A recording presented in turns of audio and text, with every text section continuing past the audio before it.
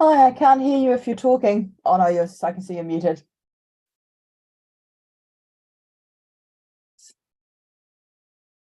It's fine.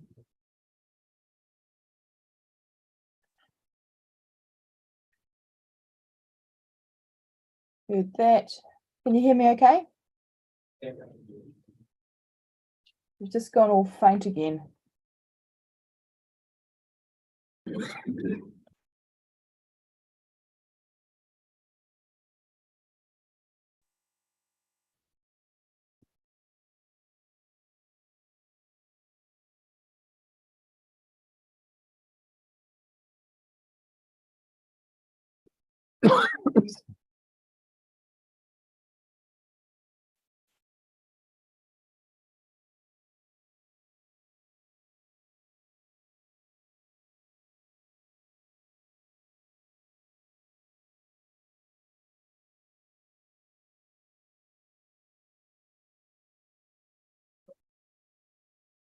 That's all good.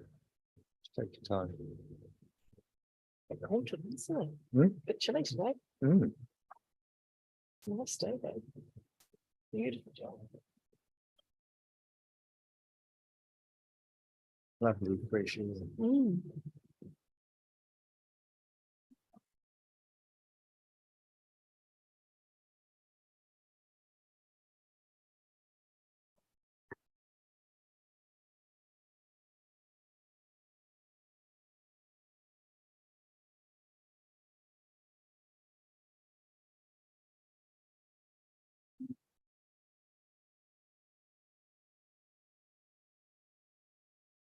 Morning. How are you? It's all right.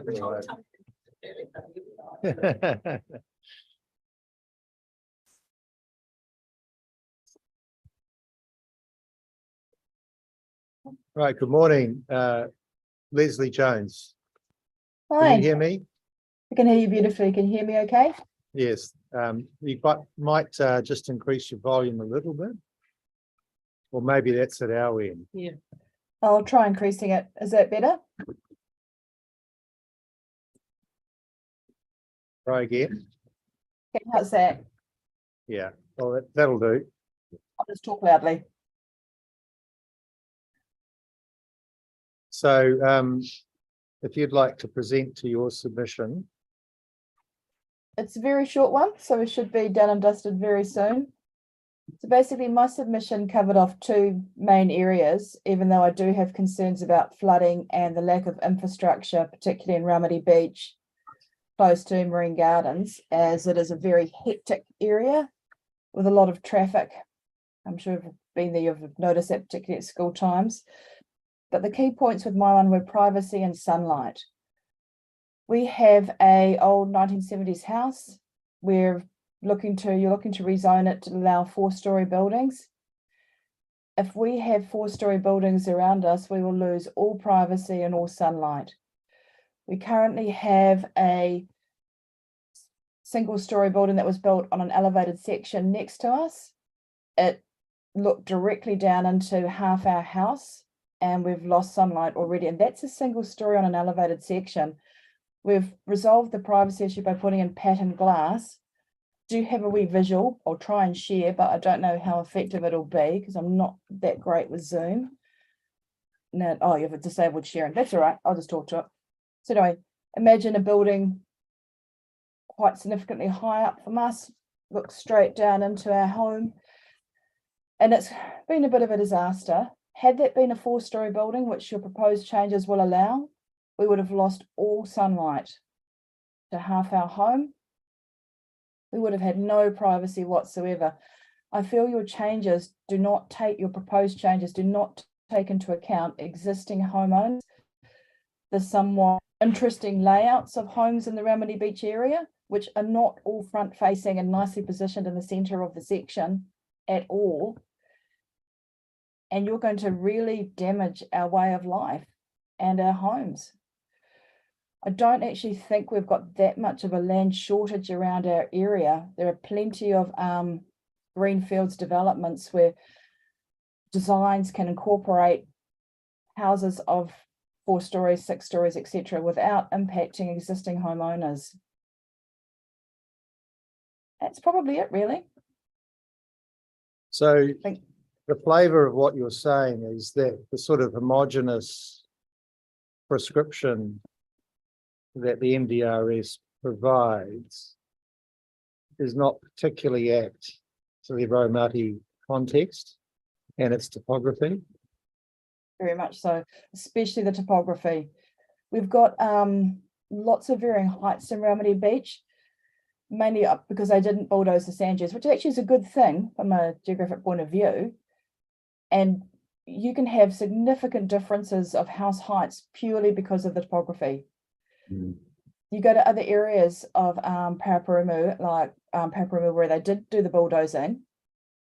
Hasn't been good for some climate-related incidences, but you can have very flat. You're not going to have the added issue. So when you say 4-story buildings, it means very different things in a Raumati Beach context than it does in a flat Paraparaumu context. Right. Okay. Do you have any questions? No, I don't have any questions, but thank you. I understand your point of view. Yep, that's great. And yes, I am very scared of being a lone single-story home surrounded by 4-story monoliths and losing every sunlight and privacy.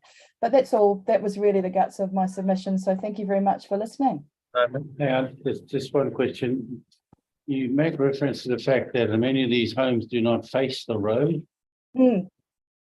Can you just elaborate on that a wee bit more? Why is that important? When I have a look at the design guides that you propose, you had these lovely pictures of large, mixed houses, 2 stories, 4 stories, 6 stories, etc. and higher. One thing that really stood out for me was all of those houses were designed with their key living facing the road. So essentially the impact to neighbouring houses was minimised because everyone's living was at the front. So it was at roadside. Where we are in Raumati Beach, that is not the case. So in our example, our main living and faces the side of the section. So the impact of having a 4-story building directly there means that our living area would be completely overshadowed. Whereas say with a lot of the more modern designs, and particularly the designs I'm seeing coming through in your design guide, have all the living at the front, where of course you've got the road frontage and at the front of the section to give everyone an outlook and privacy from other large buildings being built next to them. So that's a really key point that I think your design guide, I'm sure you have factored in, but I couldn't see evidence of that looking at the example buildings you had. So I think that's another important point, as well as the topography. It's the fact that Raumati Beach, it's an older housing establishment. Our house, for example, was positioned almost exactly not for the sun. So our laundry gets great sunlight, as does our bathroom, not the living area. So anything that potentially impacts that is really significant. And you also referred to the fact that the traffic buildup around your area there, that it's becoming increasingly difficult to cross the road, particularly at school time when school starts and finishes. But are there any other times of the day when It's actually, yeah, it is. It's actually getting increasingly busy. We're right next to Marine Garden, and many a time I sit at the front of our road silently swearing because I can't even turn the corner to get out. The intersection in front of Raumati Marine Gardens, I don't know if you know it very well, but it's a 3-way one, is often an accident waiting to happen, particularly as people, young families and children cross the very busy pedestrian crossing. It's really hard to maneuver around the Raumati Beach shops, and you can see older people going to the pharmacy and the doctors standing stranded a lot of the time on the side of the road. It's not during non-school hours and not in the weekend. It can have quiet moments, but when it's busy, it's extremely difficult to navigate. And I do worry that with a lot more apartment style buildings with cars, because not everyone is going to make the move to public transport, that traffic is going to get even worse. Yeah, that's about all I have, I think. Thanks very much. All right, thank you very much for listening. Very much for coming. Thank you. Bye.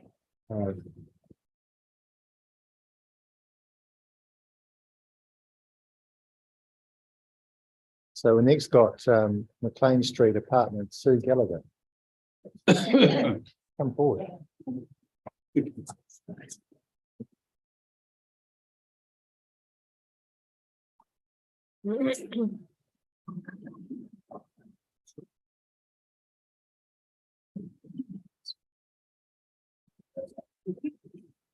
Welcome. Do we know who we're talking to? You're talking to us, we're the commissioners, Yeah. and I'm John Narson, Dane Black and Rauru Kirikiri.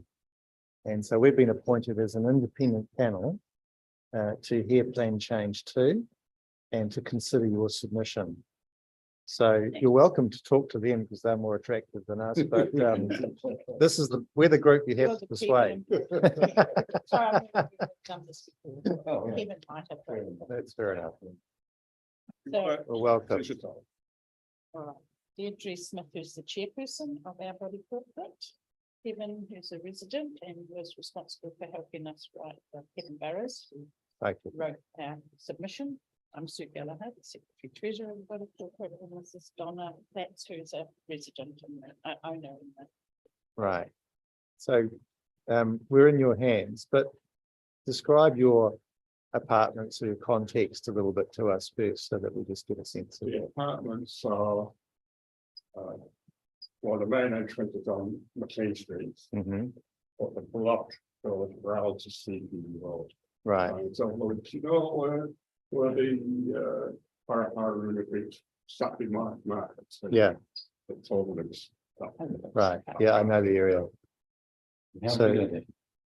How big is the, Apartments, I think we've got 16. There's 12 apartments and 2 shops. Hmm. If you know, the pet shop and the antique shop on Maclean Street. Yeah. They're underneath the building, Right. and then we go along CB Road. Yeah. Okay. Well, thanks for receiving us today. Hmm. Well, our submission really supports the principle that Parapara Beach should be treated as a Russian territory. The same way that Waikanae Beach and Romantic South Beach are. I would have that's fine to sit there quite frankly on that, because we've got the third transport issue, same kind of population, etc. And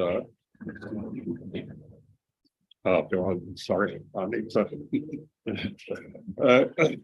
I mean, we do recognise there's a need for housing in capital. There's a, quite frankly, I think there's a sole need for housing, but there needs to be a balance on this. There's many residents down the beach, Parapara Beach, who've been there for a number of years. Many of them are older there and been there quite a few years. They moved there because of the lifestyle, if you like, the view. You know, it's a fantastic view over the top of the island. So, and I think that's what some people are nervous about. The last thing we want to see is a row of 6-story buildings along the seafront. Yeah, it's it would be black. So what we all suggested is that one way to look at it would be to keep the status quo near the waterfront, but you can build higher as you move back, you know, so everybody gets a bit of a view and can enjoy the environment.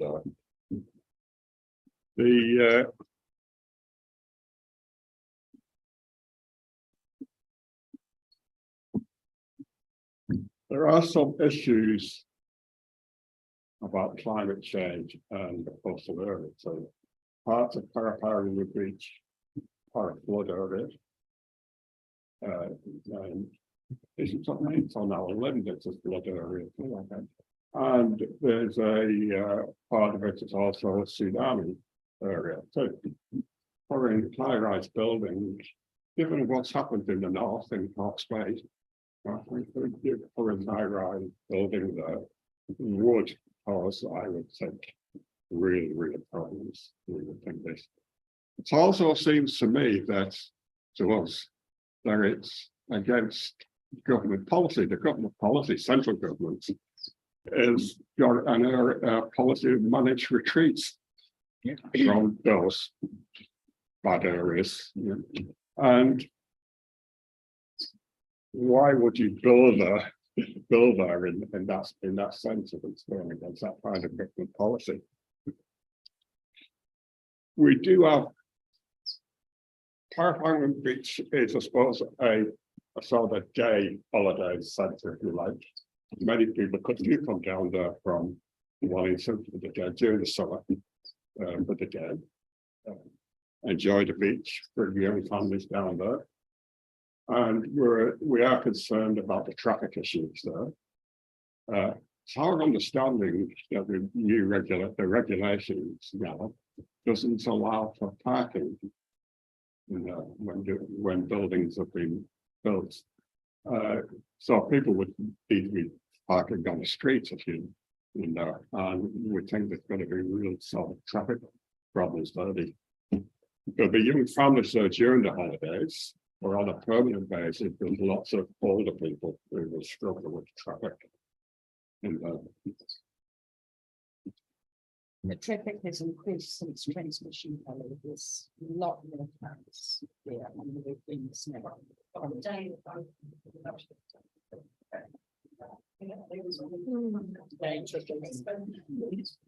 Buy fish and chips on the beachfront.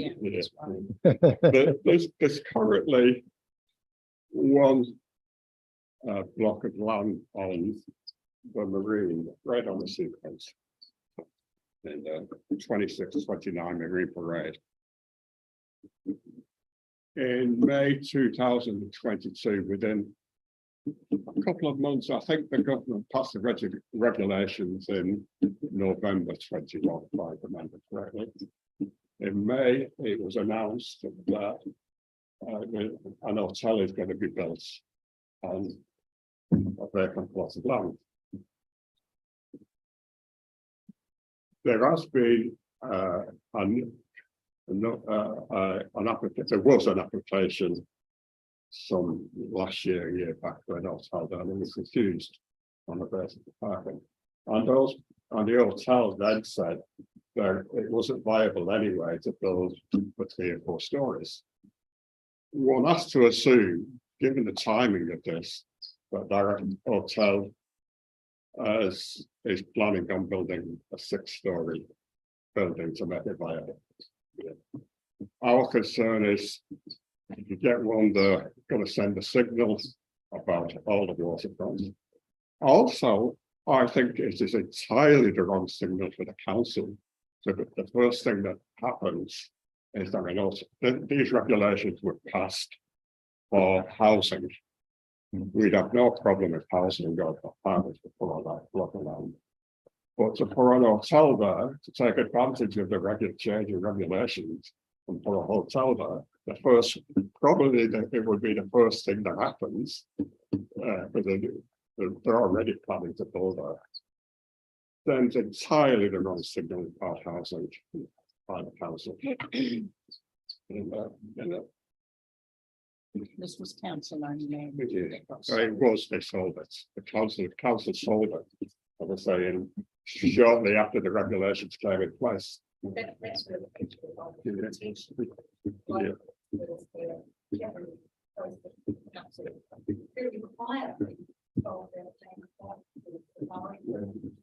we knew that the council owned the land, and we was all hoping that the land was going to be utilized. It was over the community. We thought we are market family. And it drew in so many people from the surrounding area. New Allen Town coming to David. It's a beautiful and highly enjoyed taking away really taking away we put everything there because they had school holding with the name of school, but it's we're not here on that part. We're not here that part. Don't be hearing that. Yeah. What we are holding. Todd, just so as a sort of an aside, if you like to. I've been involved in developing an age-friendly strategy for council. And age-friendly strategy, just for people, is a World Health Organization initiative on how you make communities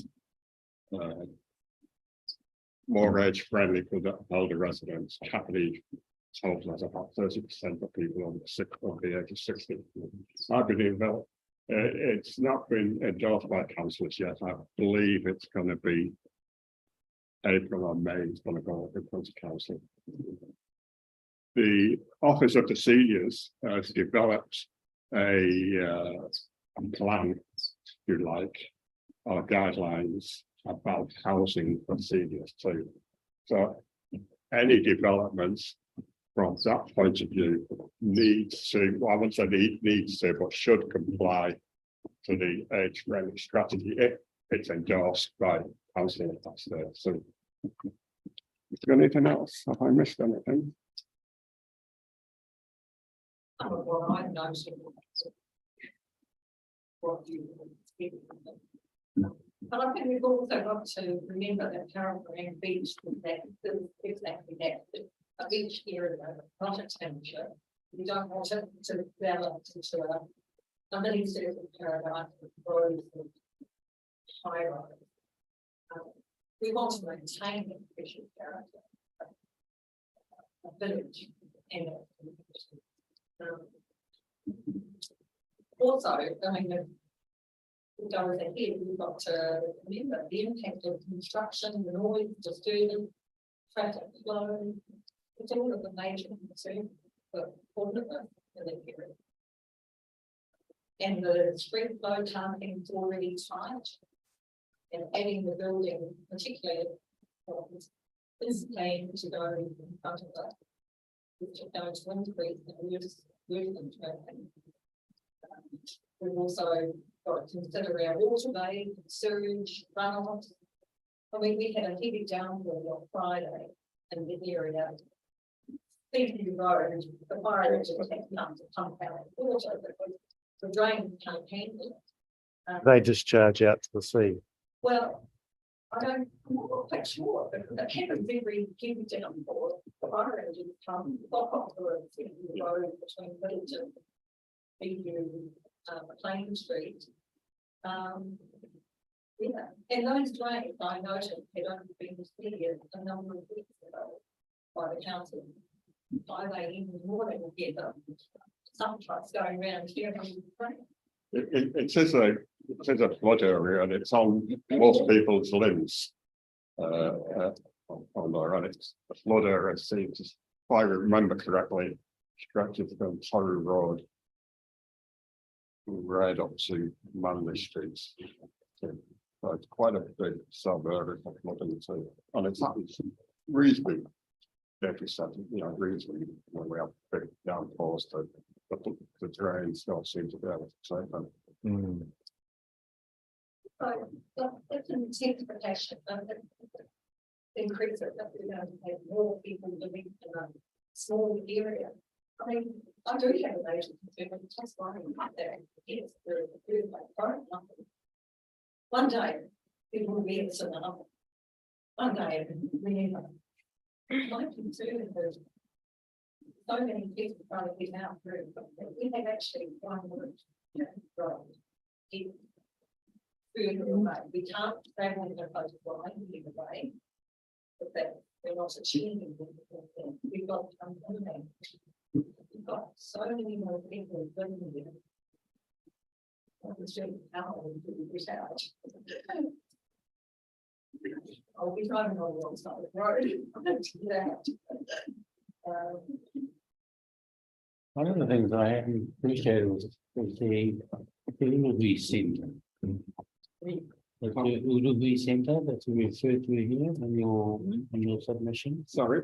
That Uruguay Centre. Yeah. I don't know what you call it. So that, yeah. Well, it seems to me that, on top of potential 4 to 6 story high-rise buildings, a hotel with 46 rooms or whatever, and then the Uruguay Centre Is that a sort of commercial thing? I should know, but I don't. No, It's- it's been. It's off the plan. It's off the plan. Yeah. Council I mean, I- decided. Because you make the point that many businesses will not survive there. There'll be insufficient foot traffic Yeah, as a result of that centre yeah. being established. We think that would be the case. There'll be lots of traffic around there. Parking will be an issue around there. There is parking down on the beach, but on a Saturday morning, for instance, that's just full. It's just chocolate. And we think that Maclean Street is the main shopping centre, if you like. We think that the foot traffic around there will just be a real problem for some businesses.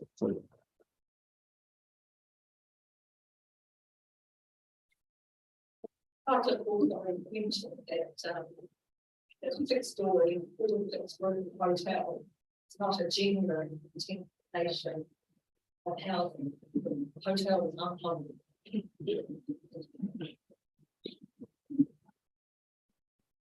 So how tall is your building?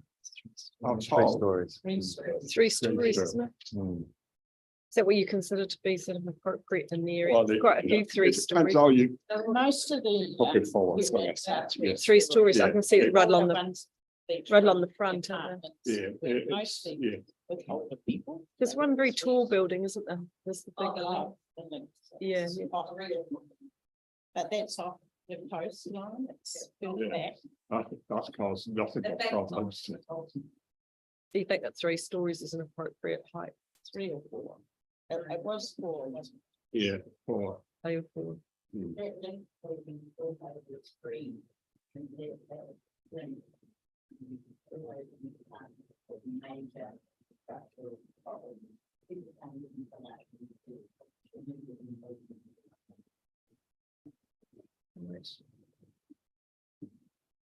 the car parking issue is that you don't have to provide car parking. It's not that it's not allowed, just, yeah. The people supposed can still build them with car parking and things. I think it's getting so much busier. When people come, when people want to go somewhere, prefer to be able to.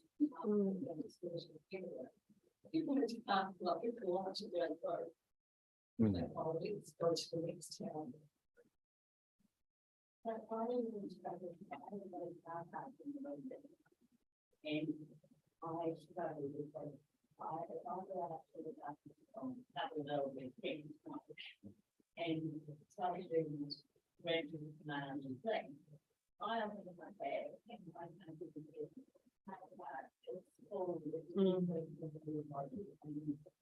You know, to me, that's the biggest issue because also I feel that the building the fence is no, we're not talking about. about it. It's okay. Well, yeah.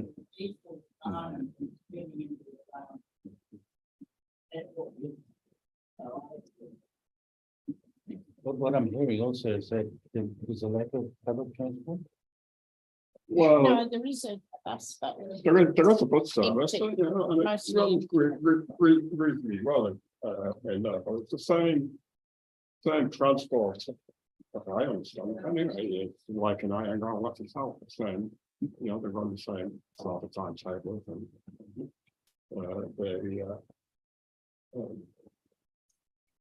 I think they're quite a different issue, but they all turn up at the same time. No, it's not quite a different issue, so you got another quite a while away when you wait for the next one.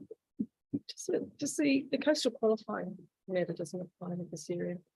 The coastal qualifying matter precinct, so you don't, I just can't talk from the map, doesn't apply, yeah. Well, just somebody, yeah. Yeah, so it can actually. Yeah. Because, yeah, I thought that's what it said. Thank you. Any further questions? No, thank you. It's really good to hear. Thank you very much. Thank It's been very Well, thank you helpful. for listening. Yeah, it's very good.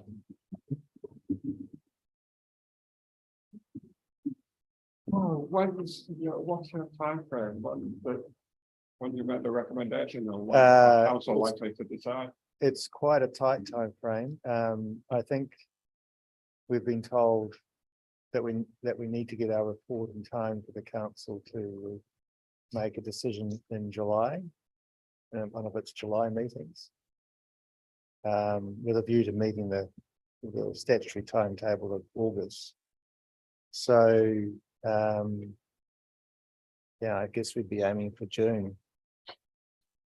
No pressure. Thank you. It might not sound tight, but it is. It's June, you know. It's around the corner. Yeah, I know it is, but you need to, well, what do you have to do, you know, to get to June? Thanks. You too. Thank you. It's quite predominantly 3-story round here. You know, but Yeah, it is, yeah, you know, It is. yeah, This is the first one. yeah. Oh, yeah. But that's It's quite nice, isn't it? It's very easy. It is. It's very, so, It is. you know, so, oh, none at all. An actual sign. It's what usually happens. And that big tall thing that was further down, you saw it when you go down. Have you seen that? It's massive. It's like something. The links. Yeah. Oh, yeah, yeah. I've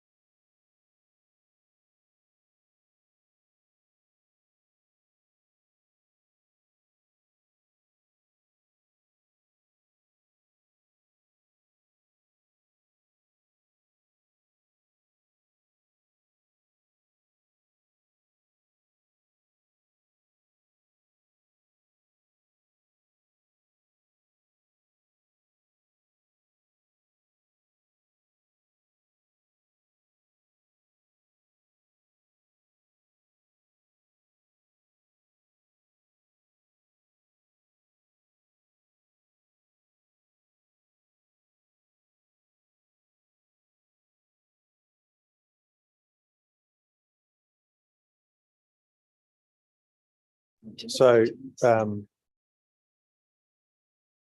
for the record, we're waiting for our next customer submitter, and so we're using that time to ask questions. He's waiting.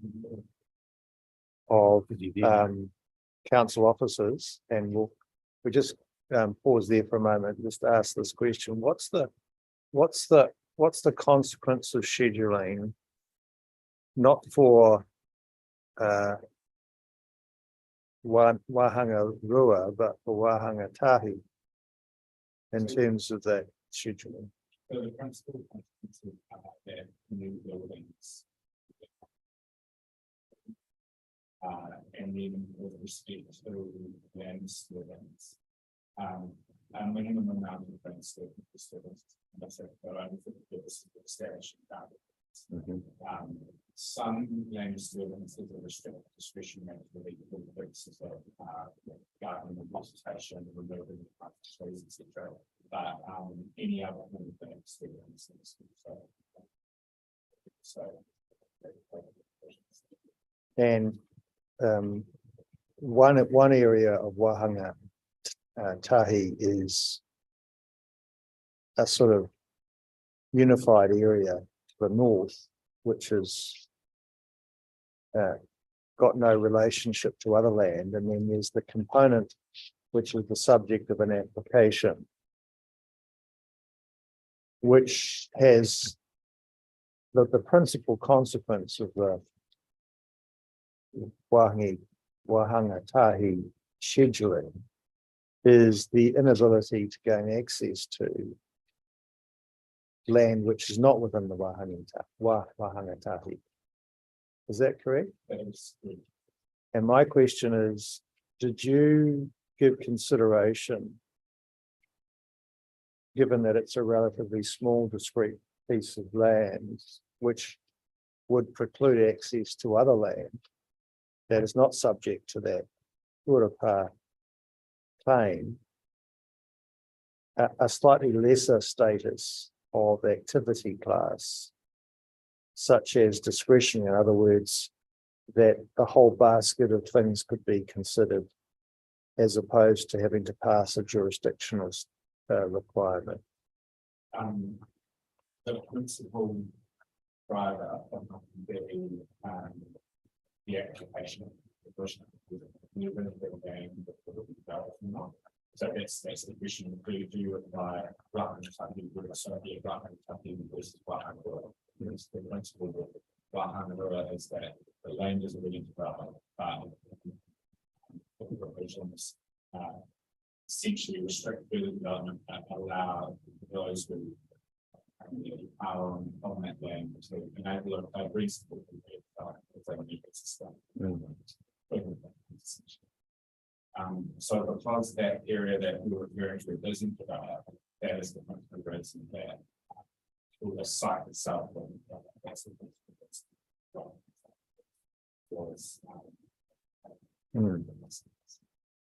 That's the reason, but what I'm suggesting is the Wahanga Tahi provisions applied to the smaller area have a larger consequence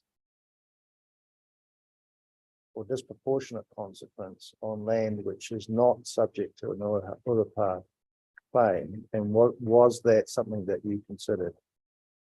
Not in terms of the consequential events on the non-scheduled plan, that wasn't. No. Okay. All right. Well, I'll explore that, because I just want to understand whether one way through that, and we need to obviously hear all the evidence, is whether that consequence requires a slightly different activity classification for that portion of one. So that's something that I'm just thinking aloud to explore. All right. Now we'll go back to Mr. Todd.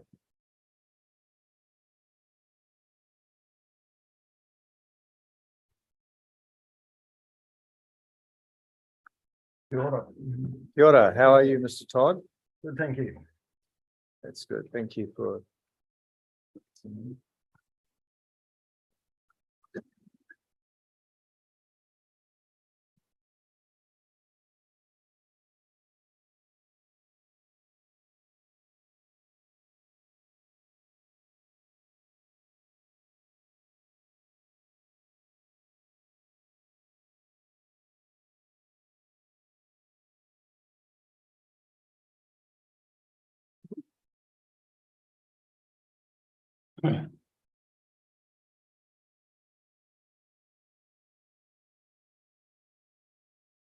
Right, can you hear us all right, Mr. Todd?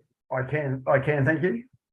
Thank you. You've supplied a report on the coastal hazard qualifying matter.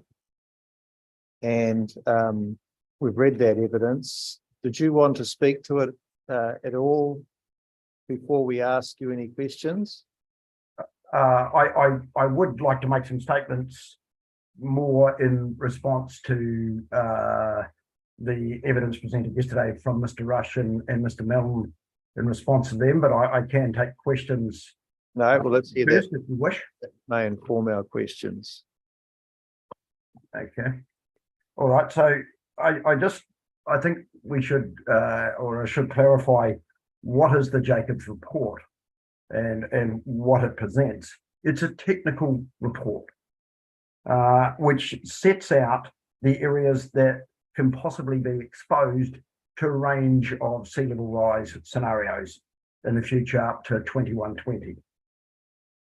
It is the first stage of the Takatai Kapiti adaptation planning process, and under that process you need to define what the level of hazard is, what is the issues, and from there then you go through and do an assessment of what's vulnerable to those hazards. So those are physical assets and values of the community, both environmental, social and cultural, and that's the part that we're working on now.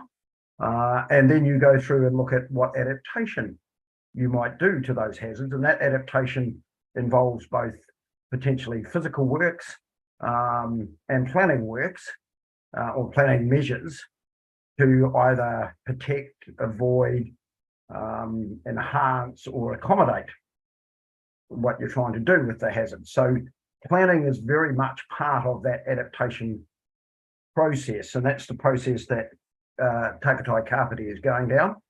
That is a community-led process, and that is why the process takes some time. It actually started in 2019 with the appointment of the community panels, which take all the information that we're presenting to them as the technical advisors and make those decisions around adaptation. And that process is due to be completed early 2025. So that process will inform the coastal hazard plan changes that may come out of that. So that sort of puts into context what the Jacobs report is. It does not present hazard lines. It presents projected future shoreline positions under a range of sea level rise scenarios.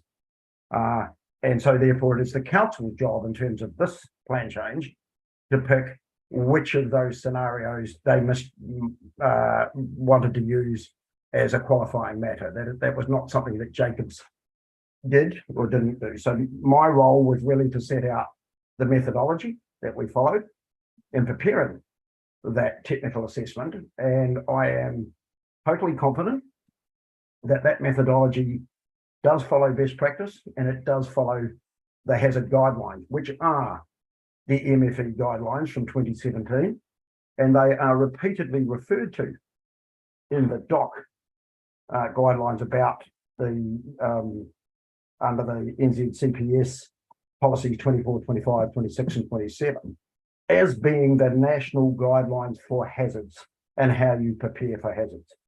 So those DOC guidelines in relation to policy 24 say these are the things you need to assess, and we've assessed all of those. How you do that is in the MFE guidelines. And we have been totally consistent with that. Yes, so that's what it is and what it isn't. And that's what the DAP process is. Mr. Rush made comments about the plausibility in the IPCC assessment 6 reports and their latest reports, and suggested to you that those reports say they're not plausible. That's not correct. That and as I say in my evidence, there is no commentary in IPCC AR6 that the IPCC themselves make about the feasibility or likelihood of individual scenarios. They are what ifs. If this pathway occurred, a social economic pathway occurred, this is what we would expect for climate. And then when we take that to sea level, this is what we might expect for sea level. And there's uncertainty around those. Right. What it says around the 8.5 scenario is that, or in fact, all of those scenarios, that it does not need that pathway to reach those emissions and therefore those climates and therefore those sea levels. Yeah. Other pathways could do that. Yeah.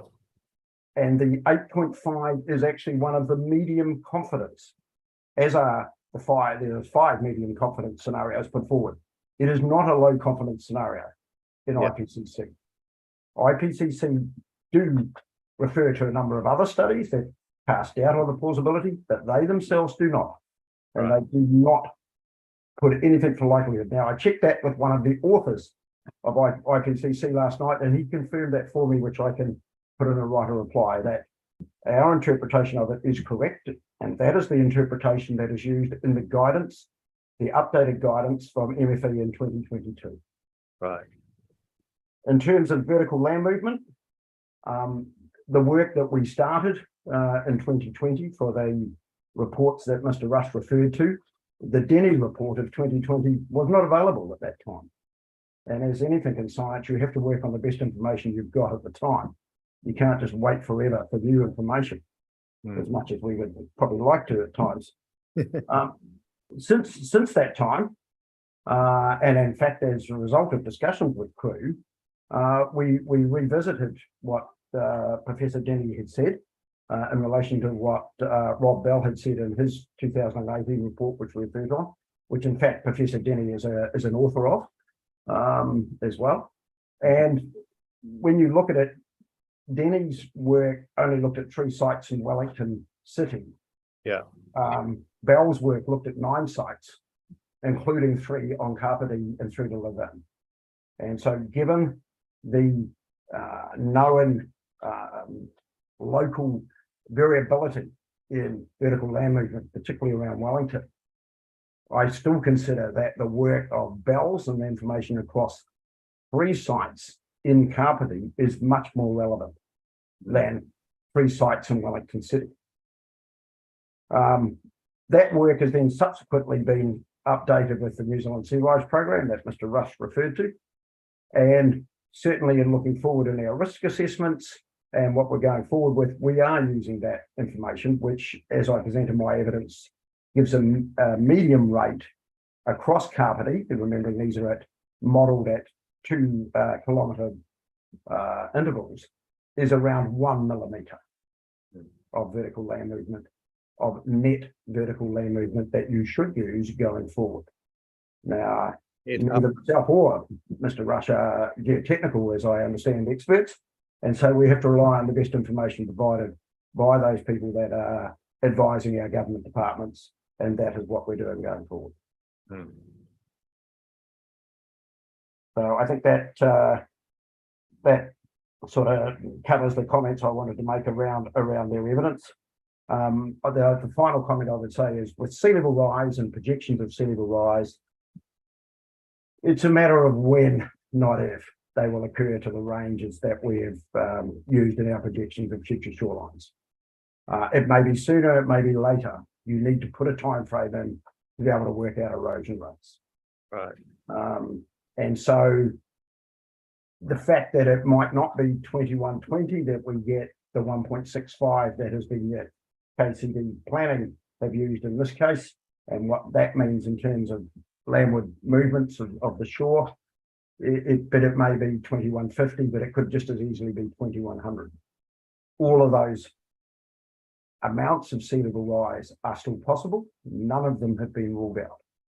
And so it's not a case of it won't happen. It's a case of when it happens, and then it's a case for the planners to say, is that an appropriate time frame for them to be planning land use controls? So if I could just explore some of those things, the first thing I want to ask is, has the recent, I understand that IPCC's issued another report on Monday. Yes. Does that change the landscape at all? No, that the recent report is there's two arms to climate change work. One is adaptation, so it's saying that climate will change to this degree. How can we adapt to it, and what are the worst case risks that we have to adapt to? And the second is how can we mitigate from that happening? So emission control. So this latest report is more around emission control and what is it that the global political community can do to reduce carbon emission and therefore not get to those worst case scenarios. So returning to the Kapiti experience and information, Mr. Banks, who's the consultant planner for the council, gets given the job of addressing Parliament's new MDRS provisions that allow a whole scale of development that is unprecedented in the Kapiti Coast. And he looks at the coastal question and says, what in the basket of information do I have to identify a qualifying matter that retains opportunities and mitigates risk? And he looks at the basket of tools and says, well, I've got the Jacobs report, which has a limited purpose. It's not there to draw hazard lines, but it is providing some sense of the spatial extent of possible sea level rise for the purpose of informing a community process. And he takes that report and says, this is, in my opinion, the best piece of information to provide a placeholder to manage risk and to enable the community to continue that process. And your opinion is that's an appropriate tool in the basket of tools we have available? Yes, in my opinion, it is the most appropriate. It uses all of the most recent information on both coastal processes and shoreline responses, and uses appropriate methodology to address the uncertainties of how the shoreline will respond in the future to changes in sea level rise. Yes. Now, one of the adaptation responses may be hard engineering, for example, on shorefronts in combination with managed retreat. So in those coastal properties that are within the Jacobs area, feasibly, one adaptation plan is to manage retreat on those areas over time, but also put hard engineering in those locations to prevent further encroachment or to provide a longer lifetime frame, depending on how these SLRs play out. In terms of policy 25, which is concerned with social, economic, and environmental harm,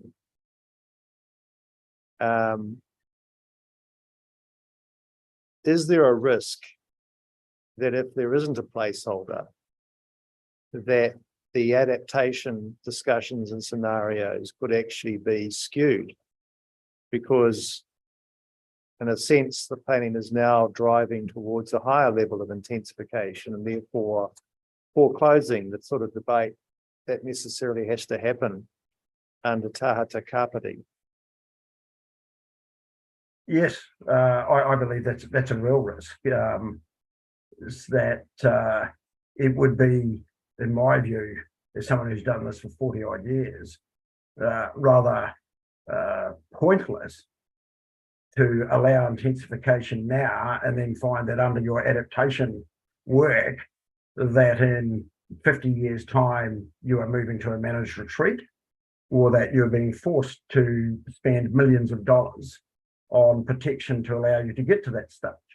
It would make much more sense to take the placeholder approach and wait for that adaptation process to be completed, because it covers both physical works and planning responses, which does have community involvement, until it's complete to then decide exactly how you might deal with coastal hazards going forward.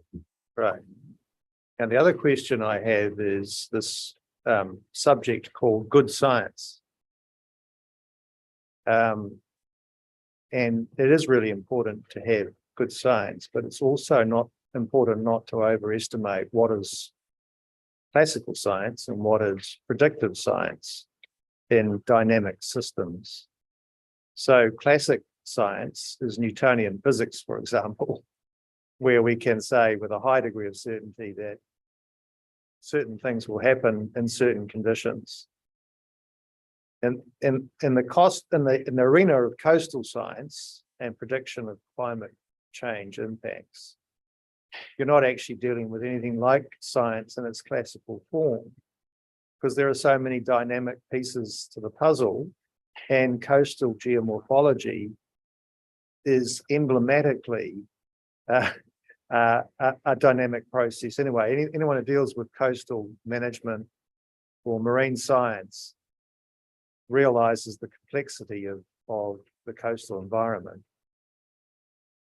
Added to that, the fact that a lot of the choices about emissions pathways are beyond New Zealand's control and actually driven by other communities and other nations' decision making. In that context, isn't it always going to be the case that you are left? It's a sterile debate. What is good science, or what is the best science? Because there are so many variables, and it's actually more of a risk management enterprise. So that's a question, sort of type of a statement as well, but I'd just like your feedback on that. It's a statement I would agree with, that there is large uncertainties, and in fact, in the coastal, it's well recognised, as you've said, that you are dealing with uncertainties. There's two major uncertainties. One is obviously the uncertainty of what climate and therefore sea level is going to do. That's uncertain in its own. But our shoreline responses are also uncertain because they're highly dynamic. And so what you have to do in making projections going forward is use the best information you've got and the best methods you've got to be able to model those, but recognise that there is uncertainty. Hence the probabilistic approach to future shorelines. And that's so that the Jacobs results present a series of shorelines that say, if sea level rise was to this level at this time, then these are where the probabilities of where our shoreline could be. And the one that Mr. Banks has picked up for the qualifying matter is that there is only a 10% probability that shorelines, in the best of our knowledge, could be beyond that with that sea level rise over that period of time. So it is very much uncertainty, and that's why it is very much contested, because the methods that you use, the level of uncertainty you apply is contested, and that's part of the scientific community that I live in. Yeah. So it's important not to, well, I think with the Shan report, the difficulty was that that an analysis was made. It was more about the planning assumptions about which options they chose that were problematic than the actual work itself. So for some reason internally, the council chose the unmanaged scenario, which discounted even existing regional measures to manage coastal processes, such as alignments of discharge points for rivers and so forth. And so it's important to separate out the science or what's being done in these technical reports, and then the planning choices or the community choices that come around adaptation. And it's that second link that was preemptively done in the first plan. My question is not following on from my previous question, which was about the placeholder. By not putting a placeholder, in a sense, you could say there is a further preemption of the community process, because the community process is relying on the science and then the choices around that. And you want to maintain or maximize the choices where development, which is unexpected and unanticipated, may foreclose those choices. You understand what I'm saying? Yeah, and I would agree with that. I would also, though, going back to your reference to the Shand report, there was a number, the peer review, the scientific peer review did outline a number of issues with the science, and that was what was contested, that the science was not robust enough to be used in that planning process. Yeah. And all of those recommendations and points of, shall we say, not best practice science in that report we've addressed in our report, and that's over a number of factors. Yeah. So, but it is you are process. correct, is that second linkage to planning. So the Jacobs report doesn't make that linkage at all. That's part of the adaptation process to arrive at what is good adaptation, including planning going forward. So if you are correct, or I believe you're correct, if you did not put a placeholder in, that would preempt to some degree those choices, and they may not be wise choices. Yeah, no, I understand. I get that, because I've been reflecting on this.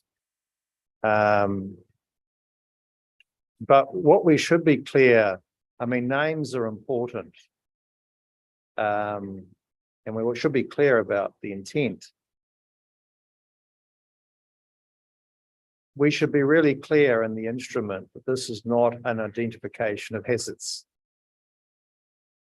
This is a matter of management of the coastal environment to maximize our options for adaptation in the face of sea level change. Those things are important, aren't they? Because if you're not clear about the names and the purpose, they take a life of their own. And look, I think that's a very appropriate way to name it, to be honest, is to leave, to allow the choices for adaptation to remain open until that adaptation, that DAT process is completed. Yeah. And as I say, out of that DAT process will come a coastal plan change, coastal hazard plan change, to address whatever it is that comes out at the end that is required in a land use sense. All right. Well, it may be helpful for you during the course of this, and when we finish our hearing time in 2 weeks' time, although I haven't discussed this with my panel, it's probably unlikely that we'll close the hearing, because we've got a special assignment to get a report done in a narrow space of time, and it may be that we need to go back to the council for some further reply. But in the meantime, if you and Mr. Banks could work on the naming of the qualifying matter and some words that would describe as information contained within the plan its function, that would be useful, because what I like to do in these processes is burnish or polish the best possible way to frame the initiative that's been prepared, and then put that against the counterfactual as opposed, like, so what happens in our processes is someone says it has these deficiencies or it has these problems, and then we say, well, let's burnish this so it doesn't have those problems, and then you have a proper, to use a philosophical phrase, dialectic between the best possible option here and other scenarios. Does that make sense? Yes. I know that's a little abstract and it's planning lawyers, but I want to make sure that I'm assisted by the council to see, in light of what this process is doing, yields up a better solution. So that makes sense, and certainly available to work with Mr. Banks on that naming. I'll just check. My panel complained to me that they didn't realise in this process they were going to get in the middle of climate science. But I'll just check if there's any questions. No. Yeah. All right. Well, I'm very grateful, Mr. Todd, and thank you for that exchange, because I found it very informative. And I have got some background knowledge of the sensitivities of the previous processes, which sort of re-emerge as ongoing wounds. But we've just got to manage this in the way through. So thank you very much. Right. Thank you. All right.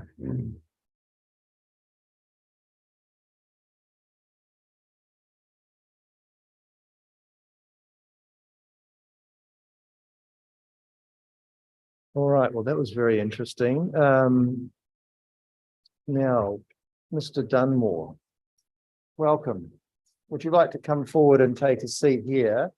We're the independent panel, not these people in front of you here. And I'm John Marson, Jane Blank and Rado Kirikiri.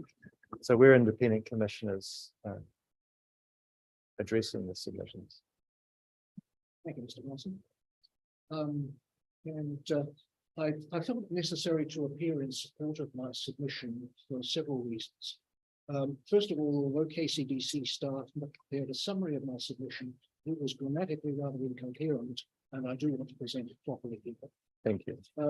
Secondly, the council officer's planning evidence lumps my submission in with the group of matters raised by true submissions, but ignores the points that I actually made and responds only to true submissions, not to mine.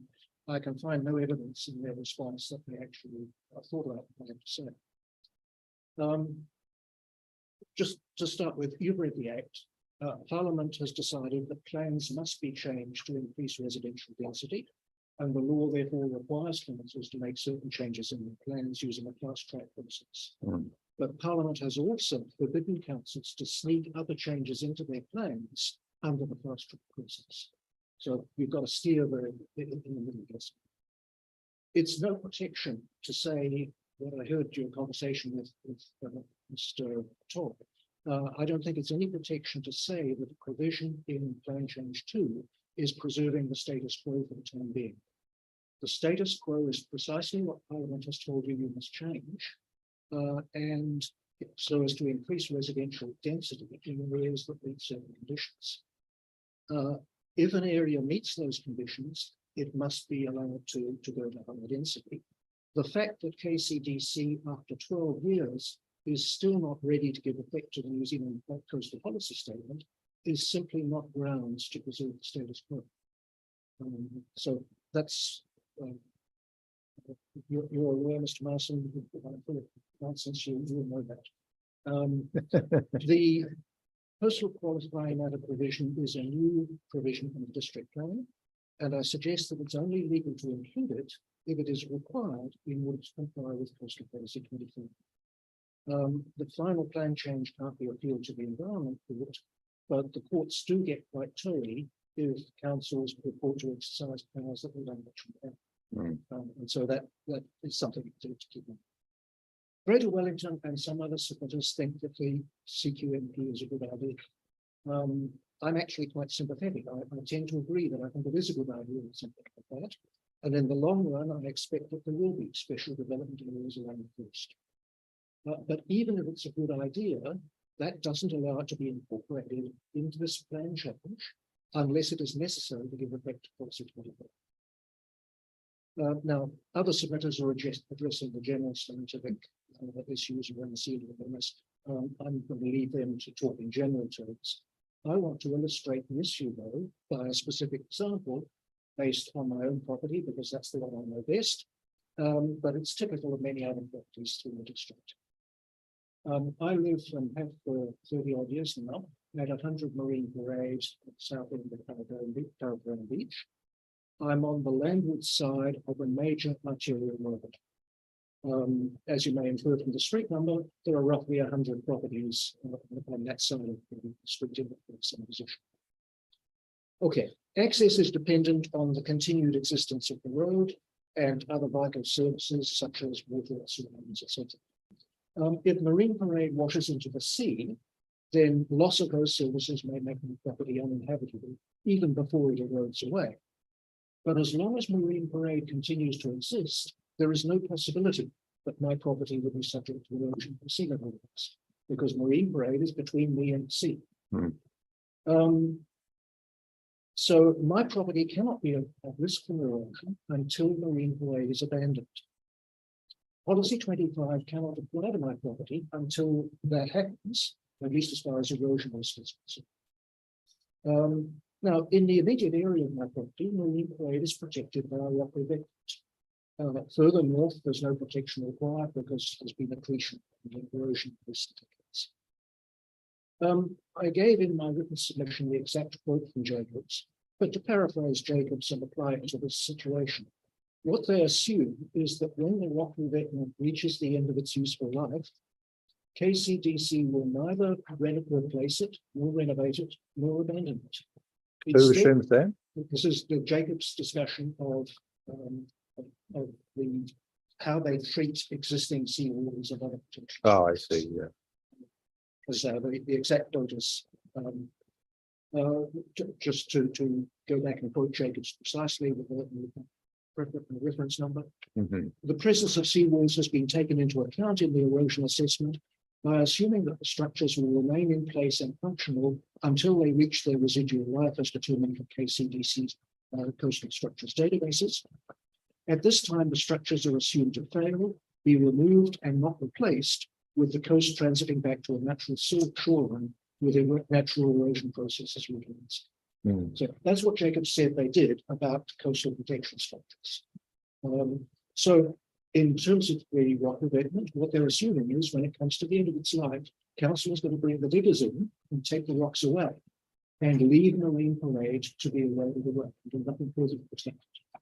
That's the basic assumption that Jacobs is making about sea level risk where there is public property being protected. All right, it's only under that assumption that Jacobs can draw a map that shows my property to be at risk of erosion in the next 100 years. If they assume that council is going to do anything sensible to protect Marine Parade, then my property will not be at risk of erosion until after Marine Parade has to be abandoned. Further north on Marine Parade, there is no rock embankment because there's no need for it at the moment. Will those properties be at risk of erosion with sea level rises? Only if KCDC decides at the first risk to the road to abandon it rather than take steps to protect it, such as building their own rock embankment or a seawall or something else. If KCDC does anything sensible to protect Marine Parade, the road will be protected as long as it's feasible to do so, and the houses on the landward side of the road will be safe from erosion until the road itself is destroyed. Now, Jacobs again has assumed that nothing will be done to protect the road. So to evaluate whether there's a real erosion risk to my property over the next 100 years, Jacobs would have had to consult council's infrastructure group. What are they planning to do to protect Marine Parade? Beach renourishment for the first 20 centimeters of sea level rise. That would be sensible and not very expensive. Maybe a seawall for the next 2 meters. And once the sea level has risen far enough that every spring tide washes over the road, then we have to say, okay, it's up, it's time to abandon the road. And at that point, the properties become be vulnerable. But those plans, not the Jacobs assessment, determine whether properties behind Marine Parade are actually at risk over the time. And nothing in the Jacobs report or the council's responses suggests that any such planning has been done. And, you know, for my life, I was working with the council people for several years, and I never heard any suggestion that they were thinking in these terms. But to assume, therefore, that nothing will ever be done and that no effort will be made to protect this major Archelian road is simply absurd. Now, I have less knowledge of similar situations in other parts of the district, but I do know of places where major roads run along the beachfront. So there must be similar problems in other parts of the district. So even if the Jacobs report is correct in its face, it is not evidence that the mapped properties are actually at risk from erosion in the absence of any discussion of what council is going to do. If they are not potentially affected, because in reality they remain fully protected until up to 1.6 meters of sea level rise, and that's entirely plausible for the work, then policy 25 does not apply to them. Consequently, the introduction of the coastal qualifying matters precinct is one of the plan changes that council is expressly forbidden to introduce under cover of plan change 2, and I submit that it must be removed. It's important to do it, but this is not the place where it can legally be done. Council needs to get busy and do a proper plan change to deal with coastal concerns. Just finally, I also raised a point concerning the related policies. And again, KCB staff did respond to the point that I raised, so I'll put it forward here. The Act, as you know, requires district plans to include objectives, policies, and methods to achieve integrated management of the effluents. So that's the general provision. Policies must be there, but they must be to achieve integrated management. But look at policy GRZ PX7, the one that deals with the coastal qualifying matter precinct. It says within the coastal qualifying matter precinct, certain things will not be enabled until the management of coastal hazards within the precinct is addressed through a future coastal environment plan change. So on its face, this says that coastal hazards are not being managed, and certainly not in the integrated plan. This is a policy that says we are not going to do integrated management of coastal hazards until we get around to it at some specified future date. So we have here a policy that says explicitly that we are doing something that policies are intended to avoid. I submit that such a policy can never be properly included in any district plan in circumstances. All right, so thank you for listening. I'm not sure I understand that last point, but let me just pull up policy. So what page is GRZ PX7? Sorry, I don't have the page.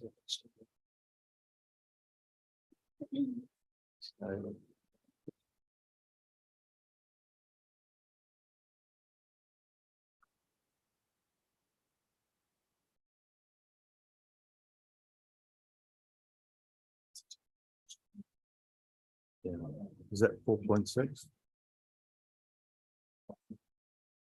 Have you already done? Oh yeah, page 29.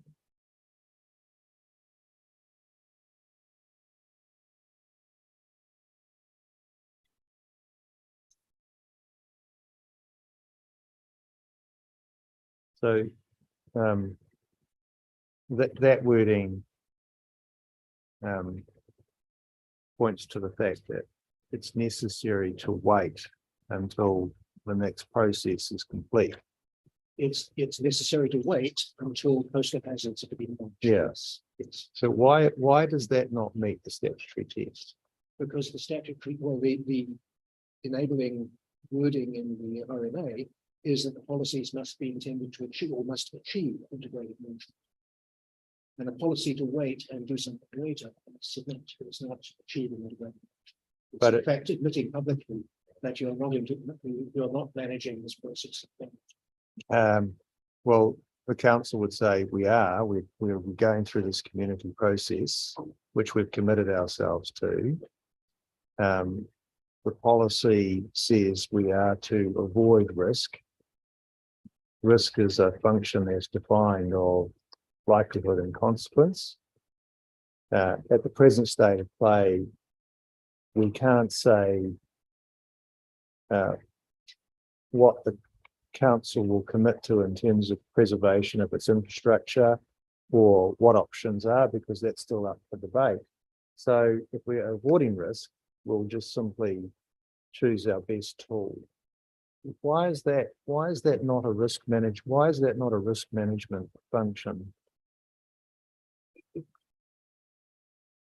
In other words, I sort of find it quite binary when you say, well, if you haven't got a definitive plan, you're not pursuing the Act's purpose, when in the context of a lot of things that have to be managed, like floods or hazards particularly, there's both an evolving picture in terms of demand for use of land, evolving picture in terms of the factors that influence the degree of risk, and there are factors such as where community processes are up to in terms of managing these risks. So to say the Act has sort of got this point where you have to have got all those ducks in a row in a dynamic situation potentially undermines the whole objective of sustainability, which is far more messy and recursive. I would have no problem at all if the policy was saying we are managing, it's our policy to manage coastal risks in an integrated way.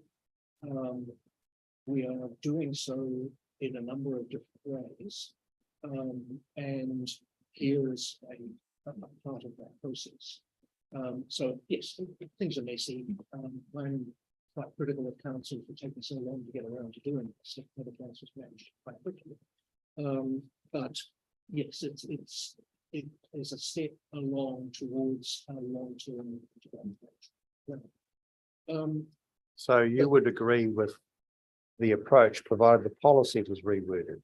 I think so. I think the policy itself is, if the policy on its face says we're not achieving integrated management, we're not in fact managing coastal hazards, and until we do manage coastal hazards, we're going to disable certain things until we get around to managing coastal hazards. That's what the policy says in its face. And so I suggest, I'm not sure that a rewording would help, but it's possible that some rewording might. So if that rewording was to occur, what would you say was its key features? Well, frankly, because the background is, I think the coastal qualifying matter precinct shouldn't be there. And therefore I think policy becomes unnecessary. Yeah. But if you think that there are areas, and there may be areas within the Jacobs map, which are outside the areas that Parliament has said need to be intensified. And in that case, protection for those areas would be appropriate. Although probably nothing needs to be done because they're already protected without PC2. But if you needed to identify areas outside the areas that Parliament said must be intensified, then I think some wording that says we are working towards managing coastal hazards. We've got these bits in the district plan. We've got these other processes that are on the way, and this is I'm not sure what policy needs to say, but something like this is a holding action and will be fitted into what is actually done in the future. But in a way, that's exactly what the policy more or less says, isn't it? Yeah, it's more that it caught my eye that it says until management of coastal hazards is addressed. It's frankly saying the management of coastal hazards is not being addressed. And will be in the future, but isn't. Well, yes, and that perhaps is slightly overstating it too. It's like the Jacobs report is a first step in that management process.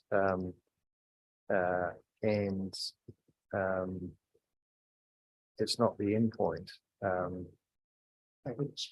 Yeah, and so it's really saying, well, we want a window of vulnerability that we retain pending more robust decisions about everything that will need to inform an adaptation plan.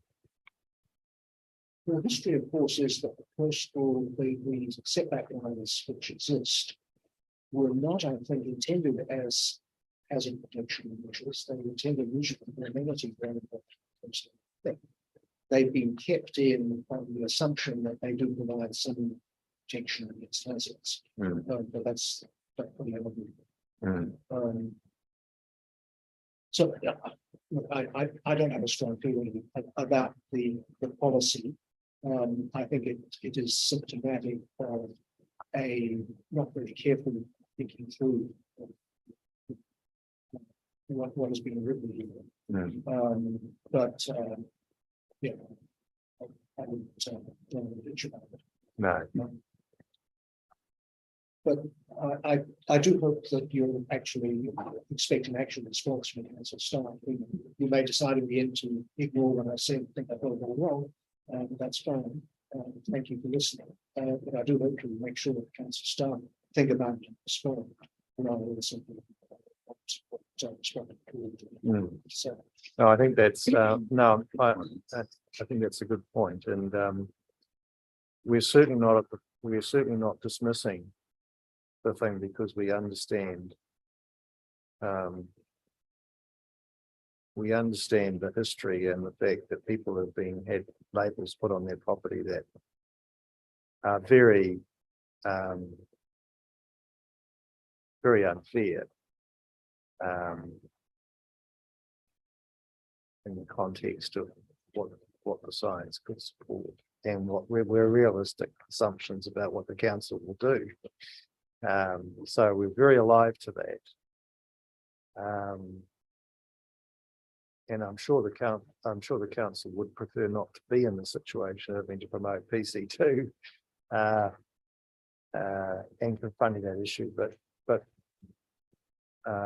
we're looking at all of the factors that would influence that.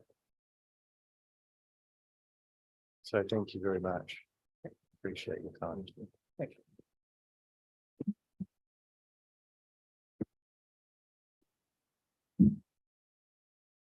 All right, so that's morning tea time. That's our next. This one is 11 o'clock. 11 o'clock. Glen Wiggs, 11 o'clock. Okay, or maybe we'll have an extended morning break. To all things coastal. Hmm? To all things coastal. Is it all coastal out there, is it? So we can talk about it. Oh.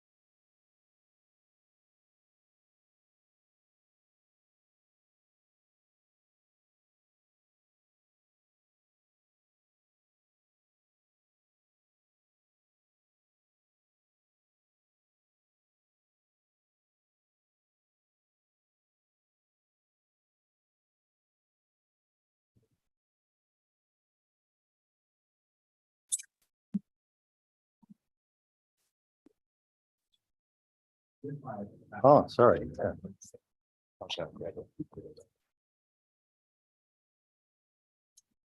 Cut off your nose.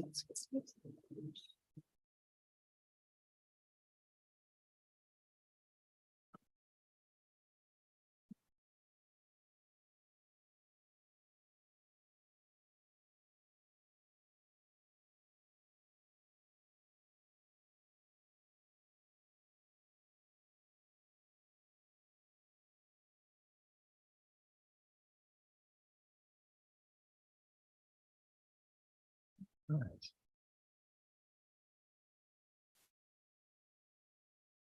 So, Mr. Wiggs, Good morning. how are you? Thank you very much. Good.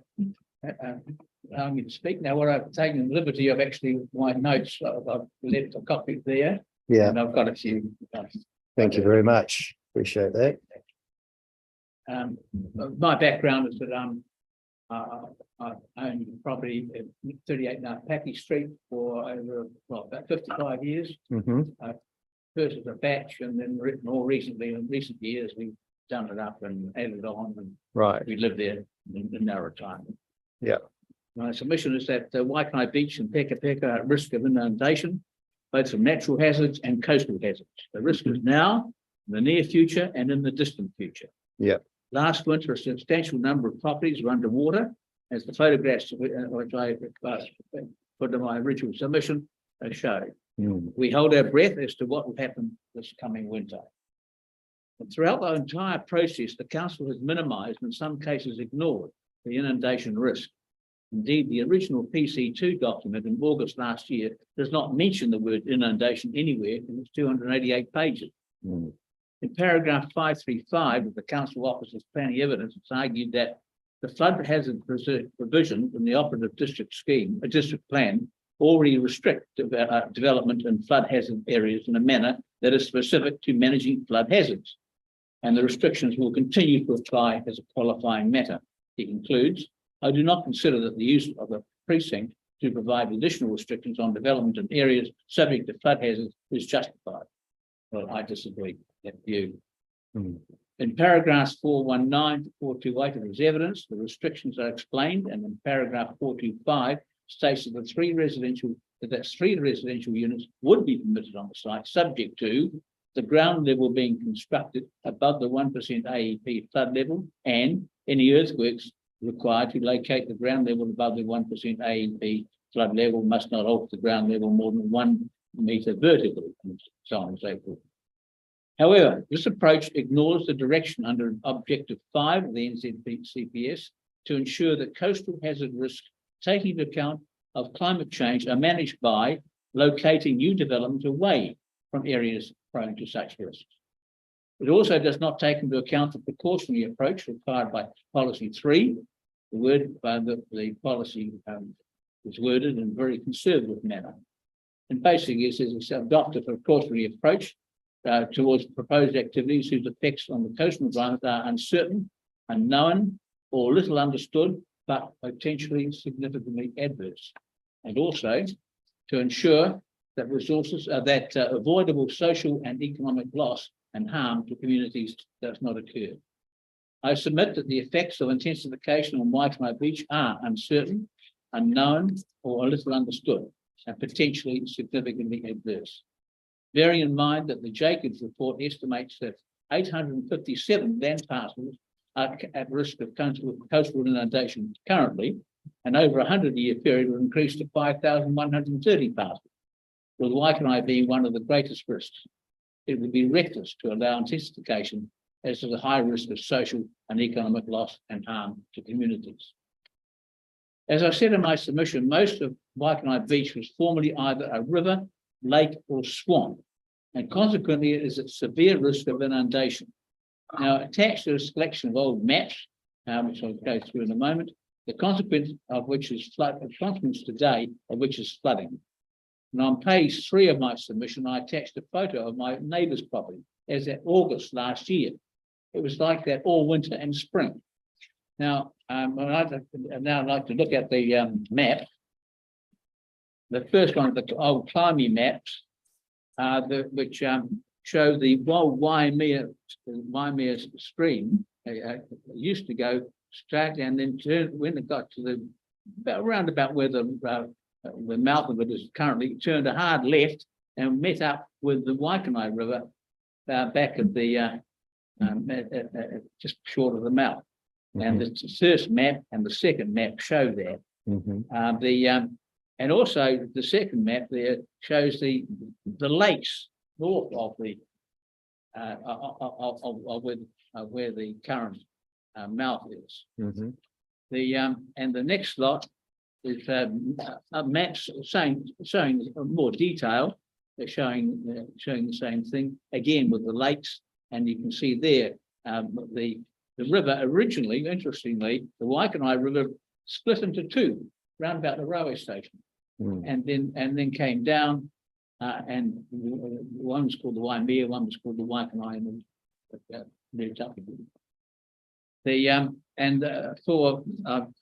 the third map is just a current one, which shows the effect of that really, and you can see there north of the Waimea, the mouth of the Waimea stream, basically this river and marsh all the way up to Peka Peka. The next one is a photograph I took of my neighbour's property. So where's the Waimea stream in that last? The Waimea stream is going to go straight out. The last one goes straight out. The mouth is there. Is that the one now called Waimea stream. Waimea? Yeah. It used to be called the Waimea River. Now it's the Waimea stream. So it's got an H added to it. Spelling's different. So is it Waimahi? Waimiha, and it used to be yes. Waimea. Yeah, well, it's called Waimea in that map. Yeah. And the original one here called Waimea. Farming map.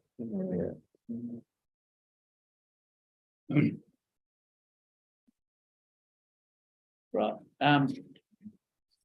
Okay. Okay. The photo. The next one is the photos which I took of my neighbour on the 20th of November last. And we can see that we're still underwater. And the next one I took this morning. Now, it didn't rain that much last night, but that's the effect. And why does that happen? Well, basically, it's the water table. Right. And the water table is pretty high, and you can't quite see it on the grass there, but that is also full of puddles and basically underwater. The effect, what I'm trying to say here is that Waikanae Beach is very low lying and it's prone to flooding, and even that bit of rain last night. To get back, you'll note in my submission on page 8, I estimated that the percentage of properties that would be inundated with various RSRL levels. At RSL 1 to 5, 80% of the old beach properties will be inundated, increasing to 90% at 1.65 metres.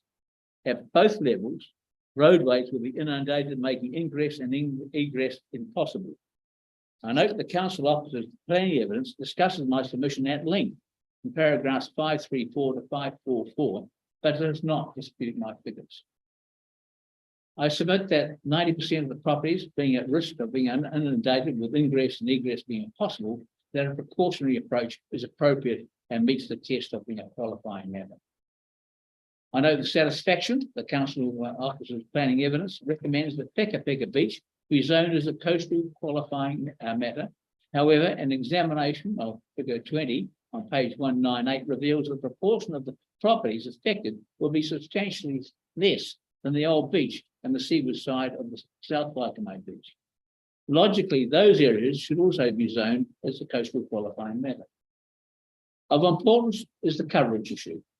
Under PC2, the maximum coverage issue per site is increased to 50%, compared with 35% in the beach residential zone at the old beach, and 40% the remainder of the beach. The 35% coverage greatly reduces the risk of inundation from water, inundation from rain as the water can drain away naturally. The risk is increased with 50% coverage. It is noted that this aspect is not covered in the council officer's planning evidence. If a precautionary approach is adopted, then the 35% and 40% coverage would remain. Of concern is that CAP is currently investigating the medium to long-term impacts of coastal erosion and inundation.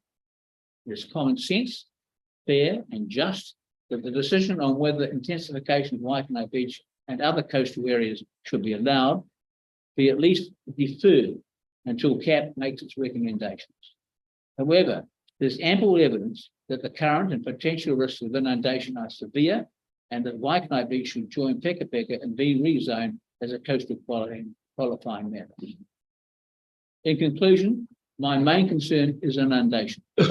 There was serious inundation last winter, but this is just a taste of what is to come. In the longer term, the old beach and Waikanae Beach generally will be severely hit, no matter what level of sea rise.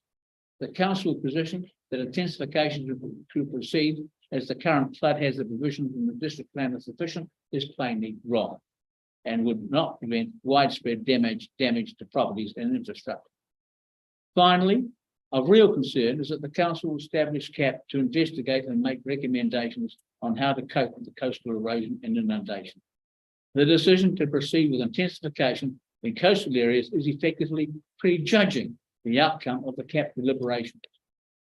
Now, sir, an elegant suggestion by you yesterday during the crew submission that Waikanae Beach be zoned as a qualifying matter for a limited time. The time, I suggest, will expire when CAP delivers its conclusions and its recommendations are acted on. Happy to answer any questions. Thank you. Are you recommending a deviation from the building coverage percentage of 50% for Waikanae Beach? Currently, it's 35%. Yeah, under the And basically under intensification will increase to 50%. yeah. And so what's your recommended coverage? 35% for the old beach, which is the current, 40% for the rest of Waikanae Beach, which is current.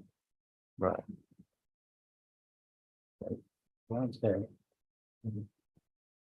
Why the different, what's the The old beach at Waikanae is a special character area. Part of the recommendation of part of that was 35% coverage. So that's functionally tied to character as opposed to It is. inundation. Yes. My question is around inundation. Yes. What do you say is the consequence for 50% coverage as opposed to say 40%? Oh, I see. Yeah. The consequence is that the rain it's not enough of the ground when the rain soak away. So you're saying that going from 35 to 50% is quite a significant risk Yes, of inundation. I mean,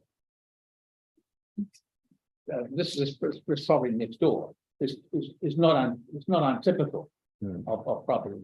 And Theatre Street, the properties on the lower side of the road are all undated to the same extent. Yeah. Right. No, I don't know. That's very helpful. I Yeah. understand what you're saying, Mr. Wicks. Okay, thank you. Thanks.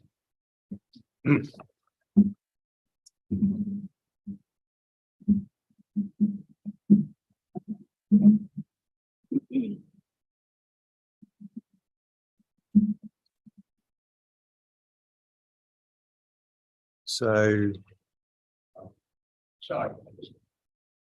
The neighbours of the property I see it here, and they also are regularly inundated. thank you for that. So we've got to be confirmed for 11:20. Neither of those are coming. So if now if Stacey Liakhovskaia is here, No. Do we, how are you with supporting? Oh, I see. My neighbour. Right. So we've got the we've got the Waikanae Beach Residents Society at 1:30. So we've got a gap here. So let's explore some of these other questions with Mr. Banks. And I just wanted to pick up on Mr. Wiggs' topic because it's been one that's exercising my mind. The patterns of development on the parts of the coast have reflected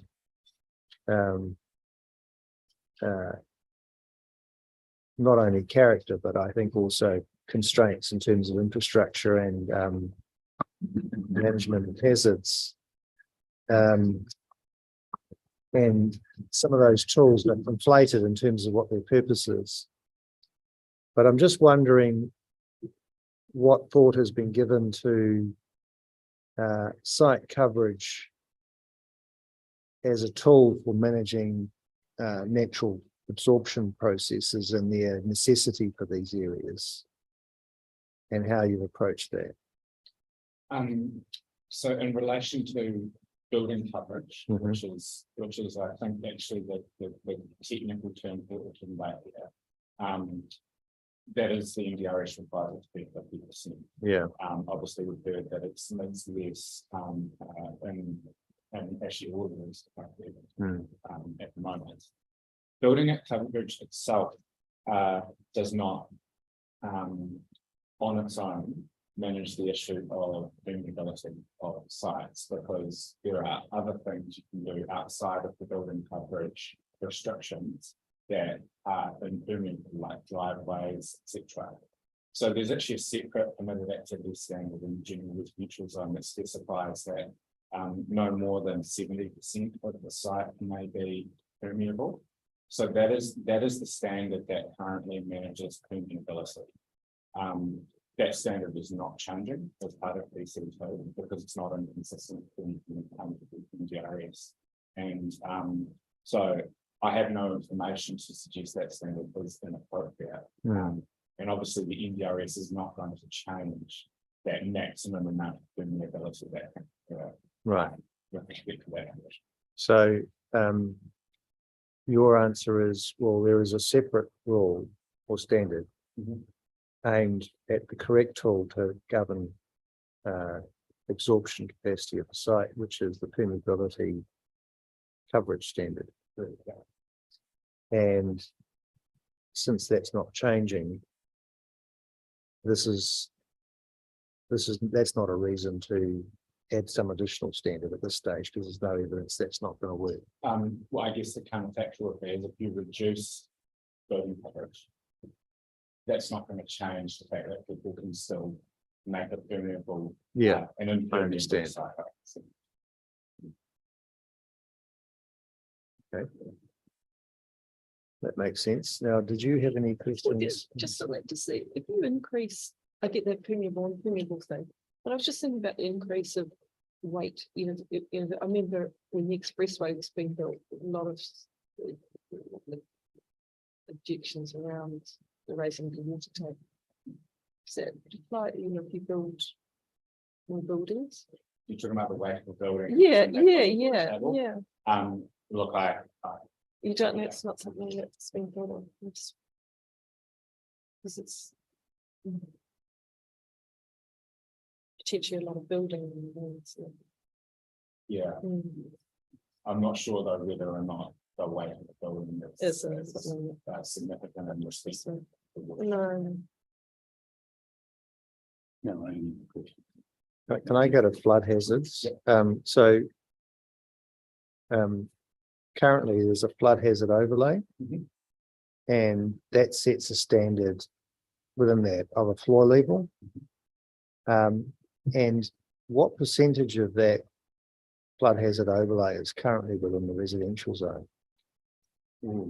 I'll have to get back to them. I can get you a number, but I'll have to get back to it. Yeah. So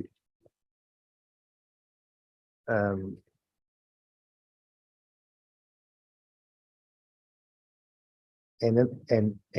specifically the residential zone. Yeah.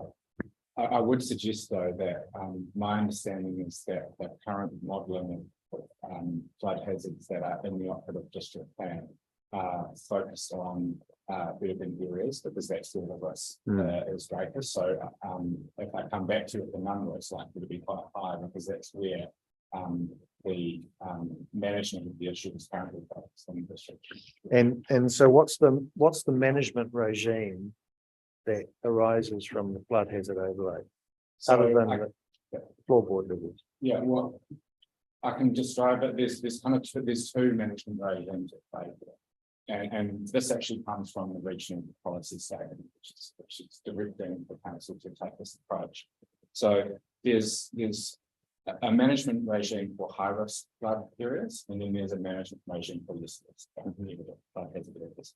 And the operative plan has something like 9 different categories that exist within either the lower risk or the high risk. But to kind of boil it down to two, in terms of the lower risk areas, which include condom areas, for example, essentially what the district plan is saying is development can occur, but the building levels have to be located above the 1% AEP flood level.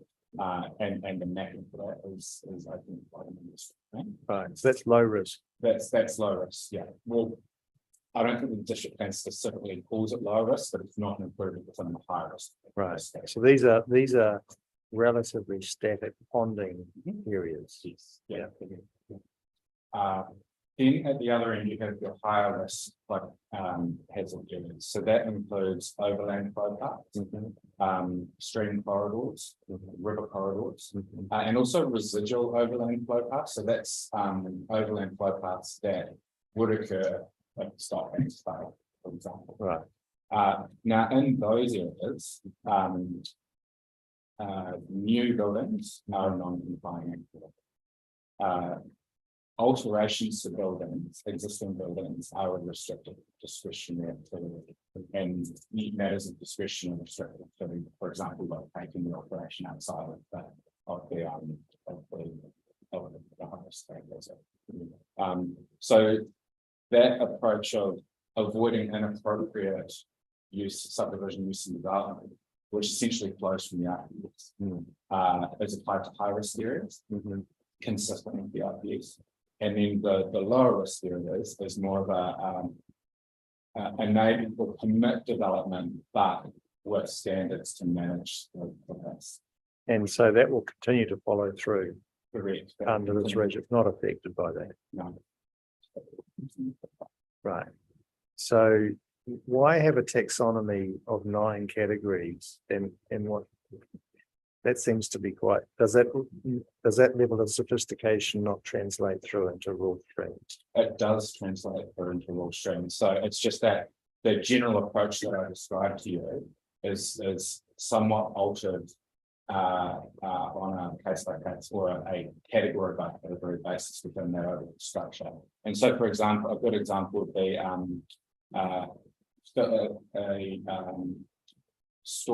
flood storage area is a particular kind of category. Right.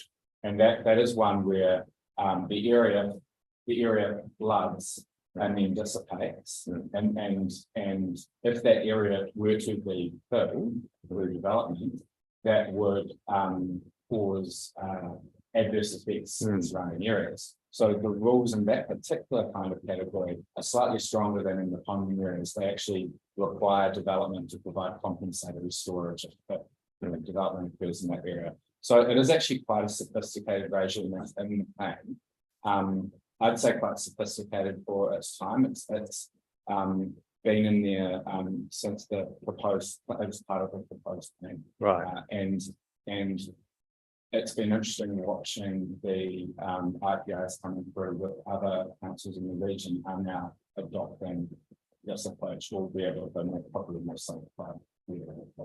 So your view is that the matrix of flood hazard management in the operative plan is at a high level of sophistication, and its operation is not affected by the NDRS, so you're comfortable the hazard situation is covered off.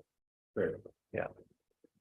Now, turning to that point that we heard this morning from Ms. Jones around the height levels and so forth.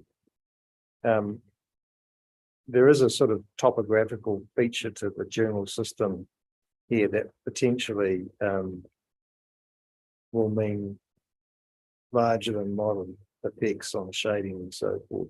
Is that true, or? I'd say it would be partially the case. I think that would be mitigated somewhat by the height in relation to boundary standard. So like if you've got a higher side and a lower side, and then the boundary between, the height in relation to boundary standard would effectively lower the height on the higher side. So yeah, I think it would be partially the case.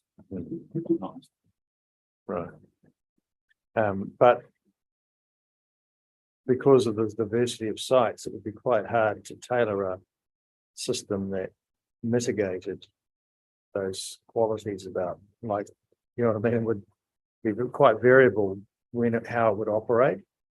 So was your view, well, basically, site constraints will also drive the extent of development and all those sorts of things. So yeah, I mean, I think that would naturally be the case. I mean, I can't speculate on the site-by-site basis, but it would be naturally the case that constraints like steep topography would go towards the feasibility of development.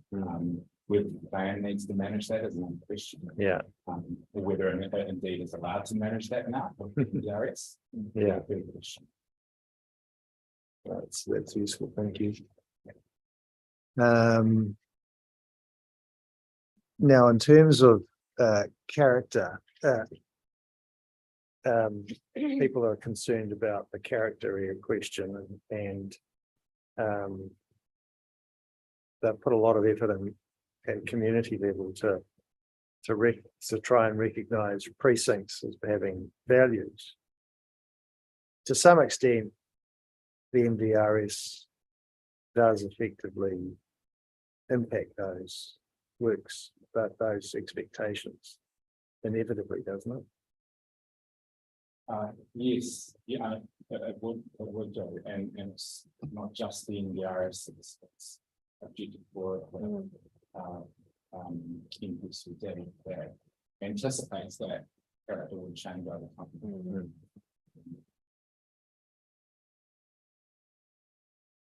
And that's a reality that everyone is facing, whatever community you're in. It's a reality that all tier 1 urban environments are facing. Yeah. So, because those same provisions do not apply. So No. tier 1. I also would acknowledge that the community has put a lot of effort in the past into developing these areas. And yesterday we were showing one of the local outcome statements as well. And they were developed prior to the NDRS and the PCD. And we're now having to respond to the legislation. Yeah. Have you done a character assessment? You get the first urban perspectives Yeah, so assessment, and other tier 1 councils are picking up on the character, will be a different character. So what we did as part of preparing for the PCD, when subsequently quite changed by the NDRS, is we reviewed the existing. We had the existing character systems that had established those character values updated. To reconfirm what the character basis for those areas were and what the primary contributing factors of the character for those areas were. But also the other key aspect of that work was we wanted to understand what impact the NDRS and or policy would be likely to have on the character of these areas. We wanted to understand the standards that are being made and how that would be changed.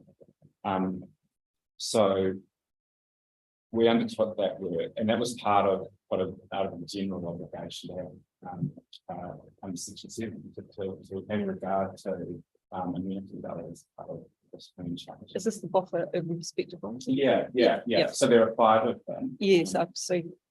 One for each character area. Yeah. A new one was commissioned for the Waikanae garden precinct, which is Yeah. located in central Waikanae, which was established without a study. So that's why. So we took that into account when we were between the plan change. The reason that we went down the path that we did is not because the existing areas do not have characteristics that are valued by the community at the moment. It was because of the objective for the increase through the seeking that urban environments develop and change over time. And the provisions related to these areas sought to maintain or protect existing character values through provisions that provide for low density development, and we couldn't reconcile objective 4 with that purpose. So that was the principal reason for the path that was taken.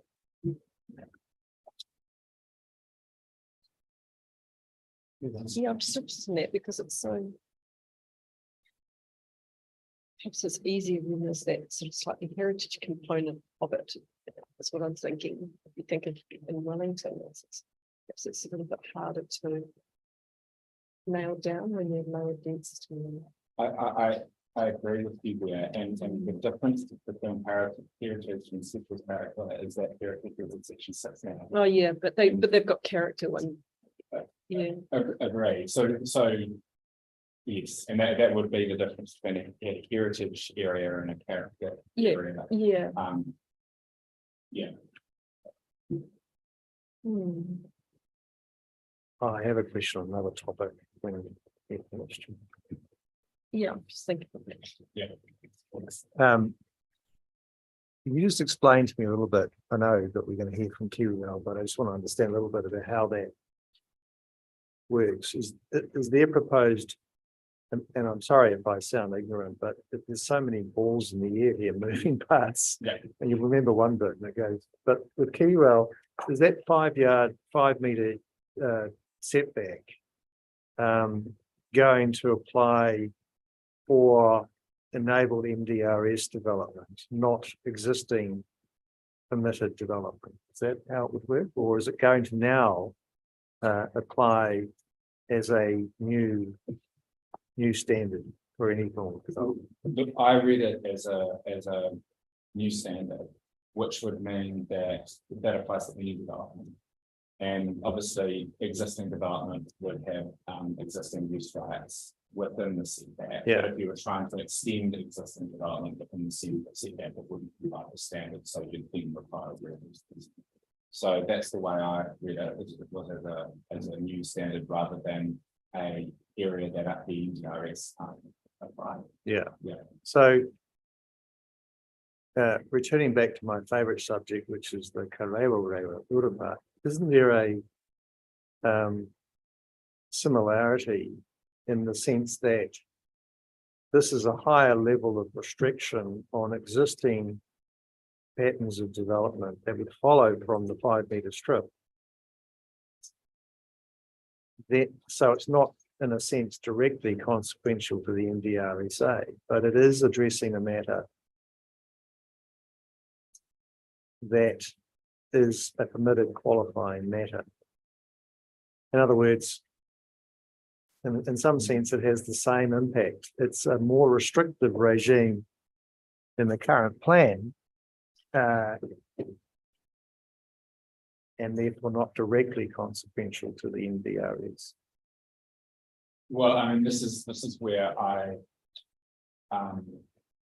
struggle with the alternative viewpoint on only being able to go back to the operative plan as Yes. Yeah, I struggle with that because what I see Kiwi Rail is an alternative density standard, which is an alternative that yeah, it's actually what it is otherwise.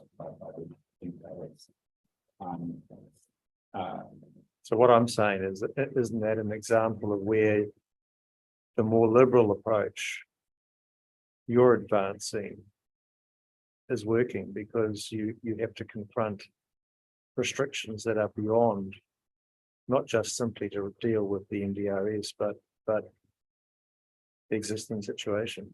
Are you asking me about why I object to the keep approach to the No,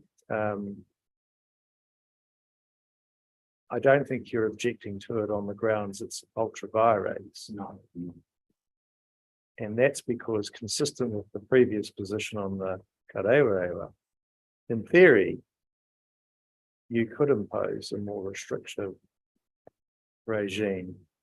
That's not just about responding to the NDRS, but the new reality. Yeah, and that's part of it being consequential on incorporating the NDRS into the plan. Yeah.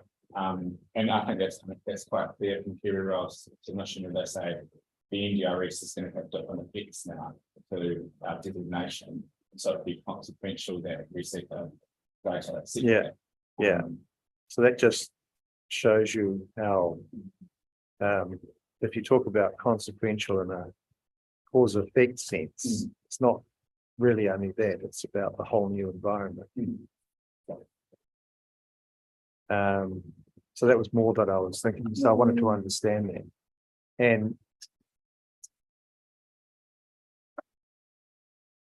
you obviously want to listen to KiwiRail before you form a view about their provisions. Another topic is with the town precinct B or Otaki. I think Kainga Ora suggested potentially extending that reach closer to Ngā. And it struck me that potentially is a good idea. So as you travel down Tasman Road on the right-hand side, there's a string of houses that sort of look like they're about 1940s, 50s state houses. They're very proximate to the Wānanga and Purupuru. And I think they kind of suggested going that far. But you didn't seem to be attracted to that idea. I'm quite mindful of the sensitivities that PC2 generally. Yeah. The main, certainly in the submission, there was no explanation as to why the town city government sort of really expanded in Tapu. In fact, you had to read the planning maps to even realise that that is what was being assumed. Right. So that was really the basis for my response. But I had no information to suggest that this was an appropriate change. And certainly I didn't see why it was necessary to affect policy. Now I see these evidence now, which has some explanations to why that's sort of, I'd like to listen to the plan for it. Right. Whether it's something that. Yeah.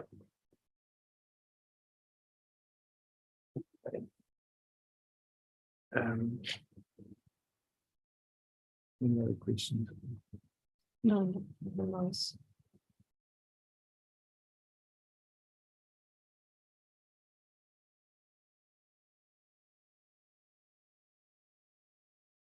That's all I can bring up.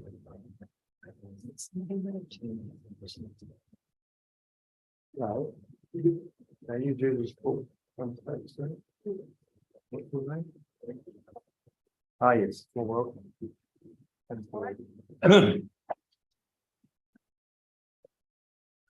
We were expecting you. Have a seat there. We're the commissioners. They're the council officers and so forth. So I'm John Marston, Chair, Jane Black and Rado Kirigiri. So welcome. Okay. And we're here to listen to what you have to say. Okay.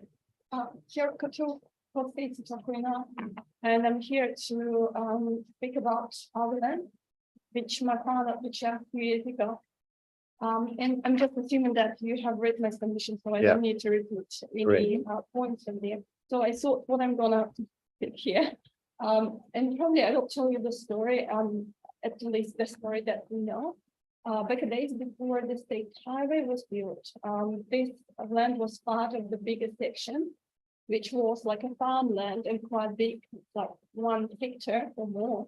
And it was perfectly fine for this land to be rural because it was what it was used for.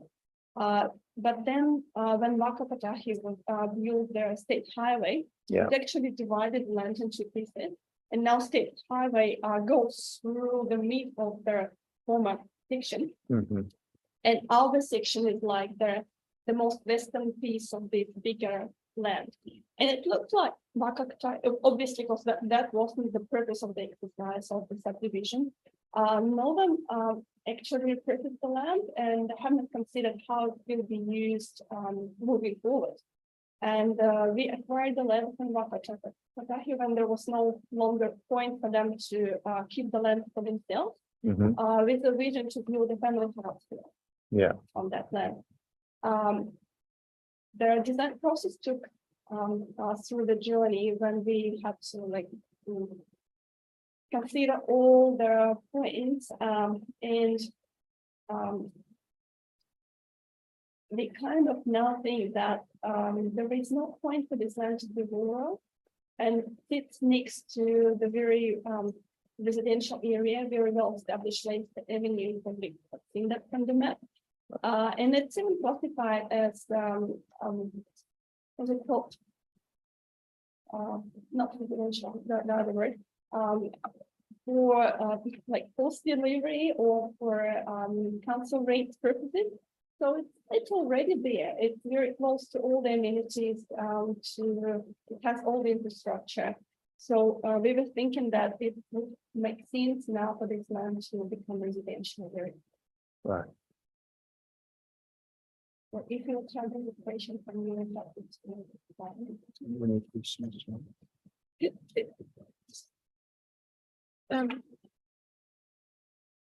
We So actually the- visited that area in our site visit.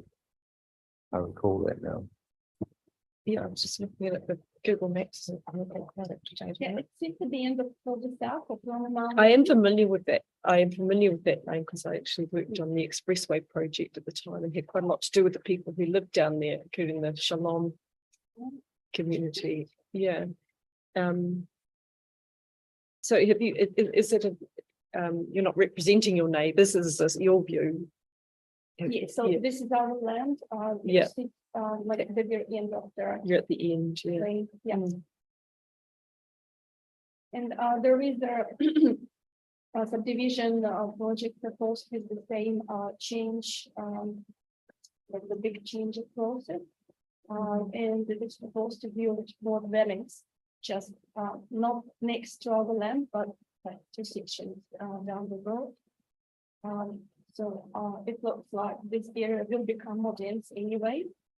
So along with this plan, I see that our land needs to be converted to the residential. And I think, Mr. Banks, you recommended that that be rezoned.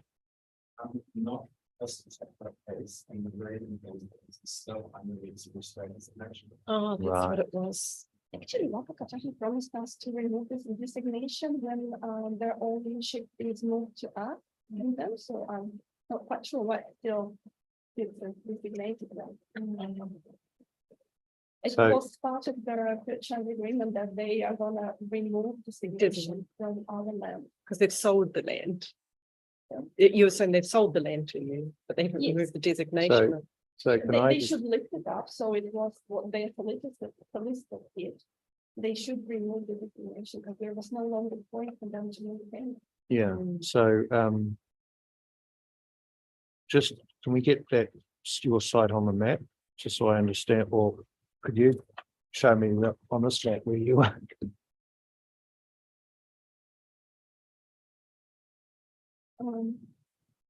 The cul-de-sac here, the little one.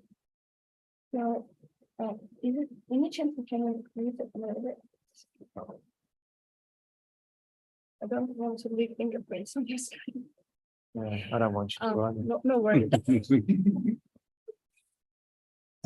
This is in Google, it's right at the end. It's Got yeah, it. It'd be easier. this one here with the Okay. red. There is.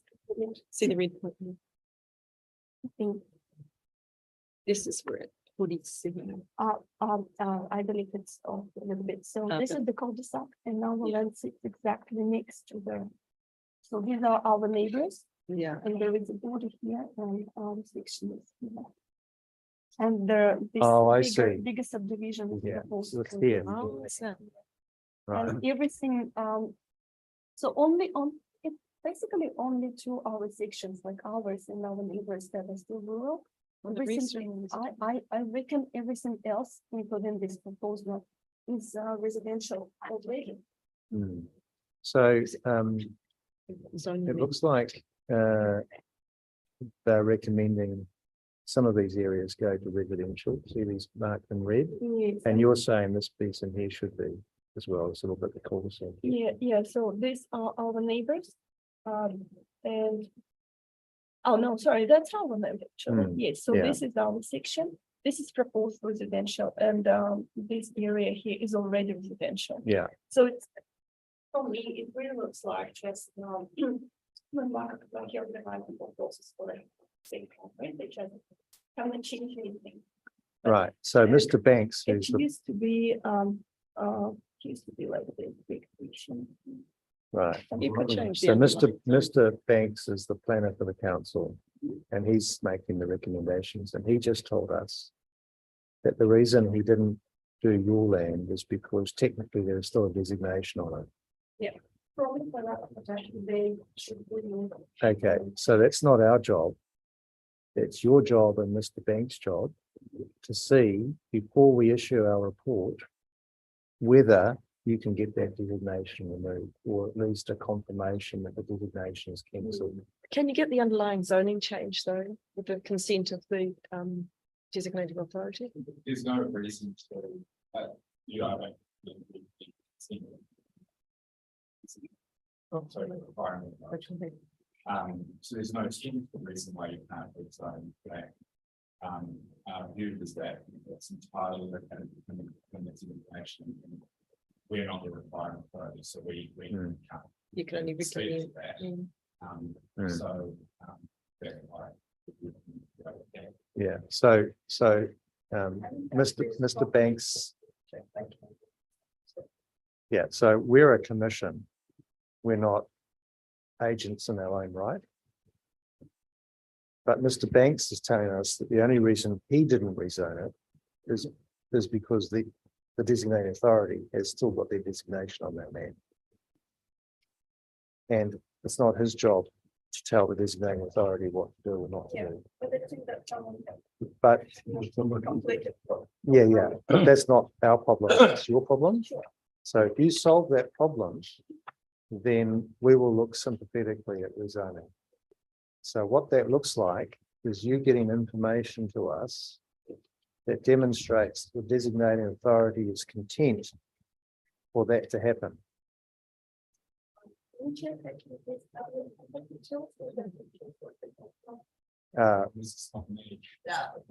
I will get in touch with. Yeah. Just So you give it to us. You Through Hannah. contact Hannah, Hannah. who's the administrator, and produce evidence that demonstrates the designating authority is content for that land to have an underlying zoning that's changed. The mechanism of removing the designation doesn't have to have occurred, but we would like formal confirmation from the designating authority that the underlying zoning can change. Does that make sense? Yeah, thank you. very So I'd much. rather establish a process than just simply block you. You know what I'm saying? Yeah, 3 years ago. I just that one should address this side. Statement. So that actually was. Yeah. Without Yeah, So Waka Kotahi, Waka Kotahi would also like it most of it. If the following requesting zonings have a Waka Kotahi designation in the plaza expressway within the site, and should any of these areas be rezoned or developed in the future, the Waka Kotahi represented by the zone. So that's the position. so you that can would change happen the with the designation. That's not in opposition to the underlying zoning. No. They did mention the word rezone. Yes, but they said if it's rezoned, we'd still require consent, but that would be true whether if the designation applied. That would be true. Yes, that would be true. So Waka Katahi are coming to us. And we can ask them about that. But my view about how it works, and I have a little bit of experience with designations, is the underlying zoning is enabling, but the designation still means that you have to obtain the consent of the person who has the designation to authorize those changes. Their statement at the moment is they still want that chance, which doesn't prevent us rezoning. But what I'd prefer you to do is to still contact Waikatahi and get this documented, that they want to retain their designation, but they are not opposed to the rezoning.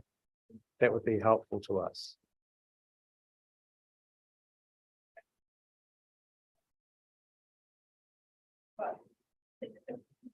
The first place they promised that they're gonna leave the designation once Yeah, but it's not our job to be holding them to their previous promises. It's our job to assess whether this land should be rezoned. And if the designating authority has no objection, then it doesn't appear from the evidence of the council that there's any reason why it shouldn't be. All right. Thank you. So we'll hear from you through Hannah. And if we have any other questions arising from the material that you've presented, then we'll come back to you. Well, the sooner the better, but it's not like the end of the week because we're still sitting till the end of next week. And then we probably won't close the hearing because there might be some of the loose ends that we need to pick up. So, but we do need to get on with our job of preparing our report to the council because this has a statutory timeframe. Right, thank you very much. Thank you. Yeah. Mr. Chief, I have one thing. Yeah. The same, that will probably recommend specific. Yeah. Which is what is happening in the very big land. I was to those examples. Right. And very good business solution. Right. So Waikatahi are opposing your rezoning. So I just want to be fair to you so that because it's important to you, this rezoning, I understand why it is. And we want to do the best we can for everybody. What I would recommend you do is you speak to Hannah and find out who it is that is speaking and when they're speaking and talk to them and see whether, because what happens with big organizations is sometimes the left hand doesn't know what the right hand's doing. And you've got this problem potentially.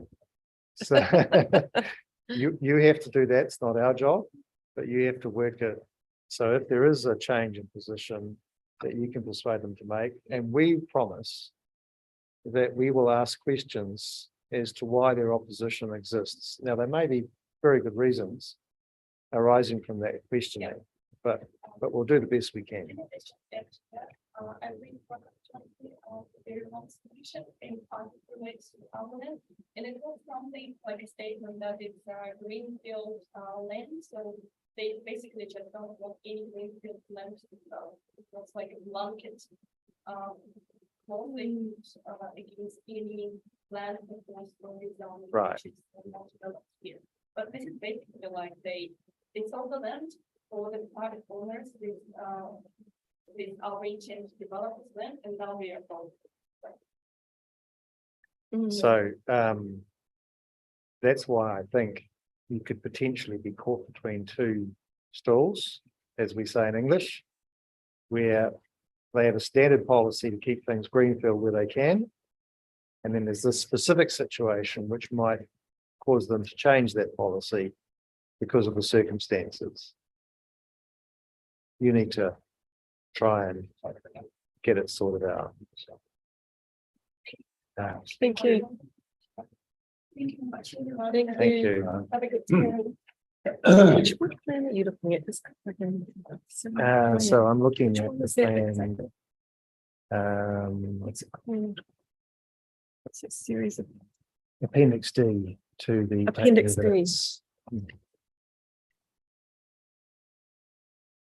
All right, so where does that leave us? So it's lunch break. So we'll have. No, Is it? it's actually- That's all we have on the schedule, isn't it? So we can go for a walk and get some fresh air and come back and have lunch and stuff like that. Is that all right?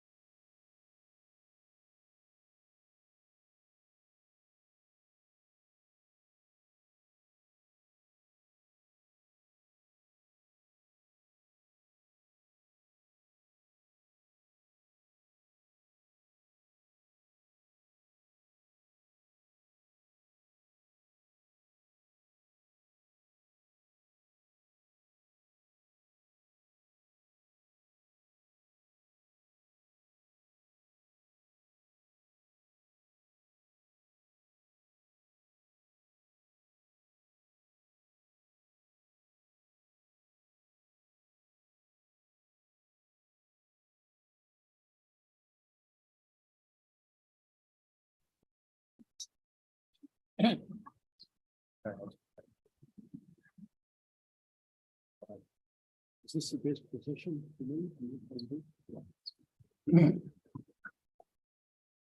I'd first just like to note that the intention was that Dr. Glen Wiggs, who is the chair of the Waikanae Beach Residents Society, would be leading our submission.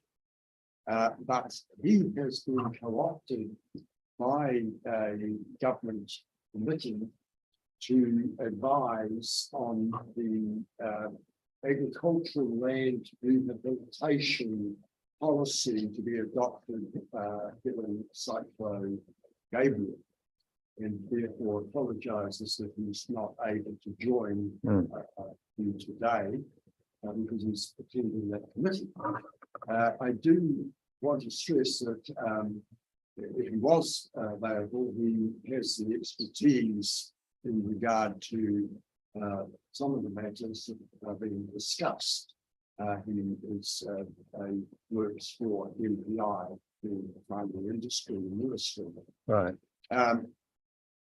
I would briefly just note that my own submission, Munro Duignan submission, and the Waikanae Beach Residents submission that I presenting now as treasurer of the organisation.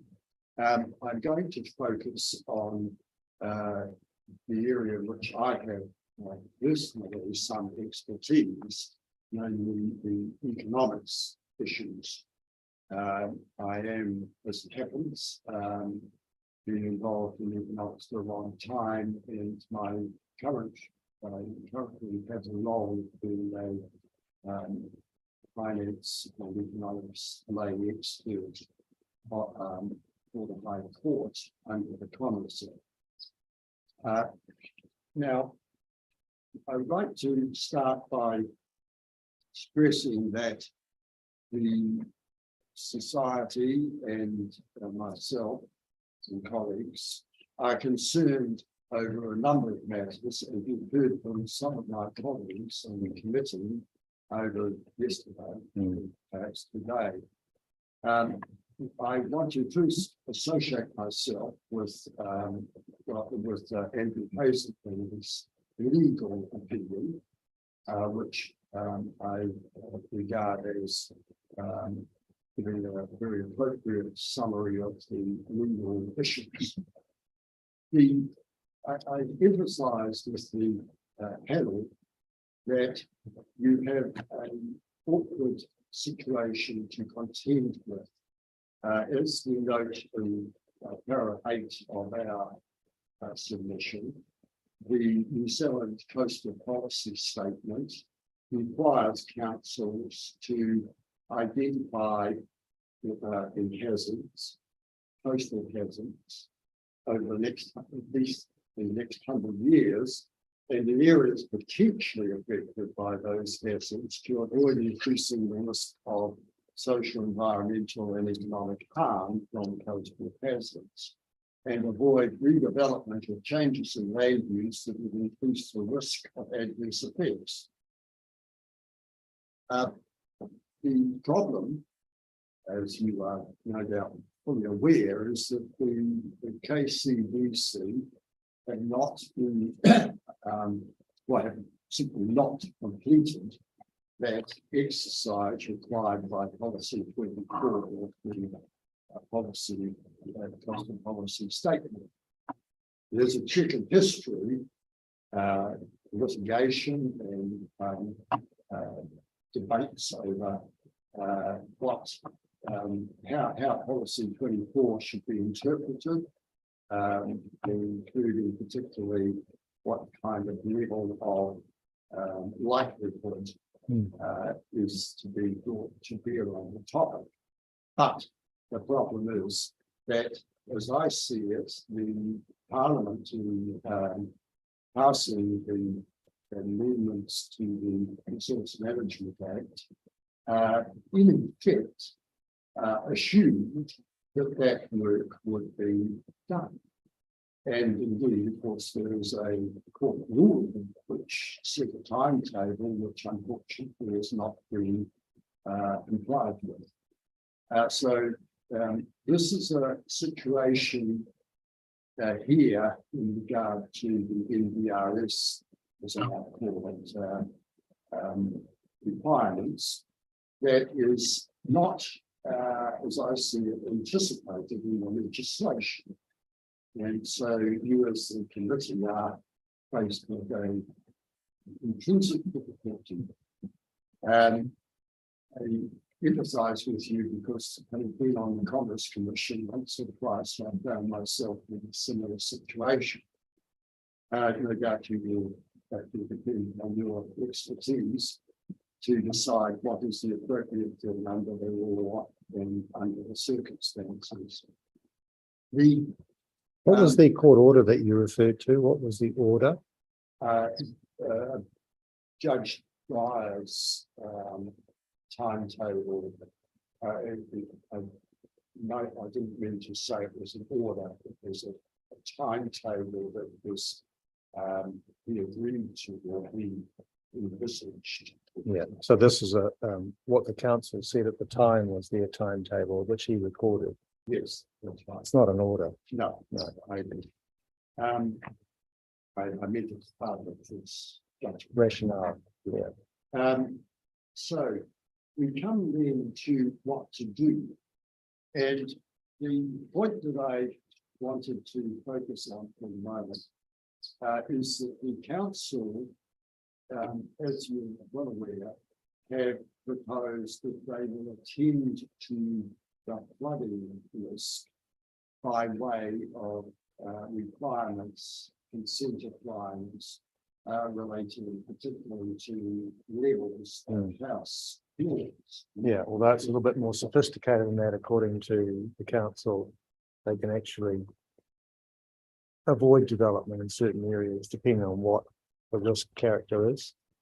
Indeed, but my proposition to the panel is that really has a narrow focus upon damage to buildings, and that I've actually produced for you a couple of papers, certainly not a variety, which are discussing the other forms of economic harm that are caused by flooding and that relate to the number of people involved rather than to the physical construction of buildings. Right. And there's this paper from by M.J. Hammond, Urban Flood Impact Assessment, State of the Art Review, which I think is quite useful, but it, under the business interruption and indirect tangible impacts, is intangible but indirect, is not building.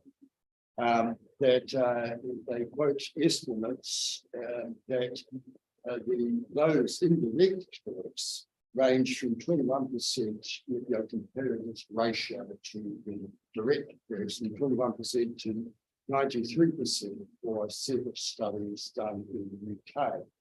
So what was the purpose of this study? the paper is a review paper.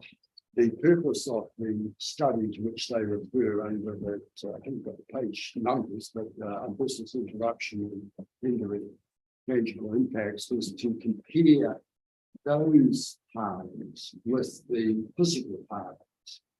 And the reason why I'm pointing to that is that the council have their proposals really address much greater focus the physical harms of damage to buildings, and they do not, as far as I can see, address the issue of how intensified population in a given area will increase these intangible harms. So I shouldn't say intangible, indirect. I was going to say intangible is not a typical economist word. No, it's indirect. There are intangible harms by which has been psychological effects. Yes, but economists tend to look for numbers. We do. We do. But obviously, there are ways of valuing other forms of harm. The Treasury has a very comprehensive list of valuations. I've been working on that with the Department of Conservation. So the other paper that I've shown you is surprisingly the paper that the Department of the Environment, Ministry of the Environment puts under the bidding op costs. And that's NZIER back in 2004.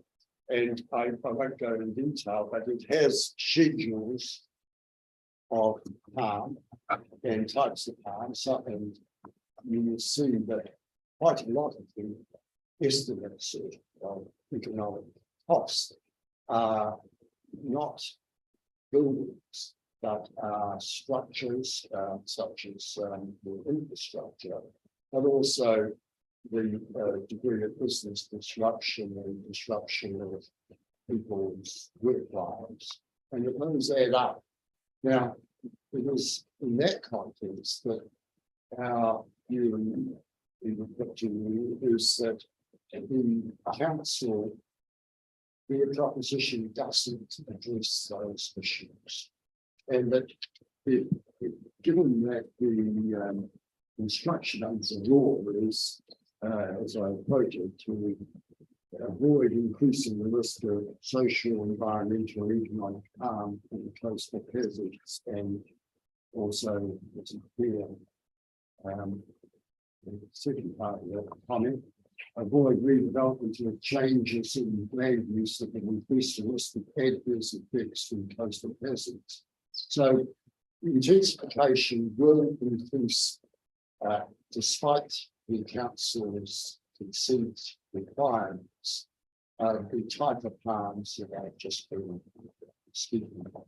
So how does that, what is the proposition you're citing this information support of? What is the proposition, the planning outcome that you are referring to that relates to this point? The planning outcome is the proposal to allow a higher density dwellings, and therefore a substantial increase in the population and the amount of economic activity exposed. And I have just been In the flood zones, you mean? In the flood zones? Yes, exactly. In the flood zones. And it is not confined to simply the situations where a particular site is flooded. Our own cottage on Tamalana Road is on a mound. We won't be putting Tamalana Road. We probably would not suffer any physical damage, but we would probably not be able to access it in the first place. And secondly, that we would probably not be here to contribute to the public economy. So it is, in my view, speaking as an economist, entirely inadequate to regard sort of consent conditions related to buildings as having satisfactorily addressed the flooding risk. Now, this is illustrated by what has happened in the cyclone Gabriel, and where it is quite clear that in certain towns such as Wairoa, the damage to it is not so much to the houses and the dwellings that would be addressed by the council's consent conditions, but the place is isolated, physically isolated, and then roads were severely damaged, and all of these, not all of them, but quite a lot of the economic costs would be increased as a result of intensification of risk. So that leads to the issue of what to do. And this I defer to legal colleagues and researchers. the expertise and the resource management and what it guides by. But I would note that in the first place, just before I can give my time to join the council, I should note that they clearly envisage and in fact implicitly acknowledge that their steps are not sufficient as much as they talk of undertaking further revisions to the district plan in order to mitigate and to address the cost.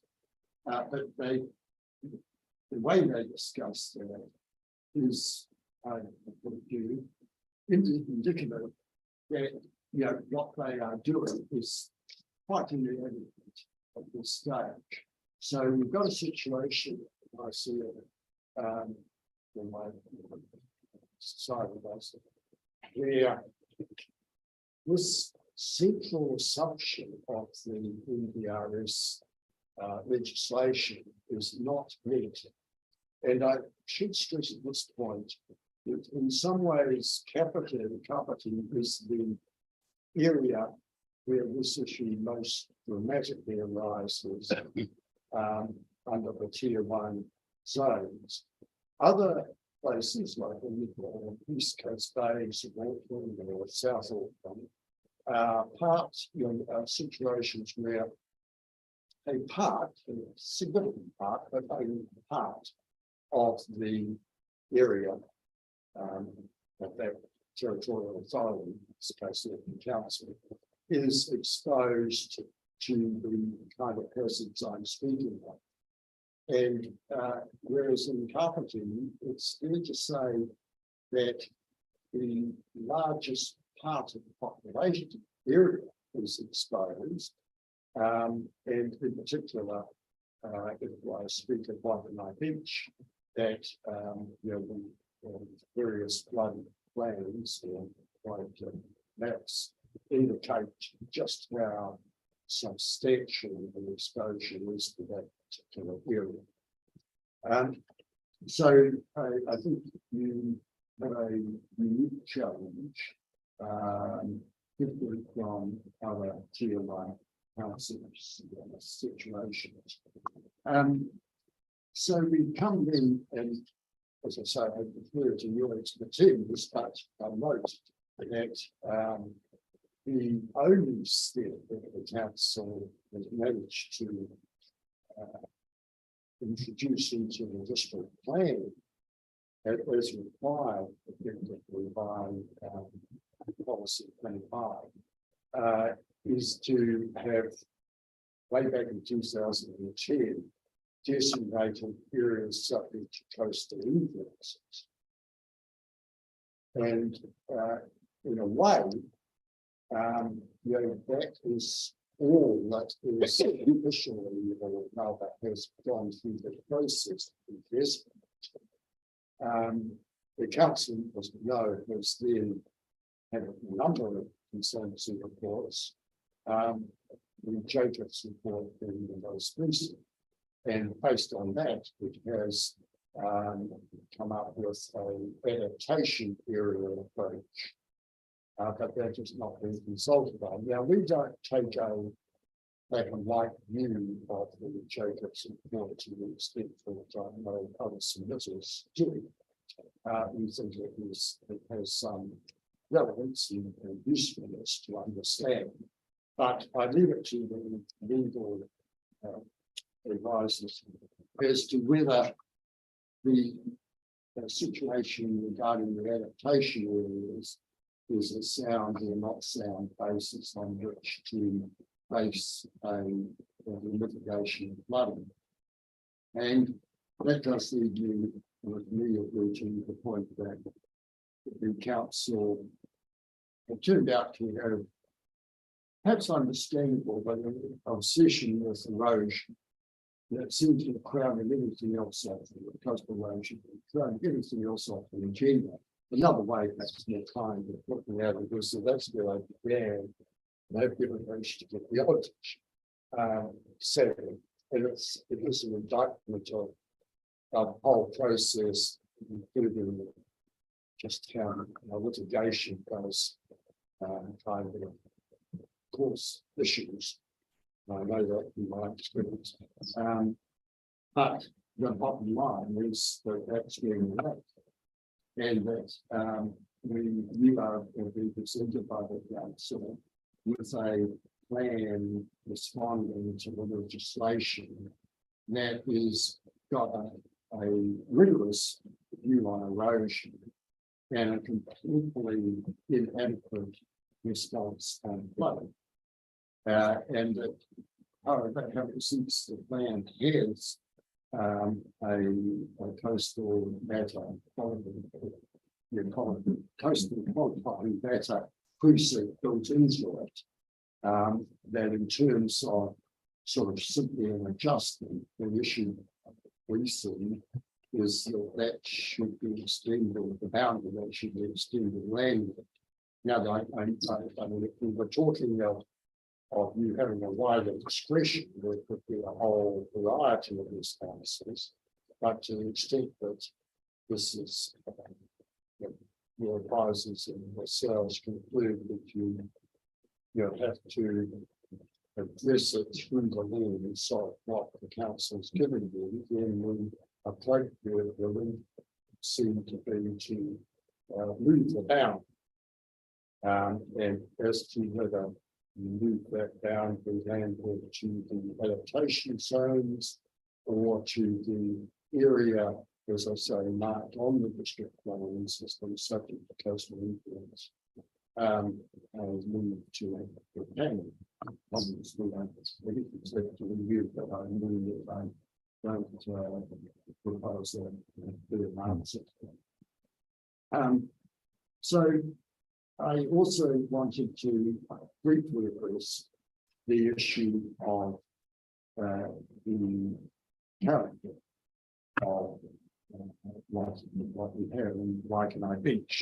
This is a subset of the bigger issues that I've just been addressing at the time. The point about the character is basically stressed is that the character zoning was after a very extensive consultation process, including preservation, and was thoroughly consulted on and taken through the appropriate. What was the litigation about? Well, Andrew had to take the council to the Environment Court. I was before my time, so the council no doubt to advise you in detail. To and obtained a ruling, and here, excuse me if I don't get it precisely right, but a ruling that the council had to undertake consideration of it in the last planning process, which itself was extremely protracted.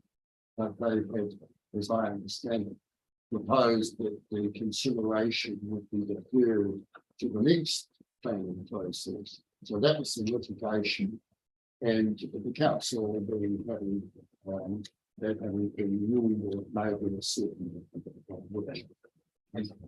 Settlement, yes, sorry, okay, it's by a settlement, not a sort ruling. The council then did respond appropriately, and the process was pursued. Yes, that there was a very, I would suggest, substantial support, as if there was one or two objections that was the rest of the community were involved, which is a specific area of my region. And of course, the purpose of that is explained in some of the documents associated with the plan. There's particularly a document I think I refer to here, but it's not been able to supply reference. A part of the plan discussing the significance of the beach areas of the Kapiti area to the enjoyment of the entire Wellington region. And that's become even more relevant as a result of the expressway, which basically invites people to come to Waikanae Beach, because that's the closest point to a beach on the entire road from Transmission Gully onto the expressway. The concept, which, as I say, was accepted by the council, was that they had a character area. This whole piece of history about the field of the state. Indeed, our society is working on producing history boards to tell people about our Waikanae is developed. Now, so the council did agree, the argument being about the process, but they did agree that it was accommodated, that it was to be a character, had a special character, it was thorough description of that. And as Andrew Hosey was pointing out, the council was simply taking a view that that is a priori overridden directly by the legislation. And I put it to you that this interpretation, I made a submission to the committee at the time of the legislation, and there was a brief dialogue in my submission with the chair, in which was certain that there was permission for special character, rigorous though the requirements were. The council hasn't intended that, it's just decided, as I see it, on a very carefully looked at surely what Andrew Hosey is representing to the legal argument to make it legal to him.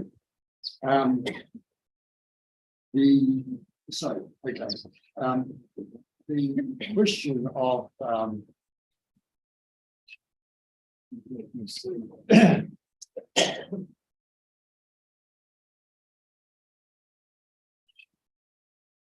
Yes, so the council appears to be advised we cannot base a qualifying matter on protection of character, because the note Auckland City legal advisors that apparently, which is by what we see, disagree with that conclusion.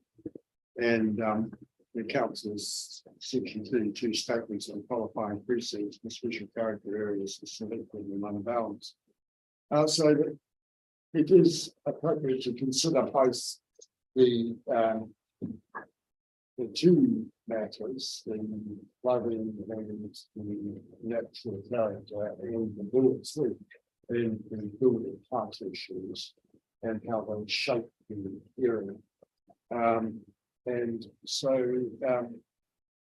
the other final point that's been registered in our submission,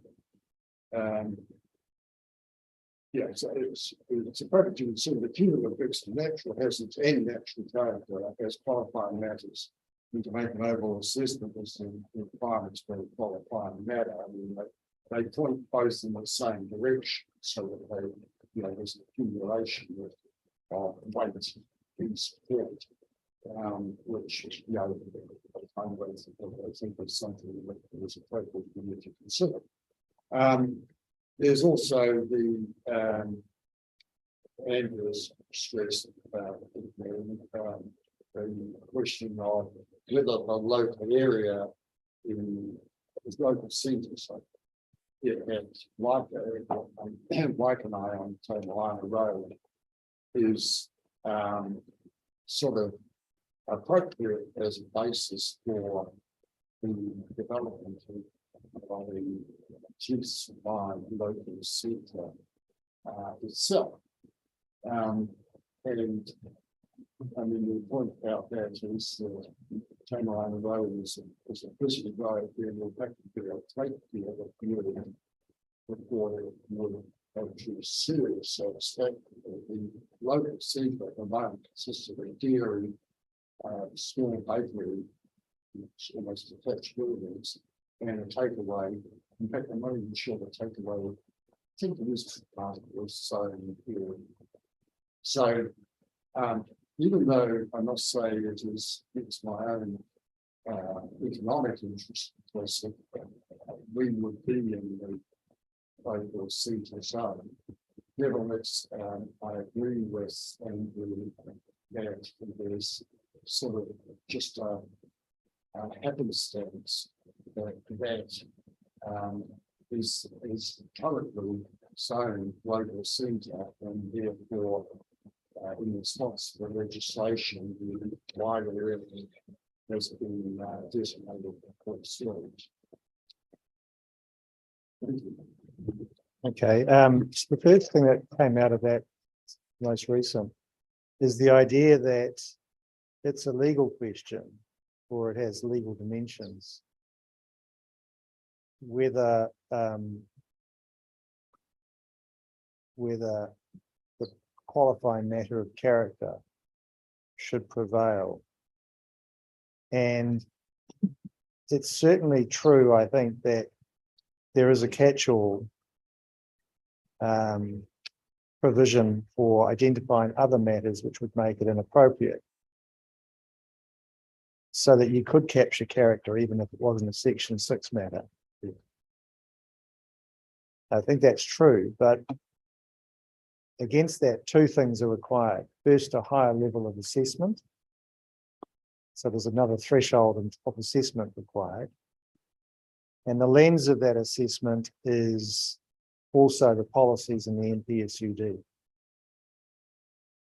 which talk about the change in character over time and the need to recognise that.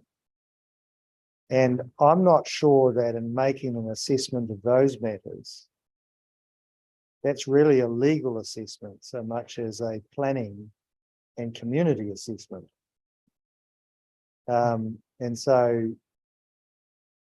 Mr. Banks has made a planning assessment, and the council has considered his views and made a community assessment.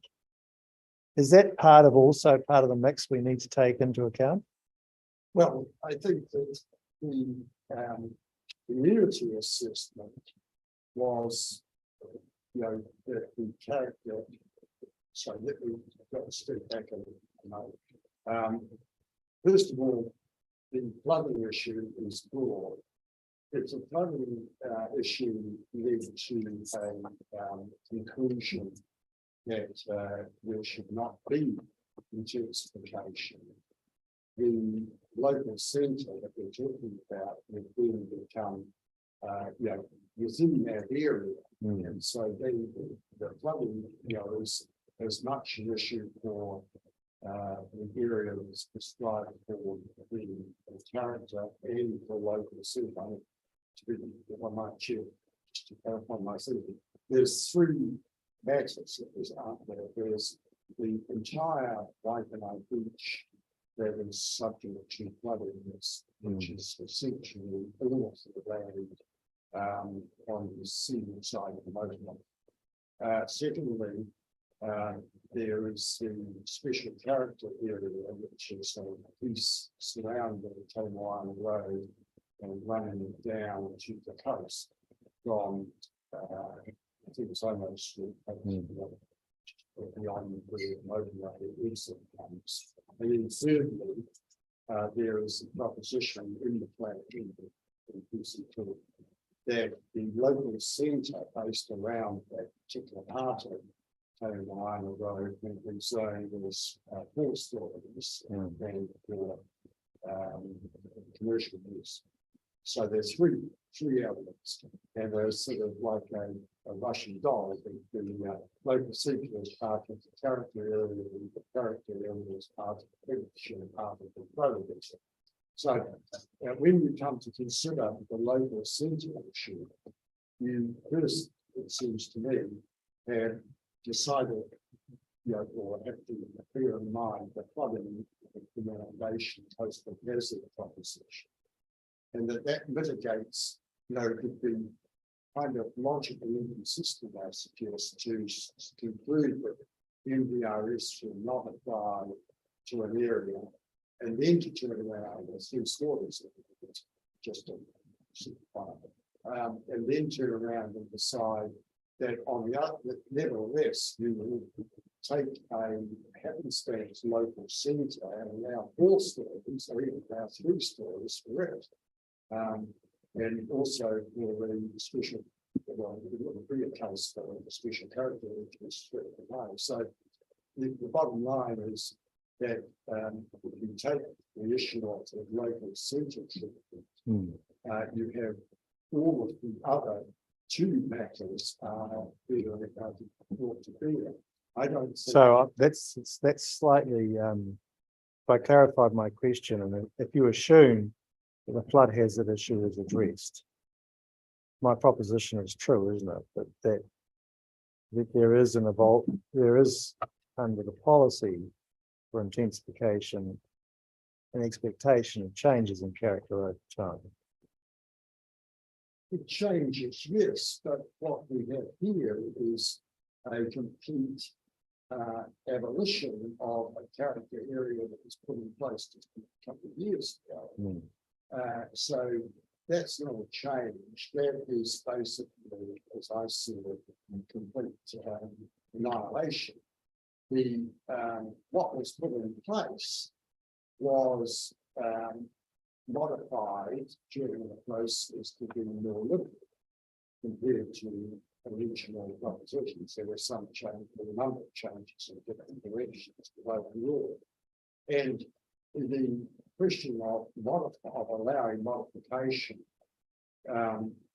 is kind of something that would be, doesn't have to be addressed by this blanket change during the hours. But couldn't you, like, first of all, how was the character that was identified 2 years ago implemented in terms of plan provisions? It was implemented in terms of plan provisions by a number of provisions. They're not actually all that draconian. They are, and some of them, the council, to be clear, does still wish to reserve things relating to defence and fences, which that's some good obviously. The difference between. So give me the difference between the vanilla residential zone on the eastern side of the motorway compared to the Waikanae Beach. Yeah, can I ask the expert who's with us now than myself? What do you understand the differences to be? It is to preserve the. But what were the mechanisms? What is the outcomes or the planning mechanisms that make it different? Restrictions on considers. So is it density? Is it site coverage? Is it Site coverage and perhaps I could just seriously help On the height, fences, area with one,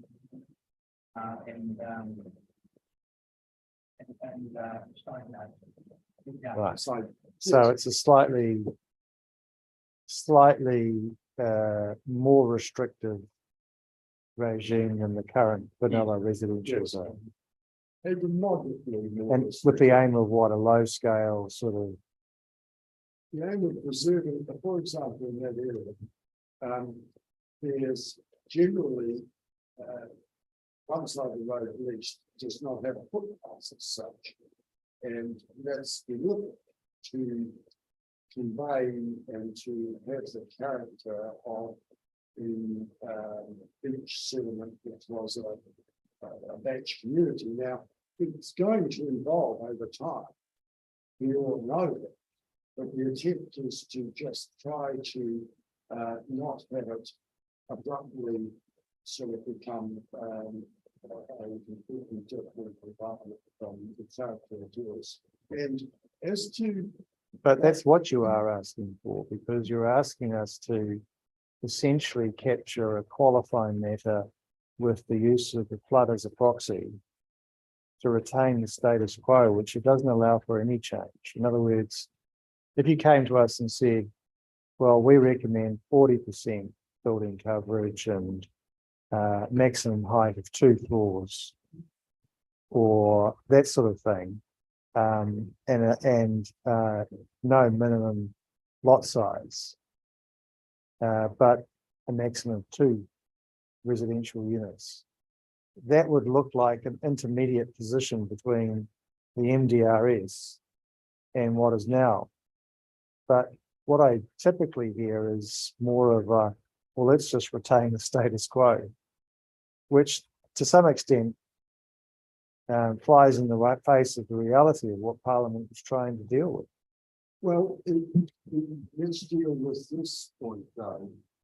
The hard reality illustrated by this now is that where there is risk of coastal inundation, that there, you know, what you, if I might say, that proposition that regarding the flood issues is, you know, it doesn't actually logically hang together.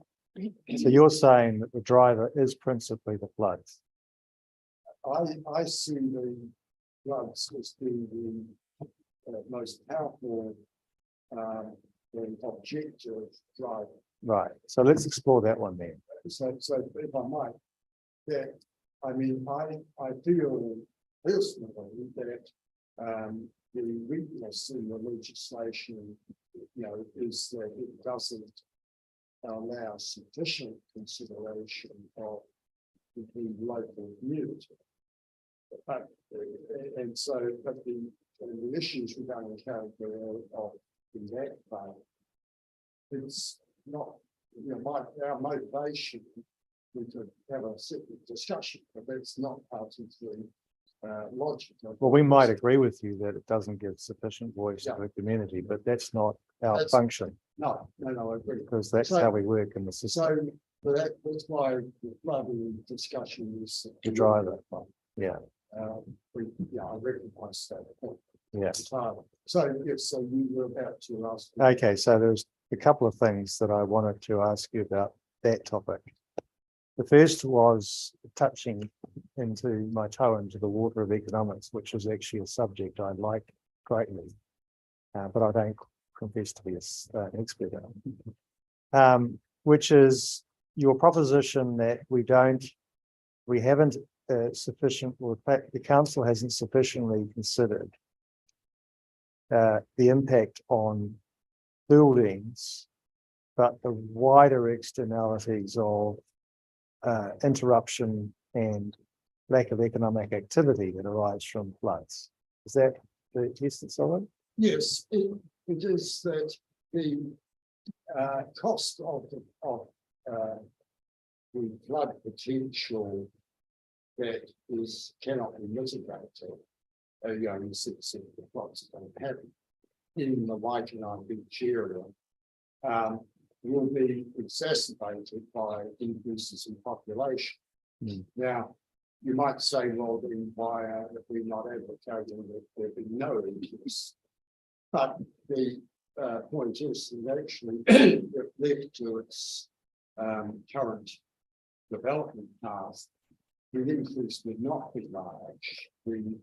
Most of the area is in fact already occupied, and there will be more, if anything, in my view, the natural development would be that we will have larger houses built, and the thatches will slowly be replaced by use outside the special character or the general ones by larger houses, but there won't actually be an increase in population, because what we're seeing is, practically that people are building a bigger house here as they are next door, and there's not more people. And there's not much more activity. The houses themselves, the council is plans to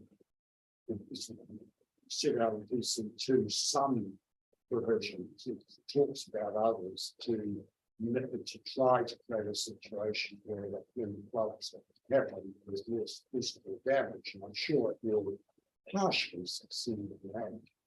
But what it cannot do is that if the area becomes 3 stories with 3 dwellings, deliberate intention of increasing the population in the area, the economic costs will go up. And indeed, I mean, you know, laws, policy 25, you know, it's black and white. It is that to take a precautionary approach to changes in land use. And so we're talking a bit here about change in land use. I mean, you might put to me that, well, didn't the government think about that when it's Parliament? But I suggest that carpeting is unique and that actually, it arguably, the problem here is not only the lack of a analysis in the form of, you know, having done the requirements of the coastal policy statement, but also that actually, even if they had been done, it would then become apparent that a significant part of the carpeting district is not suitable. Parliament did allow for that. I mean, the coastal policy statement, you know, it can be interpreted, and the council's interpreted as being just reducing litigation, but you know, it is, look at the language of it. I think I put it to a court, but it is entirely compatible with that language.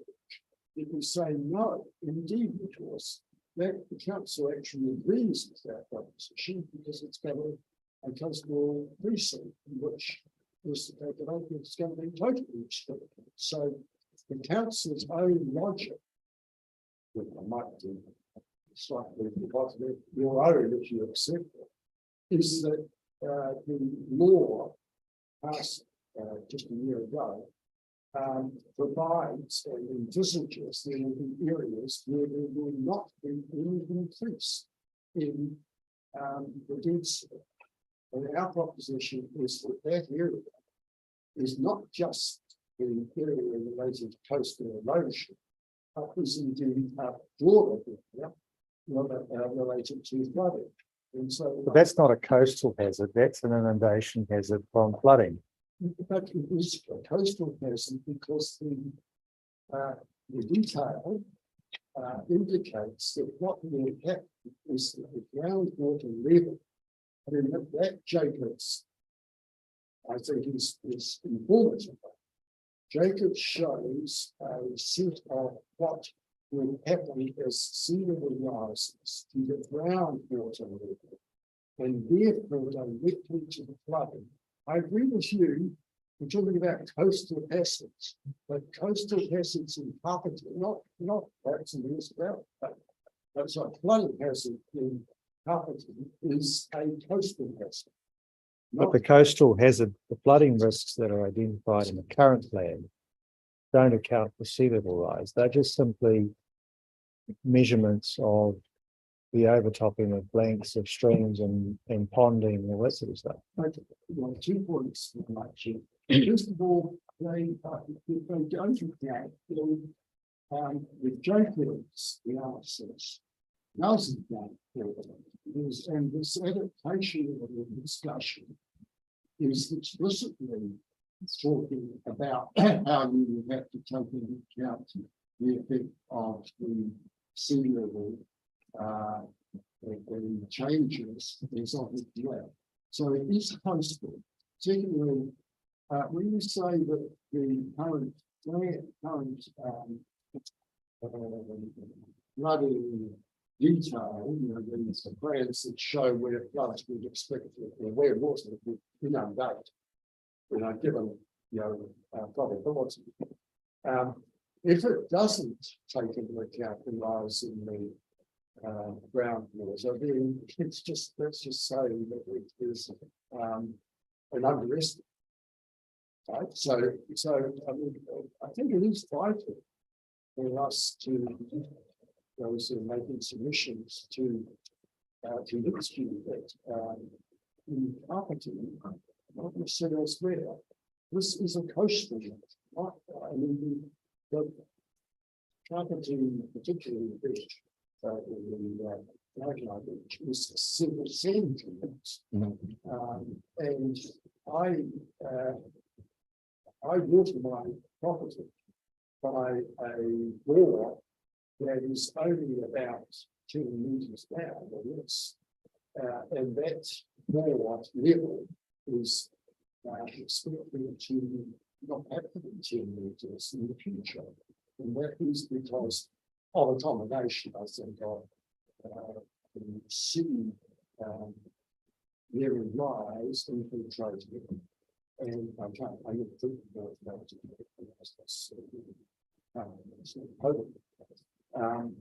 And also, yes, the later material rainfall. For these parts. Right. Well, that's helpful, thank you. Well, excuse me. That helps me with my understanding and what you're saying. And it does make sense in the sense that there are, I mean, obviously, unique characteristics to Kapiti because of that interaction that you described.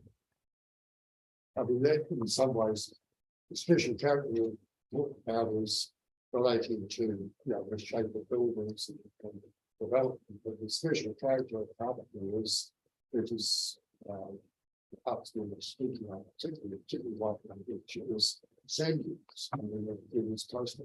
Yeah, I understand that. And I don't really care if people use hazards as a proxy to achieve other ends, including character ends. Yeah. Because the argument either stands or falls on its own merits. Personally, I would be inclined to the view that Mr. Banks has, that you would expect evolving character, and to expect it to not change would be unrealistic. But the hazards argument is a more general responsibility and one that has to be seriously reflected upon. And it just, it's not the same degree or quality as the inconvenience of having more neighbours or more overlooking. It's a different magnitude of problem. And if I'm to capture what you're saying, it is that the adaptation area in Jacobs in some ways is a better definition of the type of window of adaptation will require to manage a range of risks, including erosion of the front end of the front door, is what you're saying. Yes, two things in my mind, Chair. Just let me just go back. I sought official information for this from the Department of Ministry of the Environment for their consideration of these two issues. I actually wrote a letter that was published by the meeting some time ago. We're talking about the real conflict between intensification on the one hand and climate change adaptation. And I asked the ministry, they responded with by releasing some emails, but there's a document, and I have asked the ombudsman to obtain it, but it doesn't happen. We were talking last July. That's how much they resisted. They've said it wasn't a free and frank discussion document before, and I can provide you with the correspondence, is suppressed because it will be given free and frank discussion. And it is clear, that the Ministry for the Environment is in a different situation. They are responsible for post-intensification and climate change adaptation. They clearly have an internal debate about that. Sure. And I'm prepared to let me see it. I thought too, you might actually, in your roles, be greatly confused to ask there to indicate that to how they came to the formulation and whether they did appropriately, or rather what they envisaged the way that the act would be applied in regard to the coastal policy. Now, But it might be illuminating, it might be informative, but it won't be illuminating. Because, you have to follow the law. well, the other thing is that this is a characteristic that I think is quite evident over a range of fields, which is that particular issues drive dominance in instruments where there are tensions that are not resolved. And so on the one hand, we've got a climate reduction plan and adaptation plan that's telling us to take seriously climate change scenarios. And then you've got this intensification plan where we know a lot of that will occur in areas potentially exposed to those risks. Yes, well, I would argue that property is special in that, the beach area is, because as I say, on North Shore, to this point of the East Coast Bays, that, they're eroding cliffs, so there, erosion is a big, is a focus, and flooding less so because most of the water flows away rapidly because it's you fill up in the shore to quite high plains quite rapidly. And there are no doubt another of the tier, south Dunedin is part of the tier one. But I mean, the law, of course, just grab, just not with the tier one definition, but existence and carpeting and I must say also that I was going to the minister who came back and said the visions for special for the coastal policy consideration. So the minister himself in that sense responded to a specific about carpeting in that one. So I think we're on the same point of that being absolutely crucial area in themselves, and that if that is decided in the way that we would argue, yes, that there should be to conform to the coastal policy statement. And the other special character is not, it's a second, becomes a secondary thing, which we would hope we could see that in that case, the maintenance of special character would be more, less effect on intensification because, and therefore, I would sort of there's an argument that the threshold, given you would going to 3 stories for a start, then abolishing all the public sector special character area would no longer be particularly relevant. Anyway, that's what that's been.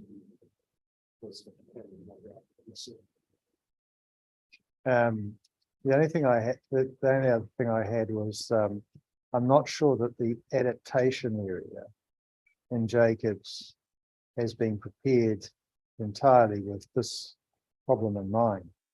I in one sense I agree, and that I'm totally aware she was through their arguments against Jacobs and various complying variety of ways. So all that I could say is that they, I mean, on the horns of a dilemma of the going back to my original point, that the council, for doing what the works that we having not been able, not having achieved what it is required to under the coastal policy statement.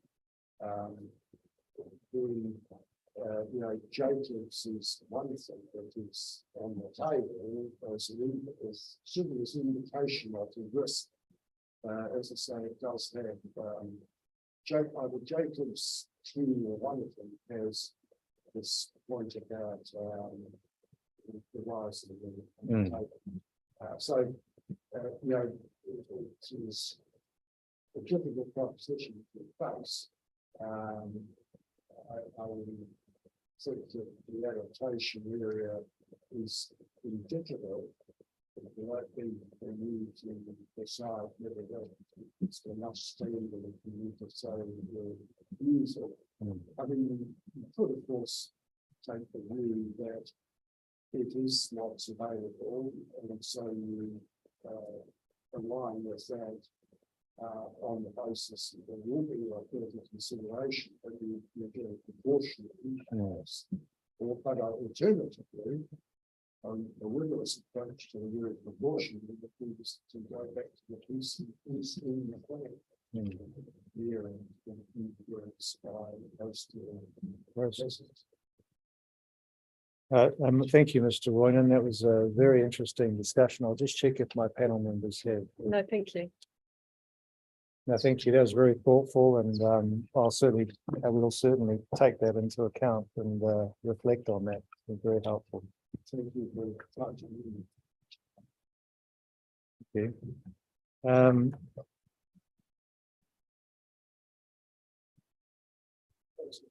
Thank you.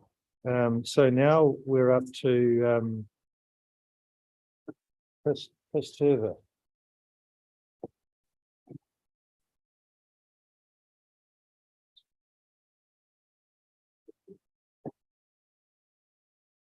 Welcome. How are you? No idea who you are, so I wouldn't mind introducing yourself. Great.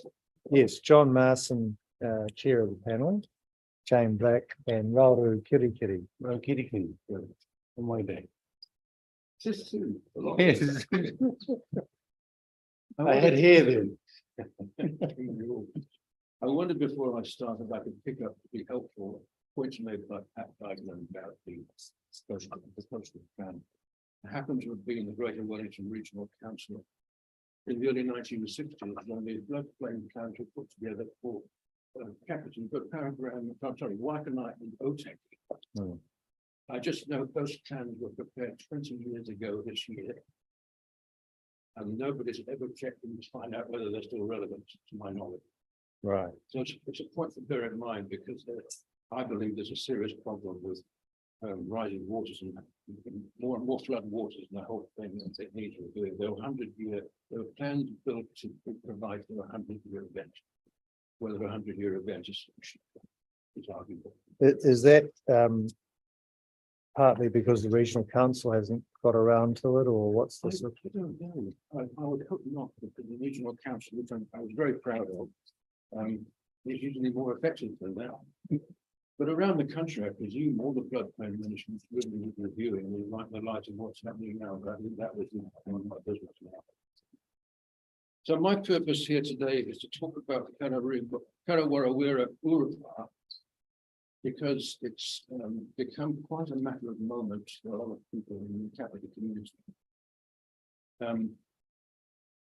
Can I just ask you, you're all up to date with what's going on with Yes. Yeah.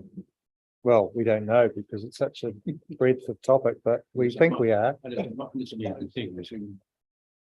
So if I can just do my presentation, then thank you for the opportunity as an immediate neighbouring resident of the Karawarawira Urupā to state that your proposals, their counter proposals for the Wahangatahi and Rua are fully supported, subject to clarification on who would own the site, what use would the land be put to protect the site, and who would manage the site. The background is that when Waikanae formed part of Coromandel County Council, the Karawarawira block at the Waikanae beach was listed in its district scheme map as a quote Maori cemetery unquote, and still described in its 1968 valuation role as an Urupā. Use of the land has been legally in contention since 1969, when the Waikanae Land Company purchased a 20-acre Urupā block. So it's not a small block, with $31,555 from some of the Maori trustees in contested circumstances. The Waikanae Land Company currently owns the Karawarawira.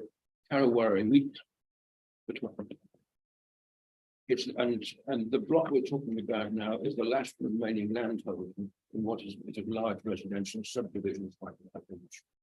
It is immediately surrounded by 50 homes in Victor Grove, Queens Road, Barrett Drive, and Mariwa Place that connects with the two man-made lakes adjacent to the Waikanae estuary. The 80-page Waitangi Tribunal report on Karawira Urupa in 2020 makes it clear that while a final decision has yet to come, the historic block should be preserved in perpetuity to recognise the tangata whanua's Kaitiakitanga and the site's Wahitanga. Separately, the Historic Places Trust was used to prevent further development when Kauiwi were exposed to diggers in 2000, and since then Heritage New Zealand has undertaken archaeological investigations. For many years, the land was maintained in good condition by the Waikanae Land Company, presumably in expectation it would eventually get resource consent to extend its already large residential subdivision in the block. By 2020, regular maintenance and mowing of the entire site had ceased when the company apparently realized it was unlikely to get a resource consent, and the land reverted rapidly over the last 3 years into unsightly overgrown scrub. Critically, fire hazard conditions developed on the site for the residents, and fire and emergency were called in to determine whether there was a fire danger. Currently, Waikanae Land Company has further appealed to the Environment Court, seeking to free up the land for residential development, and coincidentally, the company called back from contractors 2 months ago to clear the site before a further hearing. And I'll try to pronounce this properly. The Karawira block and surrounding land once hosted Maori piles, agricultural sites, and riddles, and the specific blocks were the site of a fierce battle, Huititanga, in 1839, with many warriors reputed to be buried there only 183 years ago. For its historic and cultural values alone, the site should be retained in perpetuity as an Urupa, and any development should be guided by Maori. While the Waitangi Tribunal's full report has yet to be completed, it has made recommendations under the Heritage New Zealand Act to prevent, quote, the recurrence of prejudice in the event of future applications relating to the Karawira Urupa or other Wahitanga tokens. In its summary of findings, the Tribunal recommends amendments to the Heritage New Zealand Act to require decision makers to take Maori values and the impacts of those values into account for Wahitanga. So looking to the future, the KCDC has few undeveloped sites left in the district to protect the historic and cultural remnants of a very different way of life. Potentially a well-managed block of land in the heart of Waikanae Beach or close to the waterways, the sea and Kapiti Island could be a welcome environmental, cultural and recreational asset for the district. There is a huge opportunity through the tangata whenua to tell the story of the development of Kapiti through a piece of undeveloped land with so much history. If left with no surety of tenure and no management system to put in place, the worst outcomes would be an overgrown fire hazard in a well-populated area or wall-to-wall residential development on sacred Maori burial grounds. It is heartening that the Waitangi Tribunal report has been found by this council to be robust enough to propose that Karawira, protected under draft plan change 2, as a qualifying matter area where development is less enabling. So in summary, it would be unreasonable to expect ratepayers to approve this departure from the district plan without first determining solution to the tangata whenua or its use, and for some surety for ratepayers that those uses will be well managed. There is an opportunity here for all parties to work together to build something special. Kia kaha. Thank you, Mr. Chairman. Thank you. Well, Yeah, I just want to raise a couple of things, Chris. I always wonder how much interaction happens in issues like this. I mean, I take on board all the points you made. And sometimes there's a tendency for people not to talk to each other, just let things go, until it gets to a point where, hey, we've got to do something about it. We just, and then it's become a fire. it hasn't been mowed and all that sort of stuff. And where often official lines don't do it, but local one, I mean, at the local level, the chances of a better sort of interaction with, in this case, the local EV, might actually do it. I mean, have there been a degree of consultation, whatever the word is? I use interaction. Yeah. No, not to my knowledge as a resident. I'm sure behind the scenes there's a lot of interaction between Aotearoa, Liakhovskaia and the council. But to the level of a ratepayer, there's a huge absence of education. People really have no idea that that block of land has extraordinary historical value, let alone cultural value, and stories should be told, because then we the party guys, would all feel better inclined to want things to be done with it in a positive. I mean, I don't live out this area, but on our site visit, we went there. And that was an education for me. I have to say, I didn't even know it existed. I'd heard of it. I knew the Waikanae Tribunal hearing had been on, but I'd never been there, hadn't actually seen it. Some terrible things had happened. Not only was there a major battle in which, if I'm to believe what I'm told, hundreds of Maori from Matitoa and Waikanae were killed in this battle. So one assumes their remains are somewhere in the area. The worst thing that happened to me as a party guy was that when the Waikanae Land Company decided to build a marina in the estuary, all the silt and sludge they pulled out was put on the top of the wool pile. But nobody knew that's what it was. That's apparently 2 meters deep in places and less than a meter square. So when they began to do archaeological digging, they had to first of all to get to the old sludge to get to the base causes. So we have not been best friends in terms of making sure that the culture and respect for marriage are recognized. I mean, it's not just but other people are knowing a lot about it. I mean, this goes international, right? It goes right across the country. It's not just this little spot here in public place. By now, I hope you've understood the capital is very special. Yeah. Well, you live here. Thank you. Thank you. No, I think that was really interesting. We're doing Te Atiawa on Friday. Right, brilliant. So you might So Let's be hope interested all our versions are roughly in sync. I have a couple of questions. So where do you live relative to that site? Right on the corner of Barrett Drive and Tomato. We stopped. It's just here. We stopped on. So you are within I see it. you're within the Wahangi Rua. Absolutely. Yeah. And does your views about the scheduling coincide with most of the people in that area? All those I've talked to, that's my immediate neighbours and some others, I haven't counted them all options. There's all an understanding and sympathy for protecting what is left. So that's a general, in your sense, community consensus there. Everybody who said, no, just fixing up more houses. Yeah. But the concern is with the long-term management of that area. And how serious is the fire risk in your opinion? Well, in the 3 years that the land wasn't mowed,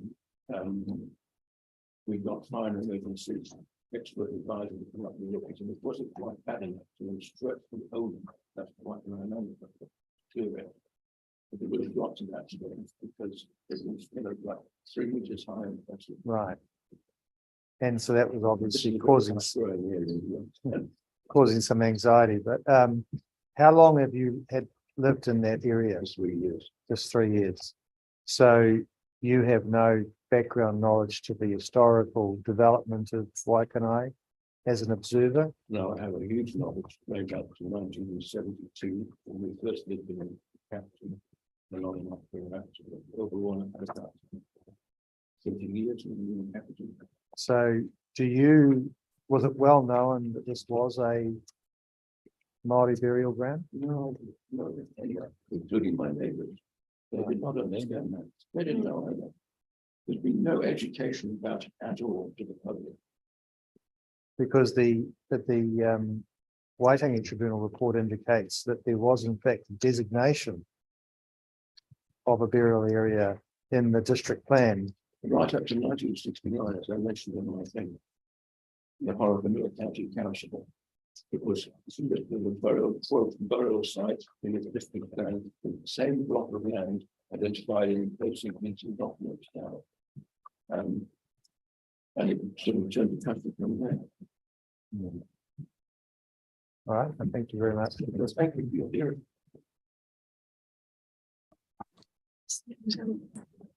Who's that land who's that land of the Waikanae and Wahanga roads? I've just been looking at it. Can you remember? We had about. Yeah, it's volume 2. It's in there. It's in there. It's not in that one. It's in the currently. It's that. Yeah, with the one Wahanga Tahi and Wahanga. I can't find it in here. Well, I did table my own paper on this. Yes, please. No, the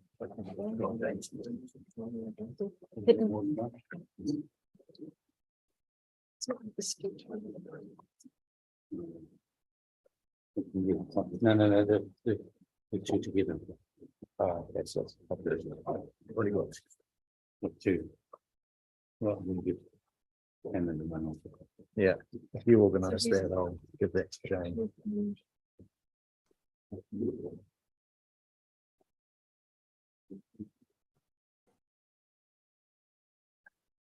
All right, so now we've got Brian Ranford and Michelle Curtis. Yes, we're here.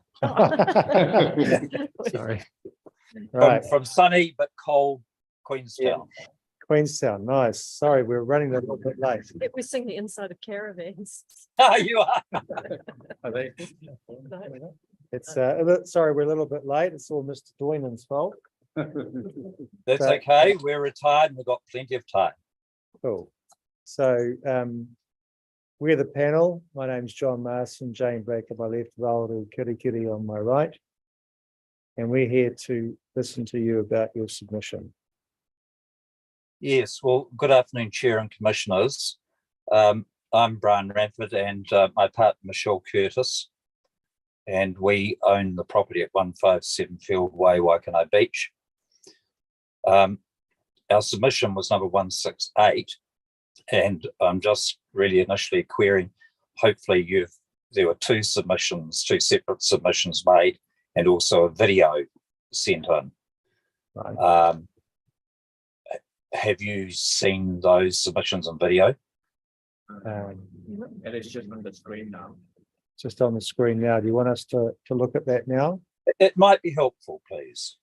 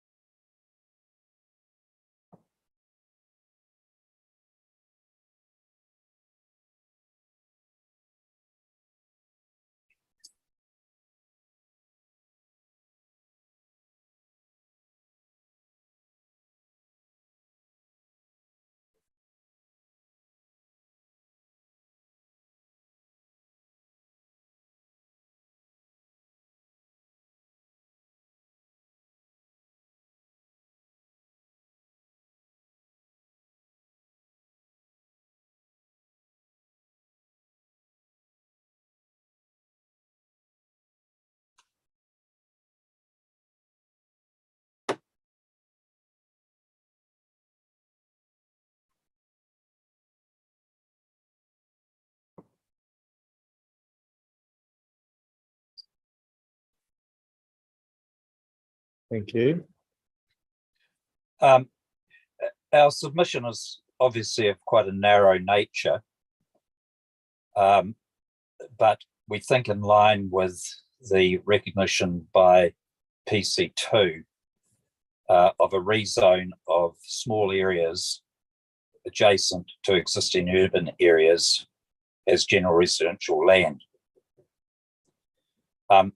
As a matter of background and as detailed in our submissions, when we first purchased this 3.5 acre block in the Farrison estate, probably about 25 years ago, the original zoning was 2 parts for the block. The seaward side basically was rural, and the front facing street frontage was urban. If you have a look at Exhibit 2A map on the original submission, you will see confirmation of the line of division between the rural and the urban area.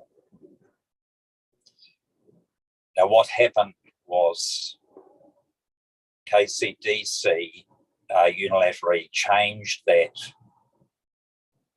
designation. So I'm not quite sure what year this was, from the urban frontage to be incorporated as rural land. When we purchased the land, it was recognised that the 3.5 acre blocks in the Farrison estate were essentially put there to stop the urban sprawl of Waikanae to the north. That situation, as the last 25 years shows, has changed. If you look at the existing subdivisions which have been allowed in the north in Peka, and as I understand it, the future greenfield subdivisions that are perhaps on the cards and proposed in the Peka area. So we see this submission as not really affecting any sprawl northwards. Even if that was the case, there are rural properties to the north of us which actually would contain any such sprawl. As shown by the video, there are residences all around in the cul-de-sac and to the south of our property. To the north, of course, are the 3.5 acre rural designated blocks. In effect, this is reverting to what the original urban designation was at road frontage, to allow a small subdivision of that land abutting the cul-de-sac on formed road. We're not interested in any redesignation of our property apart from that frontage. We're at pains to actually want the rest of it left exactly as it is. In effect, as you'll see from the video, the proposal really is a continuation on the western side of Fieldway, in the Fieldway cul-de-sac of the existing residential area. I might also add that we've got no desire to have 3-storey dwellings there. That is our long-term residential property in front, and we certainly want to keep the area in keeping with what is there now. I'd also just draw to the Commission's attention that the road, of course, is existing, having been put in when the Farrison estate was subdivided, and all services are in place. While this is designated rural, it is certainly not farmland, and it is not productive land in anybody's language. So really that's all we have got to say. It's just a reaffirmation really of the main points of our submissions, together with a visual presentation of what we think is not a great change to the neighbourhood, and in line with the PC2 rezoning of small areas adjacent to existing urban areas into residential land, we think, and submit that it falls within that requirement. Thank you for the opportunity to Zoom. If you have any questions, we'll be happy to try and answer them. Did you have discussions with the council about the rezoning? Initially, several years ago, we did, and that didn't go anywhere. And more latterly, on the first submission we made under PC2, the council came back and said that it wasn't appropriate that it proceed under PC2, that there were some strategic questions to be gone through, but we did ask what those strategic questions were, but unfortunately we haven't been given an answer, so we don't know. Okay.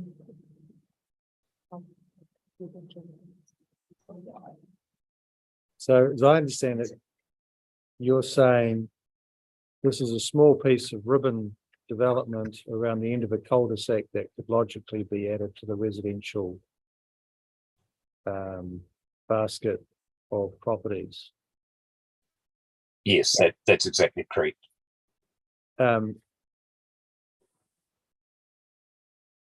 In a sense, it would be a zoning without a boundary, in the sense that the land would still be in one title, but with a little bit of residential on the front. So be mixed.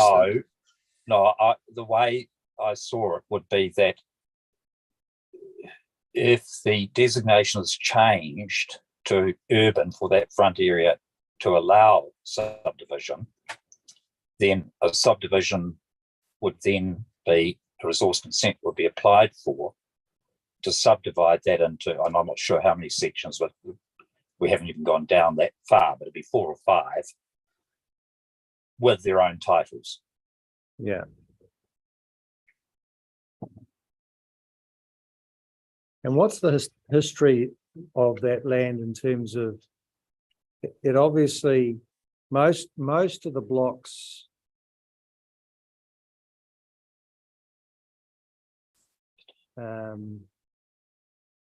so it sort of seems to be most of the rural residential or rural is around the Farrison Road as opposed to the cul-de-sac. What's the history of your side as being one that has access from the cul-de-sac? Well, yeah, but that's an interesting point. When the Farrison estate applied for the subdivision, our piece of land, lot 13, was the only one to come off the residential area of Field Way. Yeah. All of the other 3.5 acre blocks are accessed by going along Rutherford Drive, so up to Peka Peka.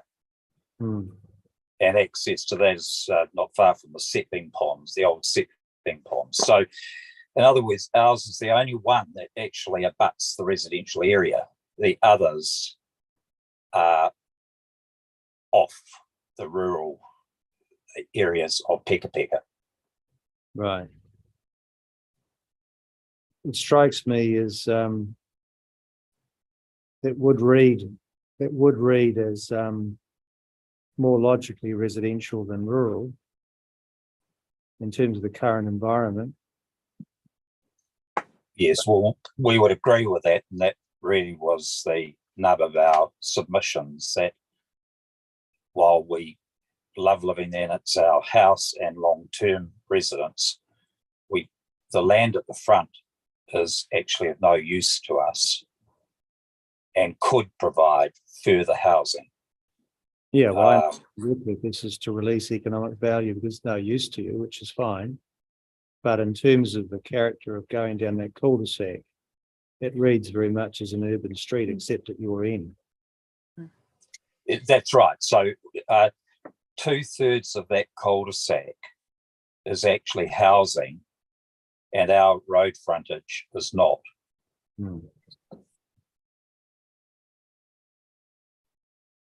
Did you read the council officer's report assessment of it?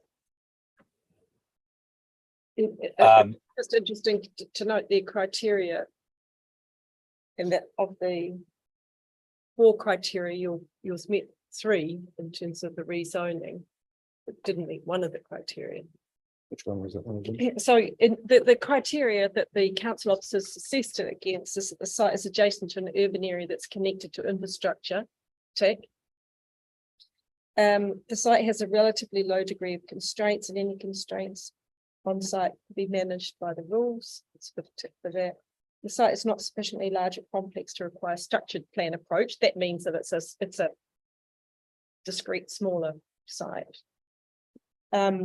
But the council's view that the site would not provide a notable contribution to plan-enabled housing. It would not regulise the area into a surrounding zoning pattern, as the site is outside of the Waikanae urban edge. And while the site is bordered by residential properties on 2 sides, it's in the rural environment. I'm just wondering if you'd read that. No, I haven't, because I've got to say I've found the voluminous nature of the case, all of this process. I don't even know where that was, to be honest. All I know was that in a tabulated form, I saw that they had said that there were strategic matters that had to be addressed, but we didn't know what those were. As it says about us being rural, we are, but down our south side, we have 6 neighbours, Yes. just down that one boundary. So that's not very rural when you've got, 6 neighbours down there. That sort of puts you in that other category. Yeah. Okay, yeah. The video was useful in demonstrating that, and I can see on the Google Maps as well. Yeah. But we'll probably have to go and do another quick site visit. Yeah. So Yep. is But, it all right if we go down the driveway? Oh, look, yeah, just help yourself, please. You sure? Got a drinks No cabinet. problem. Sorry? The drinks cabinet as well, is it? Drinks cabinet.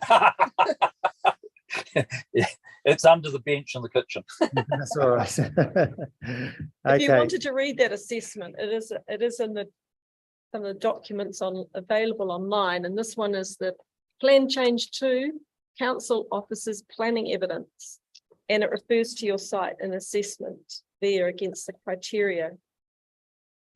It's page Yeah, look, page 2 sorry. page 252. That's very kind of you, because I did try and trawl through that, and Yeah, fair enough. I gave up. Fair enough. I thought I'd give you a page reference so you can have a look at Yeah, it. no, that's fine. That's very helpful. Thanks. all right. We'll have a look at that and come back to you in our report. But that makes we understand what you're saying. Yes. All right. Well, that's very kind. Thank you for the opportunity. And anything else, just let us know. Thank you. All the best. Thank you. You. Enjoy your holiday. Bye. Thank you. Thanks. Bye.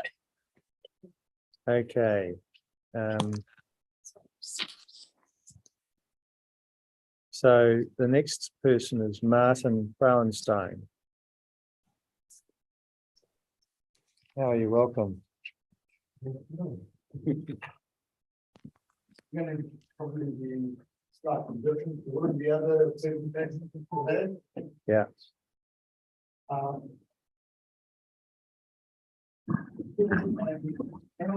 moved to the country close from Christchurch in 2019. Right. And since then, I've had a few issues or a few challenges down my road. We've had some drainage challenges. And when I spoke to the contractors about the actual drainage going past the front of the house, they said the pipes were rather old, about 20 to 30 years old, and they were doing some temporary repairs, putting some kind of a sleeve down the thing so it could last for another 10 years. It was a little bit of a challenge for me, considering that the house that I'm in was built in 1969, and it has remnants of a batch and the state of what a batch would have been like in 1969 with different water supply and a few other batch type features. So when I then read, well, the drainage is the one challenge. The other challenge is the water pressure that seems to be common down Rimu Road. I have a few colleagues or friends that live down the one end of Rimu Road. They have the same low water pressure. And we have, so besides the drainage and the water, in the few years that I've been there, there've been a few floods, a few floodings around the region, or around that particular area. The most recent was last week, when there was a rather sudden downpour, and Rimu Road was closed because of the drainage. The drains couldn't take care of a downpour that lasted maybe. And when I got here, I was working in Wellington, so I was using the train service. That was my mode of transport to get to town. And there was a serious debate at one stage as to whether I should continue using that because it wasn't all that reliable. And maybe we were hoping for when transmission value. Was this a debate with your wife or something? Yes. A big debate with my wife. So, bearing all of that in mind as background, when I read that the property that I'm on, because I'm within 800 meters of the Turver railway station, that a 6-story building can be erected on that property, I think, well, you know, it is effectively sand. And there are portions below my house that I have access to where it is just sand. And to now go and put unfortunately, it's slightly higher than the rest. So the flooding, yes, it did come into my front property, into the front left-hand corner, in the northeastern corner, but it wasn't a problem. So when I see that a 6-story building can be erected on this particular piece of ground, I think, well, how many people live in a 6-story building on this piece of property? And then I have a look at the other intensification areas around that within the 800 meters of Turver railway station, and I think, well, hang on, we're increasing the size of the population at least by 3 or 4-fold. Considering that there's since the recent roading changes in the old State Highway 1 have now caused there to be a blockage at the top end of Property Road. And I think, hang on, we're now adding how many more people the infrastructures in question in doubt. Where are these people actually going to, how are they going to get moving? And if we're going to say that they're going to be using the train, well, I haven't heard of any train upgrades or rail upgrades, so that all of these people that are going to be working in Wellington, how are they going to get there? And then you say, no, well, they can use transmission gully. Well, I think challenge with that is that transmission gully needs cars. And you already have a traffic problem around the coastal shopping mall, where we have people that work there parking down in front of my house because they can't find parking somewhere. And now we're going to increase it by another fourfold. I think, hang on, something's not actually quite gelling. You just had the floods up on the east coast. But why are we flooding here? Haven't we learned anything about the flooding and the associated maintenance that's required for the infrastructure? And I don't see any precautionary or planning around making it possible for this environment to accommodate a 3- or 4-fold increase in people. Then I asked the question, because I haven't been here very long, I asked the question of the community that I actually would say that I'm involved in 3 or 4 different aspects of the community. My parish council, or the parish that I have, that I'm a member of, at Liakhovskaia. It's on a piece of ground that was gifted by the Maori.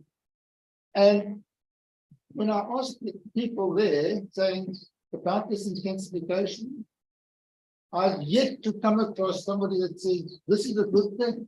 We've been consulted about this. The consultation happened before you arrived. I said, well, okay, that didn't happen. Nobody has in actual fact told me about any consultation with the people living here as to whether they want it. Then I said, well, okay, maybe I'm just not just at the parish, and I go into some other community groups that I'm part of and ask the same question.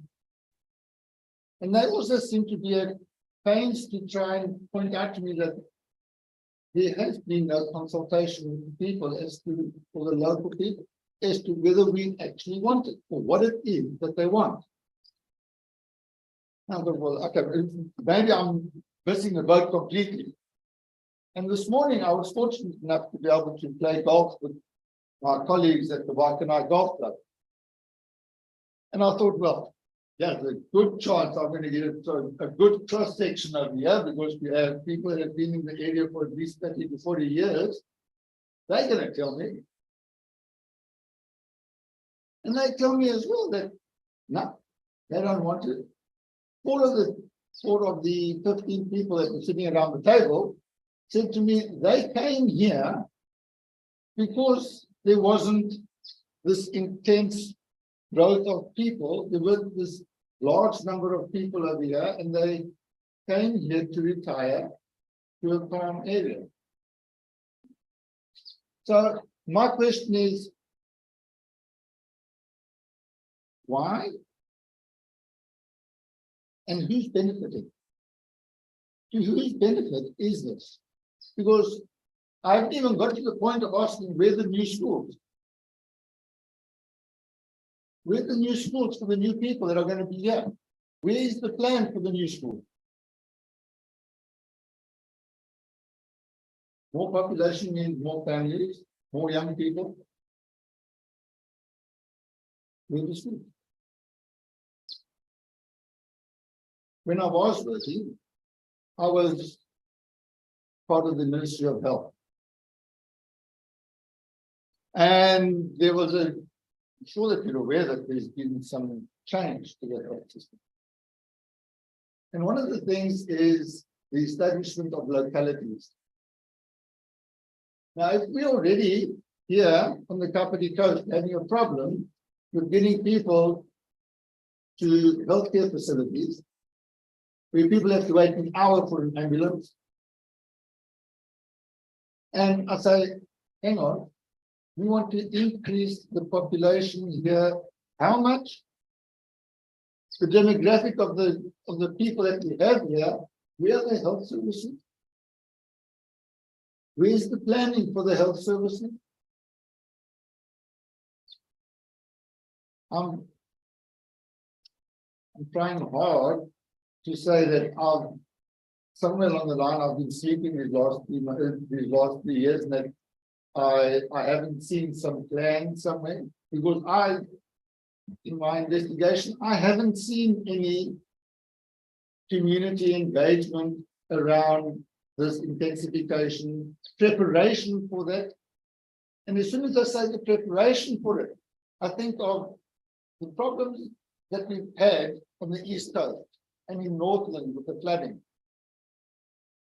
And one common line that goes through all of that is,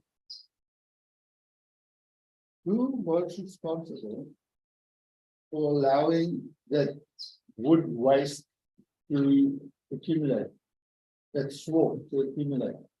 Where was the planning that people were allowed to build houses in Auckland that are now flooded and that they can't be rebuilt? I was fortunate that when I moved to Christchurch, it was just after the earthquakes. And people said, you go to Christchurch, you just have a big earthquake.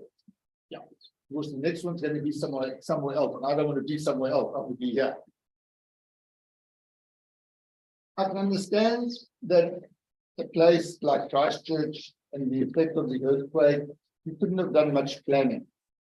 But subsequent to that, the building code changed to take that into account. Yeah. Where is the planning?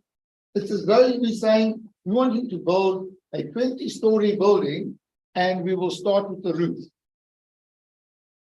We're going to start building this place, and we're going to decide on the roof what that looks like first. And then we'll put up the walls. And once that's all standing, we'll dig the foundation.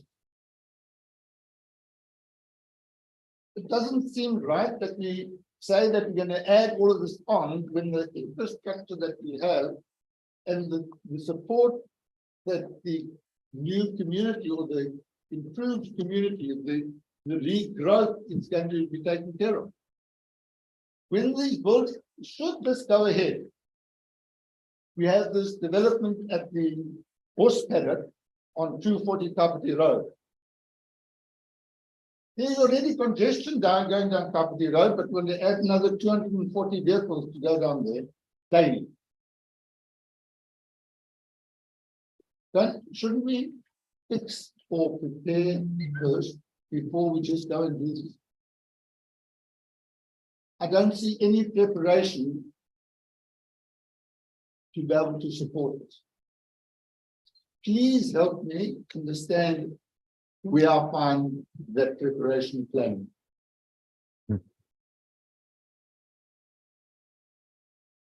So you're at Rewa present, are you? Where are you? In Remu Road. Remu. Yes. 85 Remu Road. Look for scratch pad category, you'll find it easy. What's it called? Scratch pad category. I saw that. I have seen that. You see the, yes, you've seen the green sign coming down Remu Road? Yeah, that may have been where I've This seen is it. Parapara-Umu? Yes. 85, did you say? Yeah.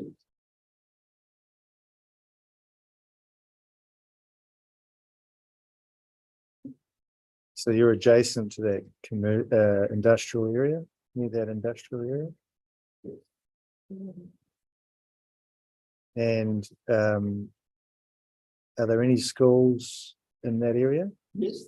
Which On the corner of Remu Road and Kapiti Road, there's a school. On the corner of Remu Road and Kapiti Road. Opposite the police station.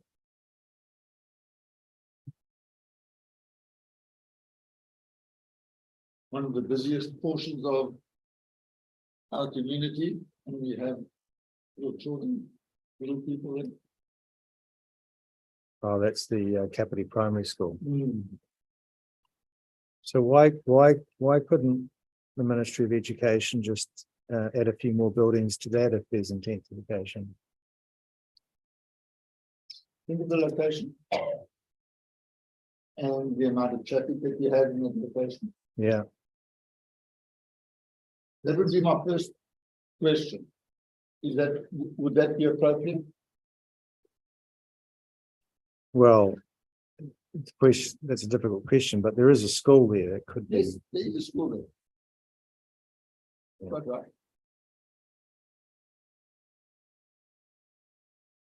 That's one. Yeah. And then you've got existing council facilities, Coastlands Aquatic Centre. Yes. So there's a few things that could happen. You could amuse yourself. And then There's no driving range. I appreciate your concerns that, that a lot of people, as you found out by your own research, a lot of people are concerned about this, this plan change as they are all around the country, as it came from, not about this plan change around the country, but because of the government's acts that imposed this on the council. And I'm so glad that you mentioned that. Because it's not a dictatorship that imposes something on its people. And surely it's if we are living in a democracy, that the community can have an input to what it is that they're actually wanting. And what it is that the community actually expects the environment's going to be that the people are living in. Versus being told by government, this is what you're going to do. Yeah. Yeah, this is a sentiment shared by many people. I'm so glad I'm not the only. Okay. Great, thank you very much. I understand what you're saying.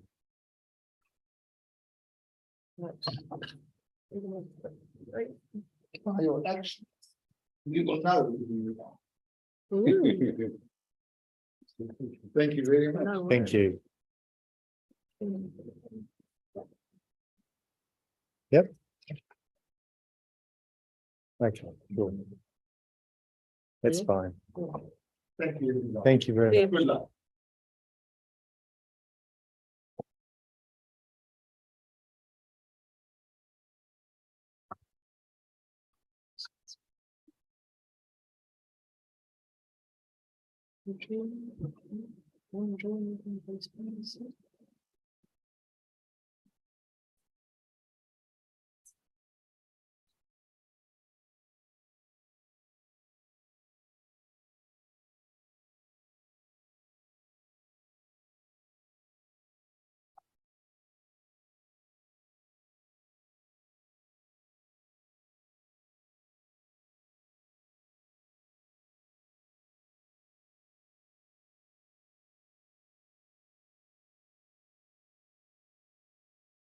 Hello, can you hear us?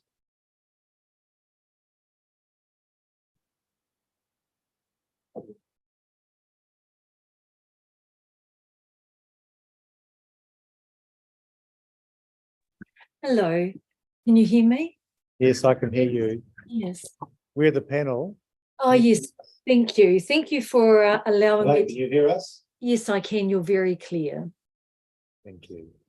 So, yeah. do you know who we are? I have. I've listened a little, and I must say thank you to Hannah for encouraging me to participate. Hello. I was a little. Yes, I can hear you. Yes. We're the panel. Oh, yes. Thank you. Thank you for allowing Hello, me. can you hear us? Yes, I can. You're very clear. Oh, I'm sorry. There's something you're duplicating for some reason. Yeah. Do you know who we are? I have. I've listened a little, and I must say thank you to Hannah for encouraging me to participate. I was a little. Yes, I can hear you. Yes. We're the panel. Oh, yes. Thank you. Thank you for allowing Hello, me. can you hear us?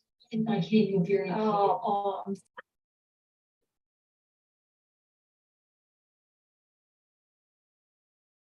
Feels like a choir going on.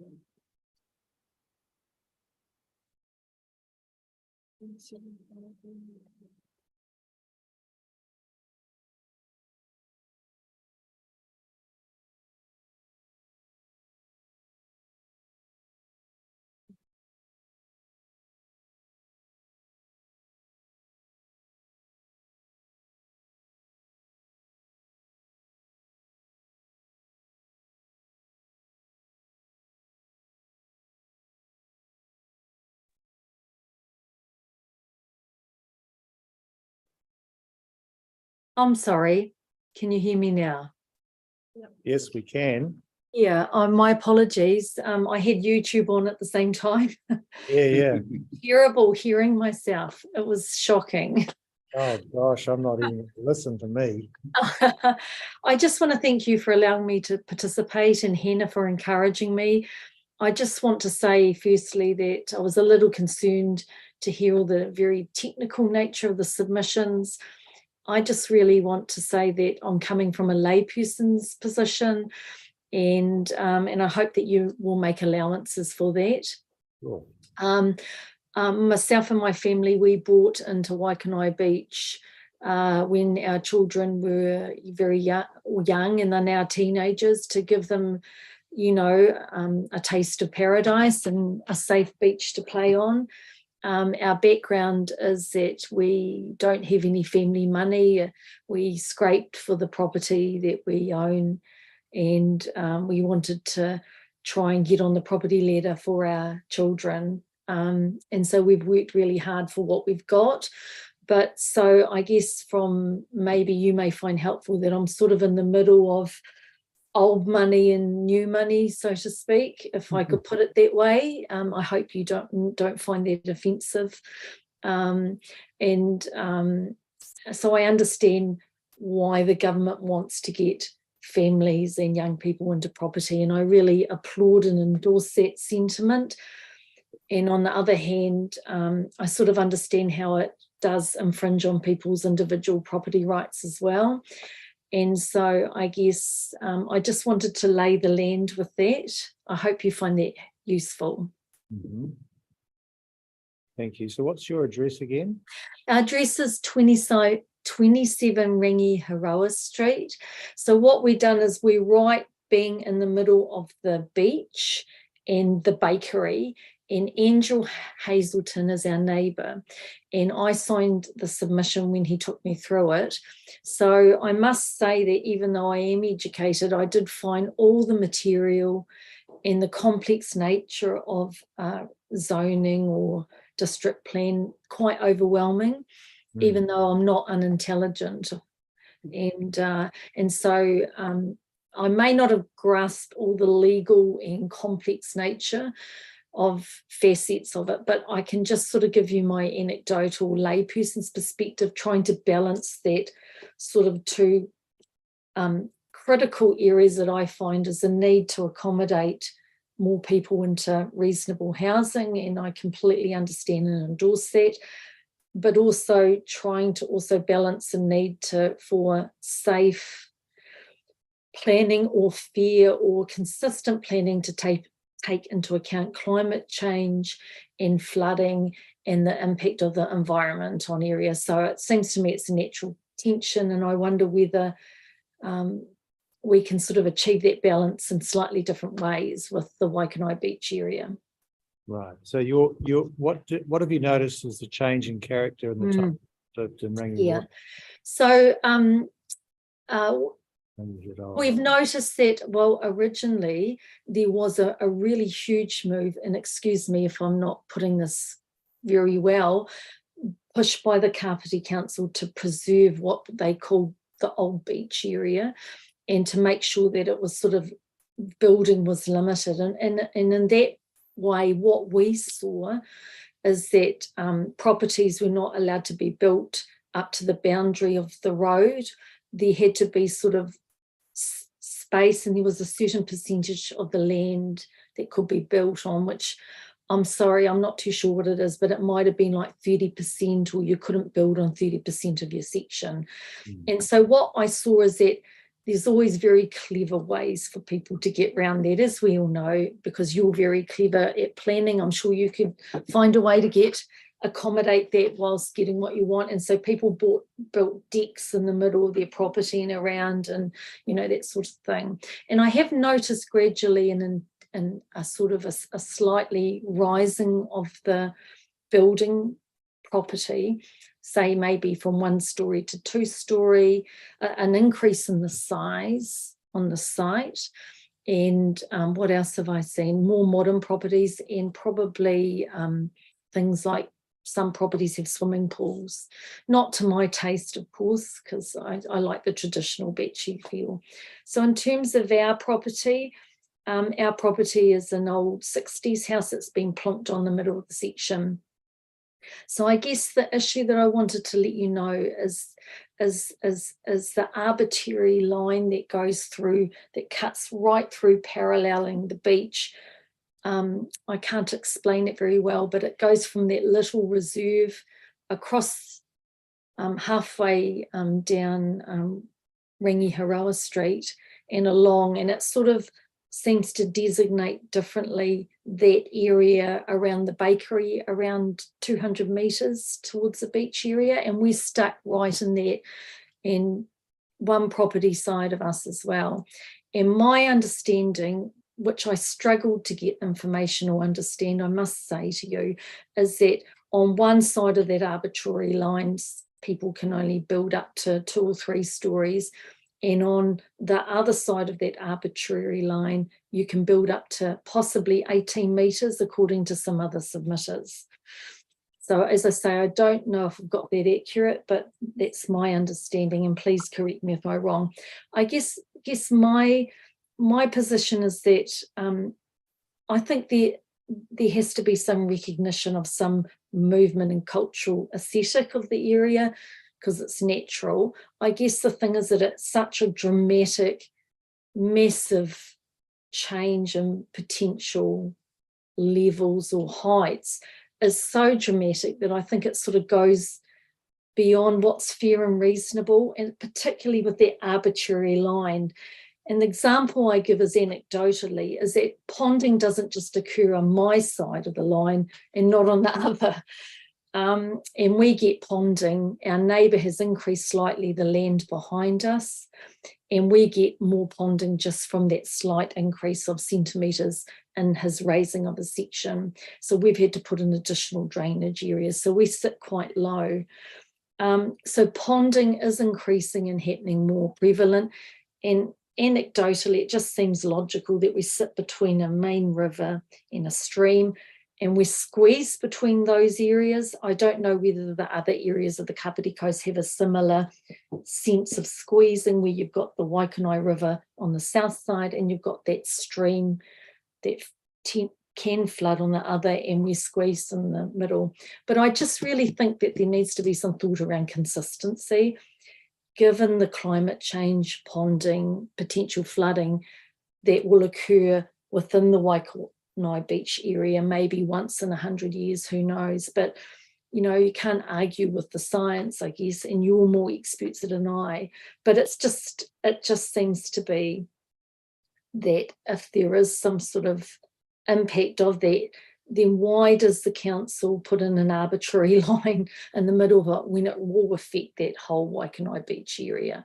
So my compromise would be is to lose that sort of dramatic difference on 100 metres from the beach, 2 to 3 stories, and then the 18 metres on the other line. It just, to me, it doesn't make sense because of all those factors.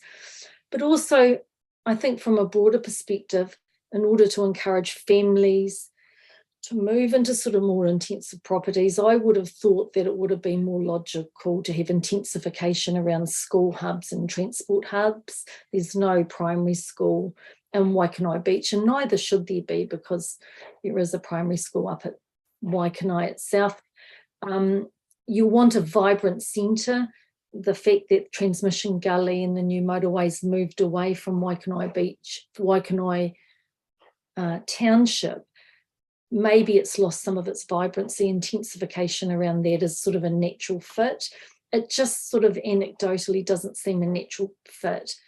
I would agree with your principle that they need to allow some intensification, but it is so dramatic, the 18 metres, that the consequences, and I have to say for us personally, is that in theory, the sections all around 27 can be built up to 18 metres, which would completely, well, almost block all of our sun in major light.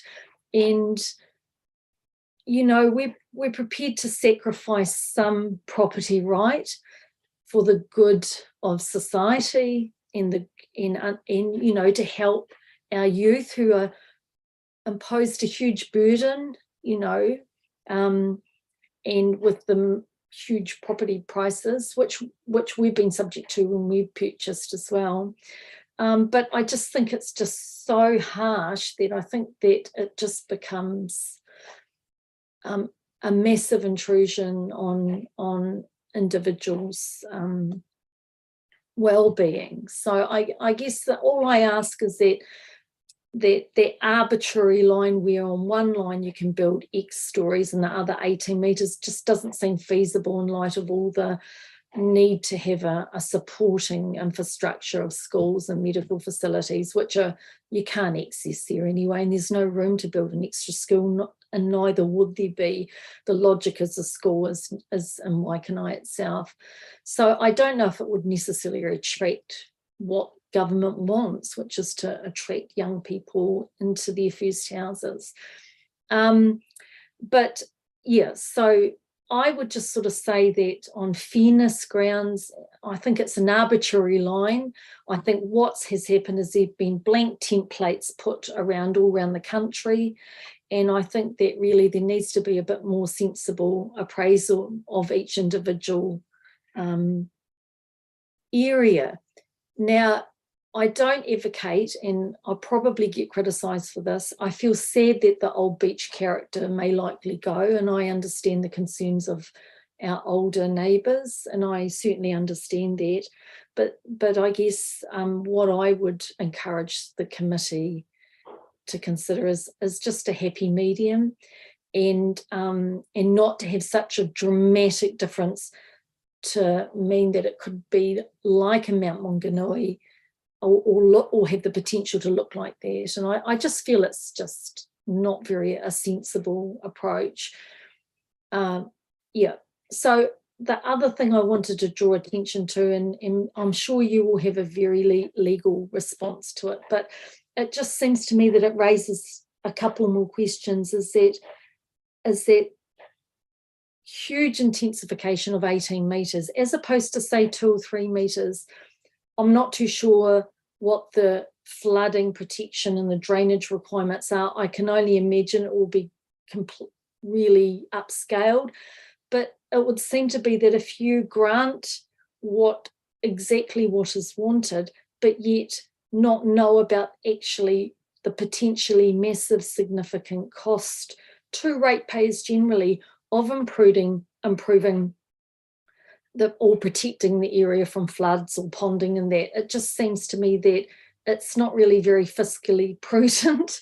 That you want to know what those costs are likely to look at if you want to agree fully with the intensification proposed up to 18 metres in my area, which is between the bakery and halfway down towards Waikanae Beach on Rangiharoa Street. And it seems to be that I would like to see a more prudent approach to what the potential costs are on ratepayers as well, because it seems to me it could be, nothing is ever infinite, but it just seems like the potential has to be massive. And the other thing is that I don't know why they've chosen the bakery area as a hub, because it's new, but it seems to me that the bigger hub is actually where the cafes and the full square is, but yet there's been no subject to intensification of that area. So what makes it arbitrary line? I'm struggling to understand the policy underneath that arbitrary line that's drawn, where this area around the bakery can go up to potentially 18 metres, and the other area cannot. It seems to me that if you want to adopt a consistent approach, and I'm horrified to say this, but you either have it all or nothing, because doesn't seem to be any reason based on all the coastal and flooding and ponding issues that occur that is not arbitrary. It seems to me you either have one or the other. There doesn't seem to be any consistency around that delineation, I guess, given there's other hubs. So I'm trying to propose a balance that respects what's wanted for families and the need for new homeowners to own their own homes and understand that challenge. But I mean, my recommendation is that there is going to be a change. I don't think that nothing stagnates unless it's deemed an absolute historical area and protected by legislation, I guess. But it just seems to me that the balance is that if you're going to take into account all the environmental factors, and that's a layperson's term, so please, you know, I don't exactly know the definition of coastal threats and tsunamis and flooding and podding, but that whole area is prone to it, squash between the river and the stream, that there needs to be a degree, all I ask is a degree of consistency applied to that. Thank you. I hope that makes sense. It does make sense. I don't know that it make any difference to you, but it's the height is 14, which is not 18. Oh, okay. Well, yes, no, thank you. Four stories. Oh, yes. And we've done some modelling. My husband's a quantity survey, and we've done some modelling of the blockage. Now, we have a 2-story property at the back of us, that old 2-story place, and we're okay with that. We're okay with some intensification, but it's just the dramatic city-like intensification, that arbitrary line. So all I request is that you consider that you be consistent, and you know, in light of all the flooding that's happened around the whole area, I just sort of see it as a huge risk to council, and a risk too far in terms of potential liability, when in fact you don't exactly, well, I can only presume you can't define actually what the costs are to sort of remedy flooding and drainage and everything else that goes with intensification at this particular time. So it's like the horse is bolted before the cart, or the cart is attached before you know the horse is bolted. I'm not quite sure which one it is, but so I guess I just wanted to present from a perspective that we're hard work and bought that place for the enjoyment of our kids, and understand all the issues, understand that change has to come, but there's also some resourcing support there as well. No schools, limited resourcing support, no really ability to build a school. Why would you want to, with the population all declining children, population rate of children is declining. That's the modelling. So yeah, so please welcome to ask me any questions, and I hope I've sort of made myself clear on that. Thank you. Do you have any questions? Thank you very much. No, that's very clear, and we understand your perspective and the interest that you're trying to describe.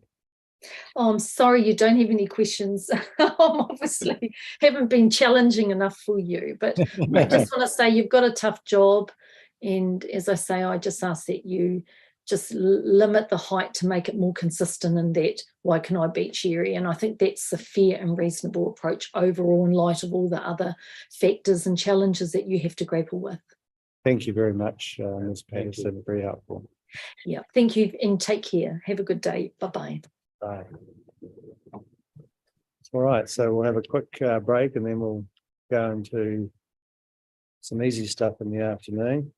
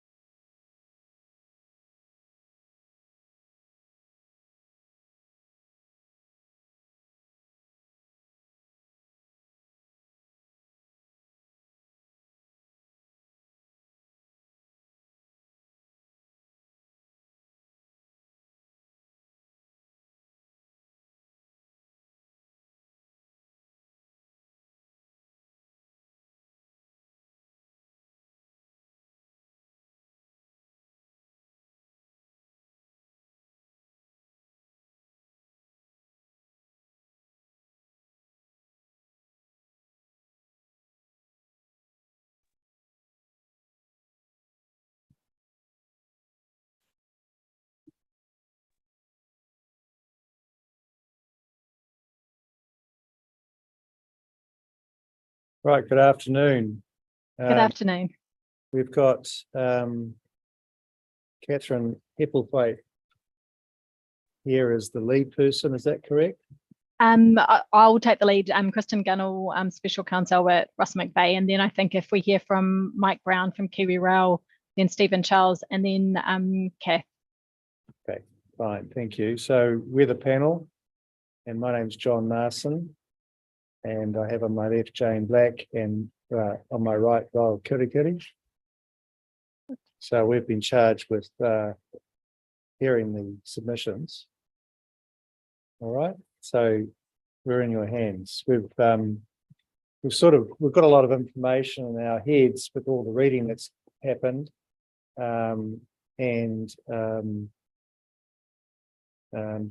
it wouldn't be a bad idea just to go through an overview of things and also a bit of the evidence by witnesses, and then we'll ask questions.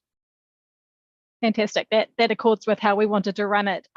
But appreciate, the volume of submissions and also the intricacies of this legislation. So thank you for your time this afternoon and consideration of our submissions. So tēnā koutou katoa. My name's Kristen. I'm appearing on behalf of Kiwi Rail, and as I indicated, Mr. Brown, who's the Group Manager Planning and Land Use for Kiwi Rail, will provide a short summary of his corporate brief. Dr. Stephen Charles will provide a summary of his evidence on noise and vibration, and then Catherine Hepplethwaite, who's will provide the expert planning brief on behalf of Kiwi Rail. And I just propose to have a short sort of overview of a few key topics.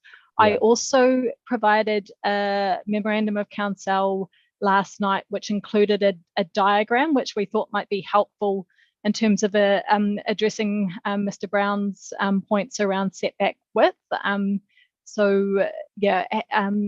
sure if you have seen it, because I realise you probably have had a packed day. Have you got it? You arrived yesterday. It looks like it's from Hannah.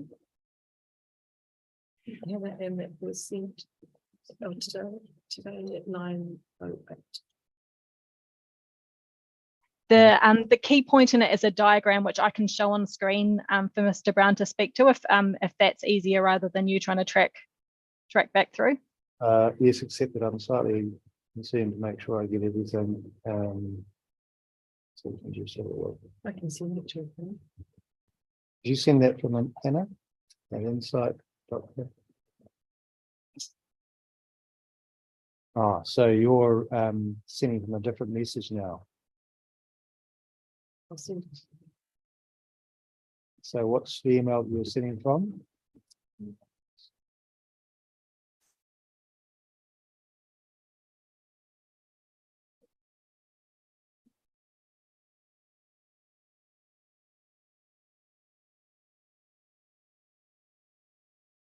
Put the diagram. It's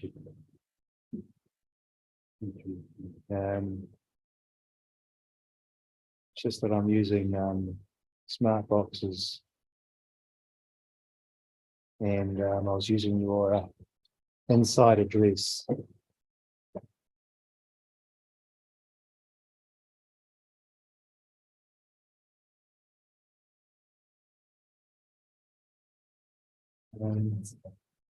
Yeah, if you wouldn't mind. I've just sent it to you. Control my life on the smart.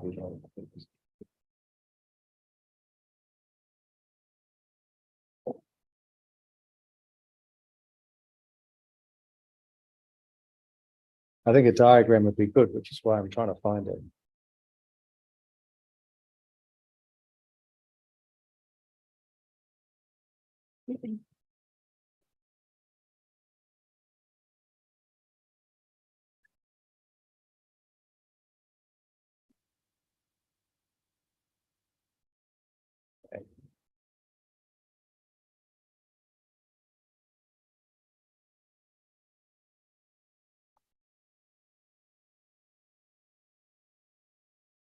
Right, I have that diagram. It's got stick figures on it.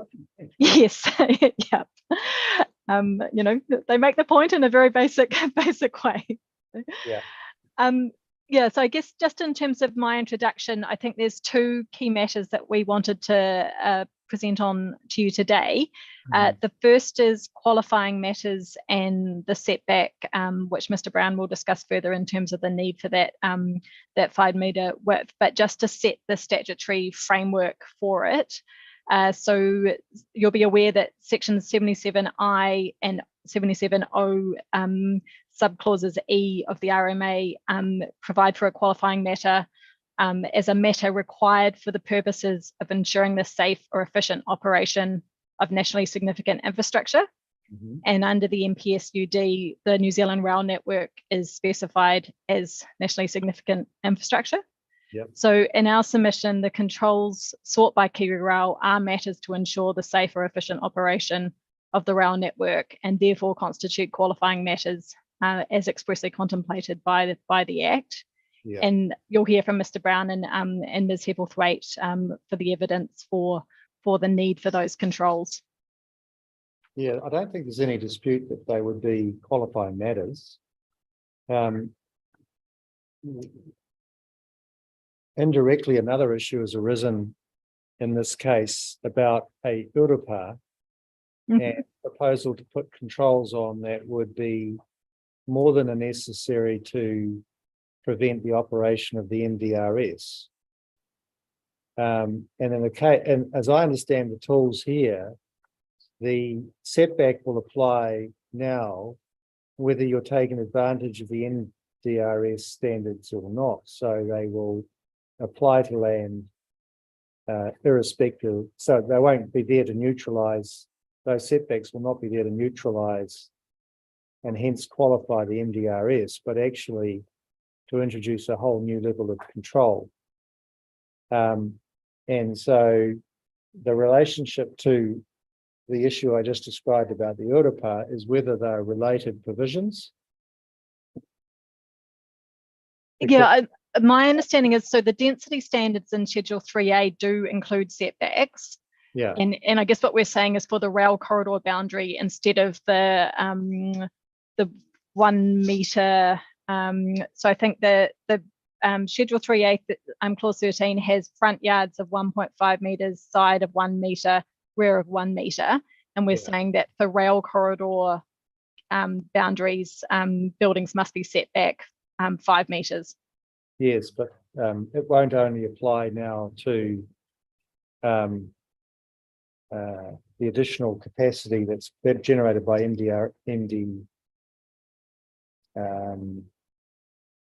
RS, but also will apply more generally.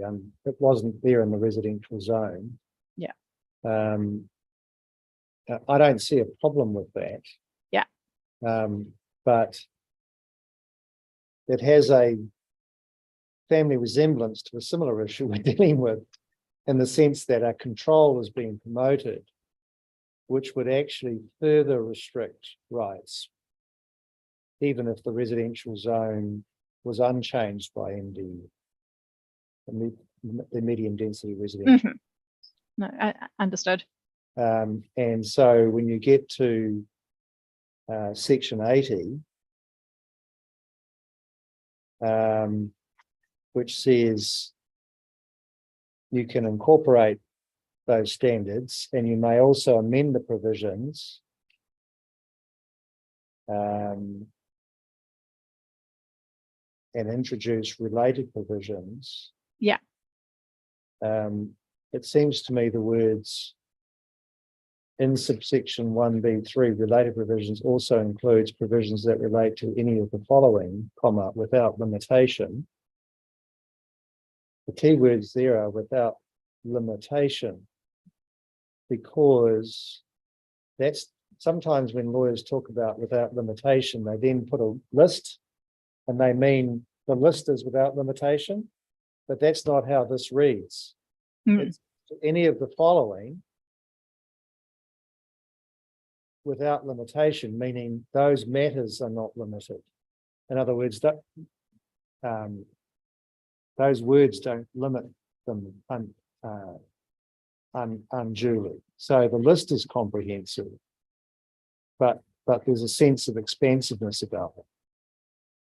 So if you are a legitimate qualifying matter, you potentially could lower the ceiling for the existing residential zone. Does that make sense? Yeah, understood. And I think, district-wide matters, infrastructure and qualifying matters would sort of cover both setbacks and the noise and vibration controls. Yeah. So if we discover a matter that could qualify as a qualifying matter, we could potentially introduce a stricter control that would operate without just simply qualifying the NDRS.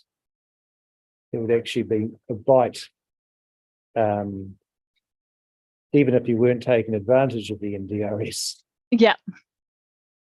Yeah, and we've dug out the departmental reports on the Act and also the Select Committee reports, and I think there was a real intent to sort of widen it to enable sort of complementary provisions and have that scope to do everything under the ISPP instead of having to just implement the MDRS and then have a bunch of other changes go through at a later date to try and build those other provisions that fit with the MDRS provisions. Yeah, but it seems to me that the idea was also to say, well, through this inquiry or this analysis that's required, further refinement of these otherwise qualifying matters may justify provisions that apply irrespective of whether a person takes advantage of the MDRS or not. Yeah. So it would be quite helpful to have those committee reports for highlighted portions of that where you say they've addressed that question. Absolutely. Yeah, we'd be very happy to send those through. Yeah, because I think I understand how it works, but it's sort of become a bit of a big issue in this area. Yes, yeah, you're not the only ones grappling with it. It's yeah, I guess that the legislation is fairly layered in terms of how you apply it. Yeah. Okay, so we're back at the diagram, and the purpose of this is presumably to say if a building was constructed to 12 metres, this is how we calculate our 5 metre setback requirement. It has been a reasonable requirement. Yeah, that's correct. And I'll let Mr. Brown speak to the details as part of his presentation. But yeah, really the intention there is to show you the various components that you need to be considering in terms of any maintenance equipment around a taller building. Mm-hmm. Okay. Excellent. So I guess if I just, I think for the, I sort of had a brief summary of setbacks, but I think it's hopefully clear, the benefits of setbacks in terms of the increased safety for users of the land adjoining the rail corridor, as well as users of the rail corridor itself, and therefore consequently efficiency around rail operations by mitigating against the risk of train services being interrupted by unauthorised persons or objects entering that rail corridor. Just to point out, we strongly disagree with the reporting planner's comment that KiwiRail's concerns could be addressed by neighbouring landowners seeking permission to encroach into that rail corridor. Mr. Brown will discuss this further, but the risks associated with the rail corridor are very different from property used for residential or other uses. And in my submission, it's not good planning to expect a building owner to either encroach into the rail corridor to undertake that building maintenance activities, or either have to seek permission or trespass to be able to actually maintain and clean their buildings. So what's the average width of the corridor? I will ask Mr. Brown to address that. Okay, so through the Kapiti Coast neck, what would be the average width of corridor? Would be an interesting question. But yeah, he can come to that. Cool. And then just turning to noise and vibration. So, KiwiRail's comfortable that noise and vibration provisions are able to be incorporated in this process through those Section 80E related provisions. Yeah. And it's instructive to note that in the Section 32 report, the report stated that the following district-wide matters chapters also include provisions that are relevant to the issue of housing supply and intensification, and expressly included noise in that list. So it was called out there. Sorry, what was that? What were you referring to there? The Section 32 report for the plan change on pages 90 and 91. Yeah. Well, yeah, I don't think it's a particularly surprising submission to say you should address the corridor in the course of this exercise. I don't feel personally I need to be persuaded the legal position of that. Excellent. That we're very pleased to hear that, because that 100% is our submission, that we don't think it's at all surprising that for housing near transport corridors, you need to think about the interface. Absolutely. Fantastic. Anyway, and just to flag that Dr. Charles will obviously have the evidential basis for the specific controls requested by Kiwi Rail. Yeah. So that was kind of, I guess, my kind of key points from a overview perspective. And so would you now like to hear from Mr. Brown, Dr. Charles, and Ms. Hebblethwaite? Yeah, I do want to. I'm not sure about the other panel members, but I would like Ms. Hebblethwaite to run through the provisions and how they would work. Probably first, and then we can hear from the technical witnesses about why those provisions are necessary. So that would be most useful for me anyway. Mm-hmm. So let's just work down the cascade of the provisions, so how they work.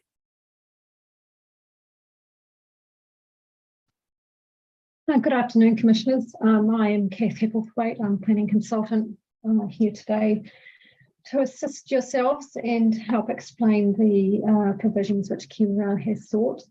Is it most useful if you look at the planners recommend provisions, which do you have at hand? So we can talk through those. So which provisions are you referring to? Thought we could just start with the general residential provisions. What's your referring to? I'm not quite sure which document you want us to look at. Sarah, do you have the council planners report at hand or my evidence at hand, which is most convenient? Okay, so I'll go to your evidence. Hold on. What page of the planners evidence is it? Somewhere around 111.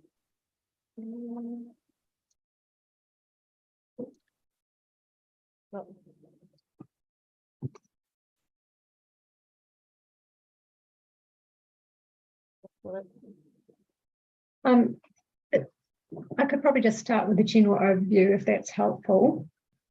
There's your attachment A, proposed changes. Okay, that would work too. So that's in triple flag. Okay. So you've got a standard applying to new buildings and structures. And it's a yard requirement. Yes. So on there would be a 5 metre setback. I have just realised, sir, that there is a mistake in that, and I apologise for that. There should be a extra box. I'll provide that by way of addenda at the close of this matter if it is suitable. On page 15, you've got the GRZ rule X1. Pardon? GRZ rule X1 on page 15. Yeah. And on there should be a rail corridor setback. Sorry, my apologies. Page 16, it's further down. I apologize, sir. I have a number of these matters on hand and I have just getting up to speed with this one. So on top of page 16, there is in red text there a requirement for a 5 metre setback. Yep, in that one, Page 16. Mine's not paginated. I was just at the top. So it's the second table. So second page of tables. Yeah, the buildings texture. and structures must not be located within a 5 metre setback from a boundary with a rail corridor. So yes, so this is for the general residential zone. So that is a permitted activity standard. Yeah, Immediately below that is if one was proposing to build with inside there, a restricted discretionary rule would be required. And similarly, there's a matter of discretion, which is in the Roman numeral X in red, and that refers to the safety and access, or ability to safely access buildings to do maintenance. So that would be in the situation where, for example, a building was proposed to be, say, 3 metres from the rail corridor instead of 5. Moving further down the page, in the left-hand column there, so we're now moving to the metropolitan, town centre and local centre zones. The same provisions are mirrored. So there's a 5 metre setback rule, which is a permitted activity. And further down in the matters of discretion is a, excuse me, is a matter of discretion which mimics the one for the residential zone. Then, sir, if we move to the following page, we're now moving to the noise provisions. And you'll see there on the top of that page in the right-hand box, 40 metres is proposed to be replaced with 100 metres. Dr. Charles will provide the technical evidence for that. what's been changed? Oh, I see, 100, yeah. 40 to 100. So Yeah. that means that the noise provisions which already exist in the Kapiti plan would increase in the width which they applied. Currently they apply 40 metres from the boundary. That had been around the mulberry bush previously in the other plan, and 40 metres was selected. And that presumably was a standard based on human perception and health, which wouldn't change whatever density. So I couldn't figure out why KiwiRail has gone from 40 to 100 if the question is personal health and safety, which wouldn't change, the distance wouldn't change whether it was 1 person or 10, would it? I'm not familiar with the previous provisions or plan you're referring to, sir, I'm afraid. Okay. All right. Well, I've signalled that to Dr. Charles anyway. Okay, thank you. So just moving a little further down the page, the large area of red text is a new proposed permitted activity provision, which is a vibration control, which is proposed to apply within 60 metres of the boundary of the rail station. And in that text, there is a standard which sets out matters which are to be complied with in terms of vibration. And right at the bottom there, you can see in bold red text matters of discretion, and they relate to the vibration control, and they also continue onto the next page. And at the conclusion of the table, there is a proposed amendment which is put forward by the oil companies, which KiwiRail further submitted on, and it relates to recognising reverse sensitivity effects and policy general residential P10. Okay, so I have one observation and one question. The observation is, I'm not sure that I like your phraseology for some of the standards or matters of discretion. The first thing is, if it's a designation, would it necessarily be a boundary within the meaning of the plan? And don't you mean the edge of the boundary of a designation? So would it need to be clearer what it's a boundary to? And given it's a spatial limitation, it probably does need to be very specific. And then when it says matters of discretion, say under GRZ, it says the location and design of the building as it relates to the ability to safely use, access and maintain buildings without requiring access on, above or over the rail corridor.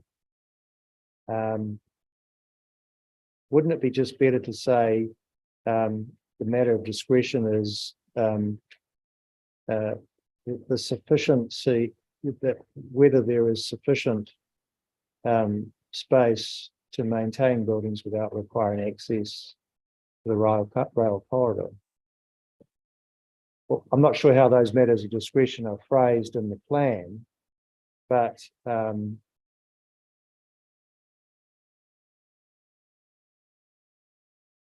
Shall I respond to the first point, perhaps, sir? First, if you have finished that part of your question, I think.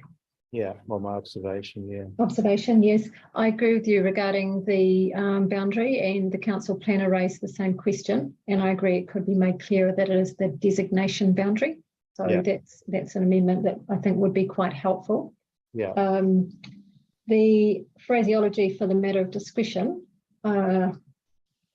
again, happy if the council planner wished, or I would be happy to suggest something which worked in with what the planner has suggested. The general intent is as you've described, that is to ensure that if a building is located within the 5 metre yard, that there is confidence that it can be maintained on an ongoing basis without the need to move across the designation boundary. Yeah, so its function is, it's the function of the setback is to provide sufficient space for maintenance of the building without impinging on the rail corridor. That's its function. And, yes, correct. You selected 5 metres for the reasons Mr. Brown will explain to us.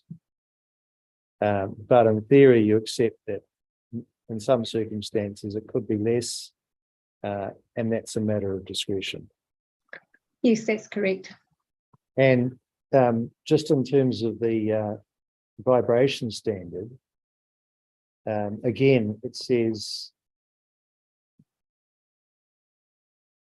must be protected from vibration arising from the nearby rail corridor.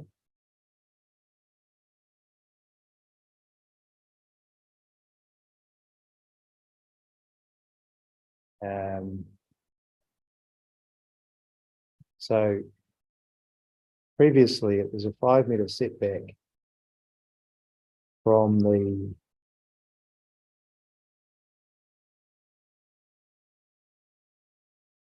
rail corridor. So it's under the setback standard, it's 5 metre setback from the boundary of the rail corridor. And then in the vibration standard, it says 60 metres from the boundary of any railway network. Well, does that mean, are we talking about something different than the rail corridor, or is it the rail, you know, so there's a difference in terminology there that I can see already that could potentially engender confusion. And then it says must be protected from vibration, but that's actually a standard. And then it says this compliance to the standard is demonstrated by a report demonstrating compliance with the following matters.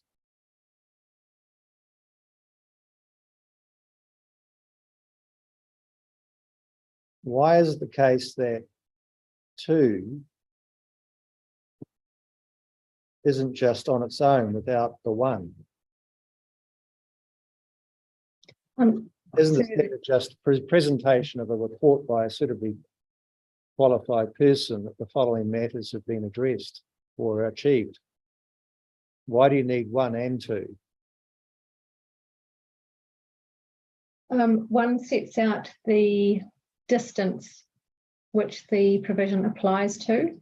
Oh yeah, and two sets out method of compliance, which is the report, which either demonstrates, or 2A demonstrates the vibration control is met or can be met by design, or alternatively the building is of a, or 2B, the building is of a specific design. Right. I sort of get that, but I just think it's it could benefit from some tweaking in terms of the wording. Yes, we would be happy to oblige if that was of assistance. This is the wording which is in the primary submission, so of course there's always improvements we can make as we go along. Happily, we're not as constrained by scope as most commissions. Yes, sir. So, okay, so I get the gist of that, and that's helpful. Do you have any questions about the wording? Not about the wording. No, just about the diagram, maybe. Yeah, But that's technical. all right. Okay, so thanks for that. I think we're probably best to go to Mr. Brown to get the 5 meters explanation, and then we'll get Dr. Childs on noise and vibration. So would it be helpful for me to share the diagram on screen, or do you guys have it? Sorry, does the panel have it up in front of them? We do have it. Mhm. Kia ora koutou. Right, I probably need to get it now. Sorry, I was almost getting a little bit accepting of the fact that I was going to have it on screen. So one moment, please. Look, just by way of background, while I'm scrambling through my emails. As Kristen said, I'm the Group Manager Planning and Land Use with KiwiRail. I've been with KiwiRail for not such a long time, just over 12 months, but prior to a brief stint at ECA, I was with Wellington Airport for a long time.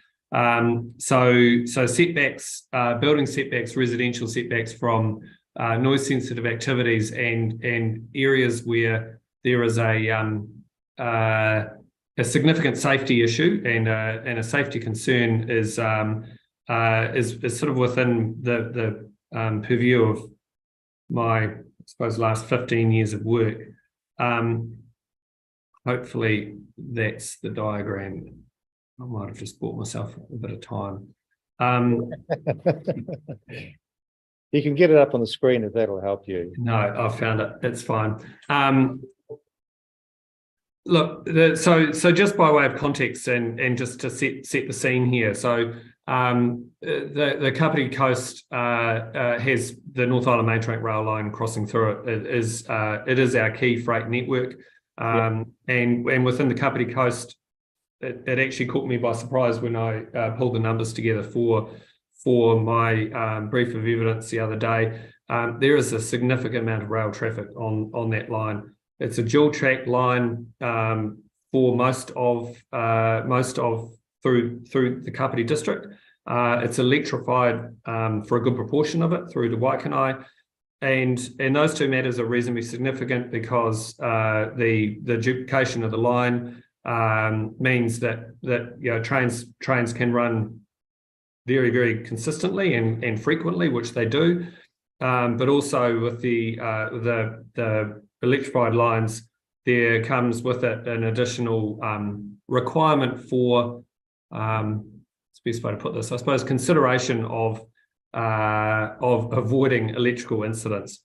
It's probably the easiest way that I can put that. I'm familiar with that network because I did the freight hub designation for Palmerston North. And so I'm familiar with the connection between Palmerston North and Wellington. Right. Helpful. In the background to this hearing, I'm just writing a paper to hopefully resolve one of the appeals on the freight hub. But anyway, that's another story. Look, there was a question asked, and I'll address that question. What's the average width of the rail corridor through the Kapiti Coast? While my colleague Kath was speaking just earlier, I was doing some measurements through our GIS. Where there is reasonably level ground, it's in the order of 20 metres plus or minus half a metre or so. Is that even true with the two lane? With the 2 lane, correct. I didn't check any single track areas. It does widen out to beyond that, and I didn't do any check measurements on those areas where there's a cutting or a fill area. So where the railway line's traversing a gully or cutting through a hill. So it does widen out in those areas. But of course, in those areas where it's wide, there's usually steep terrain going on there, either falling to the railway line or falling away from the railway line. And in terms of international, rating that relative to international corridors, what's 20 metres like? Is that tight or? That's an exceptionally good question. I genuinely don't know the answer to that. The reason I'm doing that unlike is on a scale in my own mind, because New Zealand has sort of developed in a trajectory where there's quite narrow corridors, it seems to me, and quite poor provision for rail, and that somewhat affects our view about this. Yes, understood. But we don't live in an aviation world where distances are prescribed by an international document. Rail is very much a jurisdiction by jurisdiction managed beast. Yeah. And look, I hear your point about constriction of services and constriction of rail corridors, where we are very conscious of that in Auckland in particular. We're in the process of buying adjacent land to the rail corridor to provide extra lines in Auckland. Look, 20 metres is sufficient for 2 lanes, but if we grow that requires extra lanes, it wouldn't be sufficient. That's, I suppose, a long-winded answer to I don't really know what international does. Right. So the average of 20 metres, and in terms of margin of safety, does that not provide you? Does that suggest to you that there's quite an elevated risk with buildings that had maintenance activity on them if there wasn't adequate provision for space? In other words, that KiwiRail can visualize situations, given the width of its corridor, where people, if they didn't have sufficient space for maintenance, would elevate the risk to the network. Absolutely. And do you have any international experience or literature that you consulted in terms of framing? What I expect happened is you sat down and said, gosh, the government's just issued this. What does that mean for the rail corridor? Well, we need to have setbacks because we don't want people maintaining those types of buildings and then using our corridor for legally or without permission. And then did you consult any international literature or experience to inform the 5 metres? To inform the 5 metres, absolutely, and there's certainly New Zealand precedent in this space, and in that regard, we drew upon the WorkSafe guidelines for safe erection of scaffolding, which are reasonably clear. So there's a bit of they refer to it as a golden rule. Which talks about a 3-to-1 width to height ratio. So if you're 3 metres up, you need to be 1 metre wide. So if you're 12 metres up, you need to be 3 metres wide. And so that's starting at where, and this is sort of starting to look at the diagram. This is now looking at what a required area of land would be to safely erect scaffolding. And we've intentionally picked scaffolding because it's common and it's cheap. I have for painting our house at home, which is a 2-storey home, I bought myself a set of mobile scaffolding. So if you're looking at the drawing, that's the thing on the right-hand side. And so that's the I suppose the tower scaffold example. So in this instance, what we're looking at from the face of the wall, you allow a 20 centimetre gap to work because you can't work with the scaffolding right against the wall. You have a width of your actual scaffolding tower, and they're usually in the order of sort of 1.5 to 1.2 metres, 1.2 to 1.5, sorry. And then you have an outrigger. So that takes you out to in the order of 3.2 metres. You're then adding on to that the need for someone to attend to that outrigger and to safely walk around it, because without that, you're creating additional trip hazards, fall hazards, and just an inability to safely use that piece of kit. Excuse me, from an ergonomics perspective, the kneeling stick figure is in the order of sorry, had an almond before and I've got an almond shell stuck in my throat. The kneeling stick person is in the order of 1 metre. And that's the occupation of someone who is kneeling, working on something at ground level. On top of that, we have, in that diagram, we have red lines. And those red lines are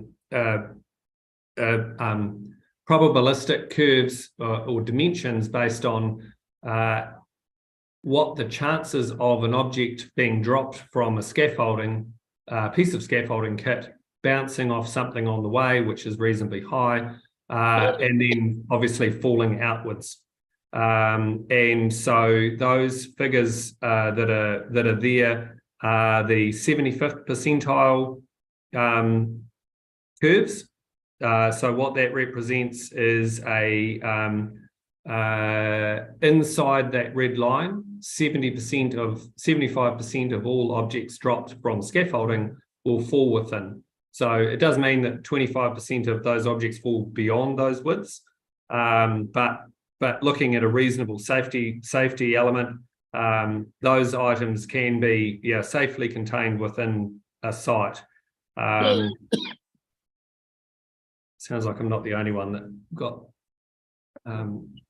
head of almonds.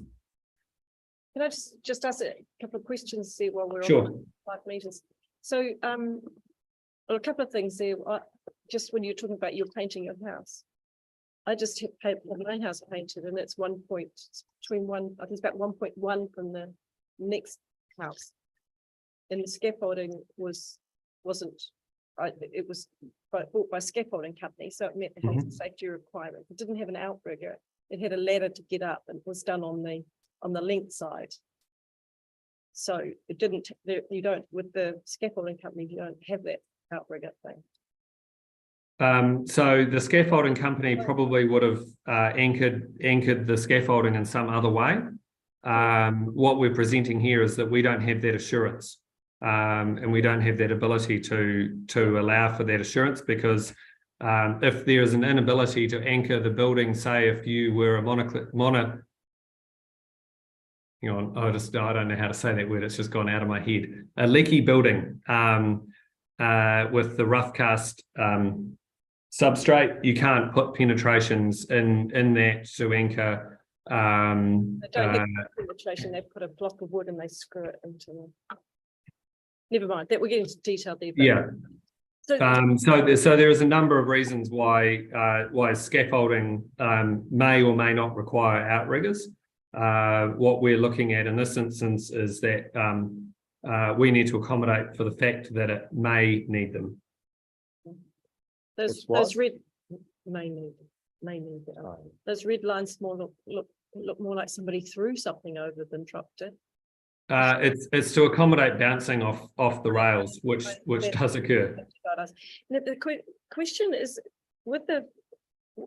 what's your understanding of I'm trying to get at the issue we're trying to solve here. So how often does this happen? How often, do you get asked permission to use the road corridor? Incidents of accidents? Just trying to get the size of the issue, because 5 metres is a significant piece of land that has to be, a building has to be set back on. It's an interesting question, and the reality is that those statistics we don't have. The process for getting access to the rail corridor is very involved and detailed and complicated. Most, if not all, lay people don't go there, and anecdotally, what we're aware of is that more often than not, the encroachments are matters of trespass.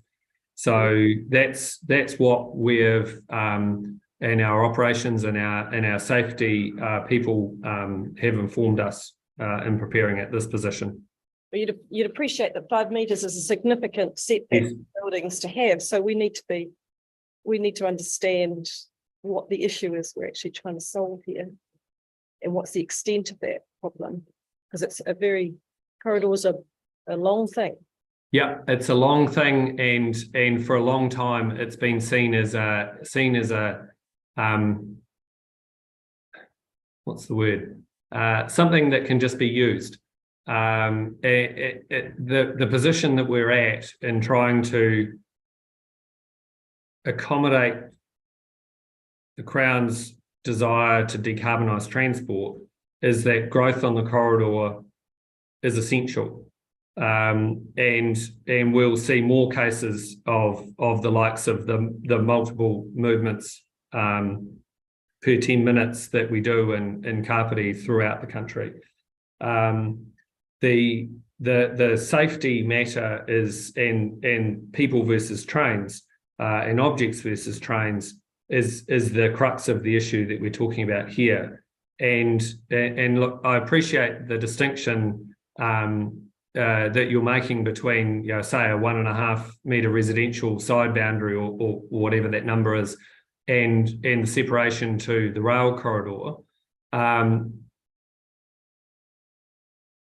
But those side boundaries don't carry that same risk to either the people entering into the rail corridor and what could happen to them in a careless moment, or the risk of objects inadvertently entering into the rail corridor and impeding operations. Yeah. And at the extreme example, the impeding operations could be, say, a poorly secured scaffold tower falls onto the lines and takes down the traction lines. So I appreciate all those things are risks. I just don't know what the size, the likelihood, I suppose. I understand the consequences, but really know when we're looking at such a large piece of land, what the likelihood of that is. But look, I do get the point, but the consequences of those risks, irrespective of the likelihood, is massive. And yeah, the aviation example, and I brought that up intentionally. No one ever really seems to question risk consequence on adjacent activities next to airports. I mean, for starters, there's never residential activity right next to airports as well, so maybe that's why. Possibly done myself out of an answer there, but the reality is that New Zealand's perception of rail is that it's a bit of a backwater thing and it's never going to take off. The reality of rail is that if New Zealand wants to be serious about its decarbonising goals, we have no choice but to encourage the use of, preserve the ability to expand and to try and eliminate as many barriers to growth as possible. Thank you.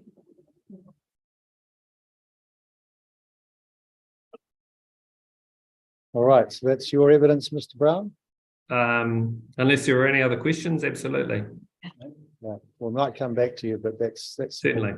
Yeah.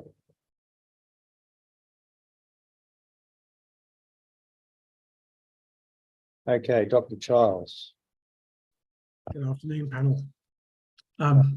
You've saved the noise for last thing in the day, which is an interesting choice. You know my views on that.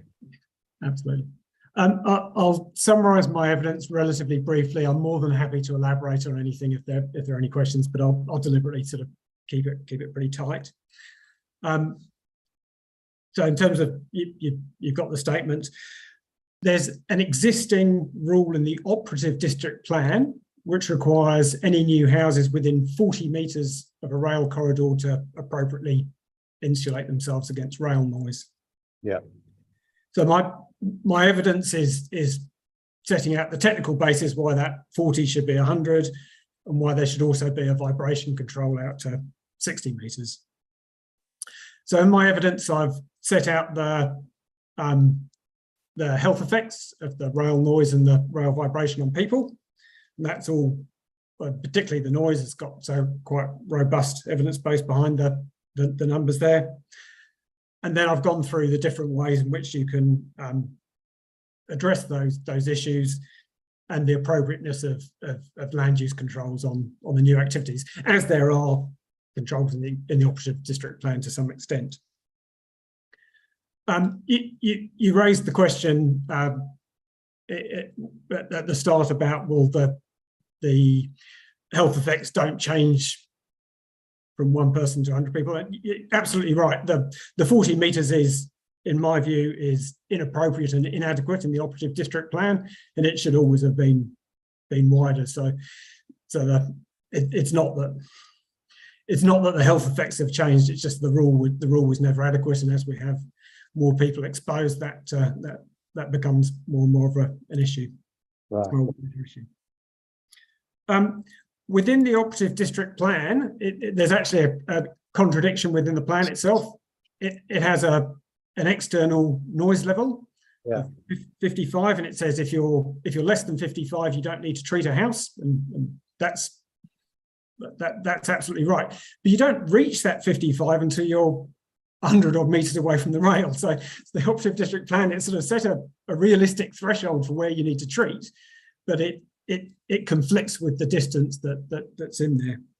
And I've set out data. Are you saying that the 40 metre spatial distance doesn't tie with the other standard, which is 55 at the external face of the building, which would not be in existence within 40 metres of a rail corridor?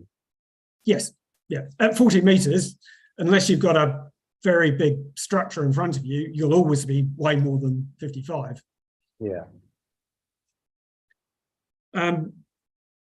Or particularly in this district where there's frequent trains. So that's as I've got a lot of detail. I'll go into more if I need to. That's the nub of the issue with the noise rule. Mm-hmm. With the vibration issue, it just doesn't. There's nothing in the operative district plan. It's a gap in the operative district plan. In my evidence, I've given some data from around the country, just indicative vibration levels, different distances from the track. Vibration does vary a lot compared to noise on ground types and so forth. One of the measurements happens to have been in Otaki. But in all cases, you exceed limits for human annoyance. We've got 60 metres is sort of, within that 60, you're virtually always exceeding the limits for annoyance. So that was the rationale for the 60 metres. And just to finish off on the vibration, the reporting officers raised a number of questions. And I've got in my evidence, vibration is a bit of a bother. It's a lot harder to address the noise. It's harder to measure. It's harder to mitigate. It is a bit of a bother. But where you're intensifying sensitive land use next to a vibration source, and we're more akin to European cities, and where you're going for that, bringing the sensitive activity next to the vibration source, you've got to build to appropriate standards. And for vibration, there is a bit of a bother there in terms of making it work, but you've got to use the right engineering standards. The methods exist. They've not been widely employed in New Zealand, so we haven't gone for dense residential buildings near to rail corridors to that extent that may now occur. But there are practical engineering solutions available. That was all I had, but happy to take questions. I don't know if I guess the planning officers raised questions and the same concern about what does it involve in terms of doing whatever it is to a house? What is it? What's the cost? What's the, all of those assessments are necessary to be able to assess whether, these are things we also would have to consider as part of deciding whether it was a feasible thing to do. Yeah. And again, what issues have you had in the past that would give you that are causing this concern? Is it a measurable thing that you have a lot of complaints, you have a lot of houses shaking too much, falling down, or whatever happens? I don't know. So with both the noise and the vibration, it's not necessarily a complaint thing. It's a long-term accrual of health effects, and for the noise, there's been an awful lot of research that's kind of pinned down the the exposure response. For vibration, there's been a lesser body of research, but the evidence that's there shows it's a similar idea. But so as you're exposed to more and more rail vibration, the annoyance curves have been produced in the Norwegian standard. And then annoyance is in terms is a stressor for various other health effects. So exposure to vibration over not sort of a single train going past, but if you're living next to a railway and you've got repeated exposure, that has these adverse health effects, and you can monetize those out in terms of disability adjusted life years that are quite significant on, as well as the individual's negative effects. It's got a cost to the wider community. So that side, in terms of the need to address vibration, there's my evidence sets out the reason why they should be controlled. And if to some extent the question about, well, how much it costs to control them, if you're building close to a railway and you've got to provide healthy homes, that's the cost of providing a healthy home next to the railway. And so I can't, it's not within my expertise to answer your question how much it costs.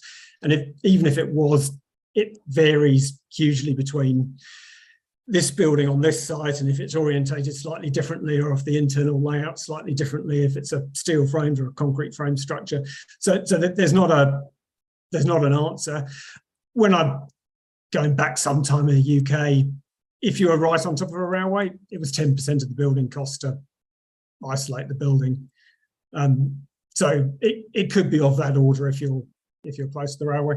Within the 60 metres as you get towards the periphery, there'll be lesser costs, but it will vary site by site.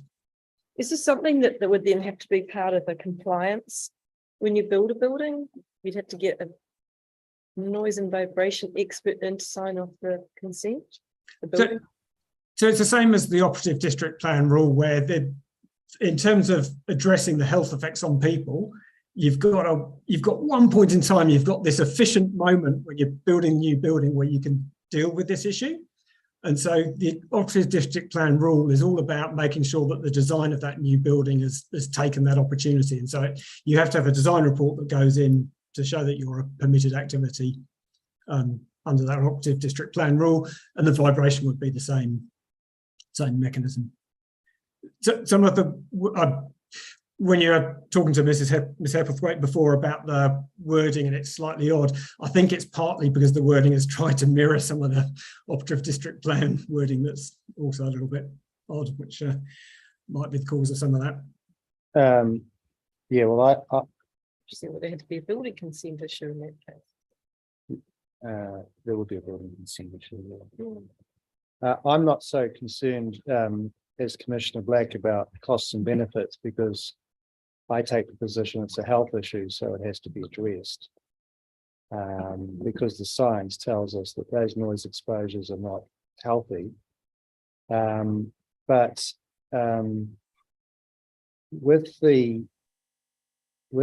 you've explained the 100, which is probably a relationship to your technical data on what the noise is being generated and how much distance that will travel. So I understand why you would change the 40 to 100 to make it more congruent. We know that the noise will not be function. If you do the adequate noise protection, whatever level of use of the line, it will be sufficient. In other words, it's not sensitive to volumetric changes and movement changes. That's correct. The way the rule's been structured on a 1 hour average is done on a typical busy 1 hour, and so that as the line gets busier, you'll just get more busy hours during the day. So the standard should remain adequate for the foreseeable future. Right, and we know this is the main trunk line, so it's likely to be one of the busiest lines in the country. What about the vibration control? Is that functionally related to volume of traffic, or? No, the metric is a 95% of events. So you have to, it's not done on the very highest event, but it's done on the typical maximum event. So it's, again, it's not related to volume, it's related to an individual pass by. Right. So it's not sensitive to which type of lines they will be, but the more busy a line, the more. Isn't it true though that even if the solutions work across volumes, variations in volumes, that's not true of the effects of failing to address the problem. In other words, if you have 5 trains run past that wake you up in the middle of the night, that's a lot worse than one. And similarly, vibration. So in a sense, the effect is not is worse based on traffic, and that's relevant to the fact that this is the main trunk line.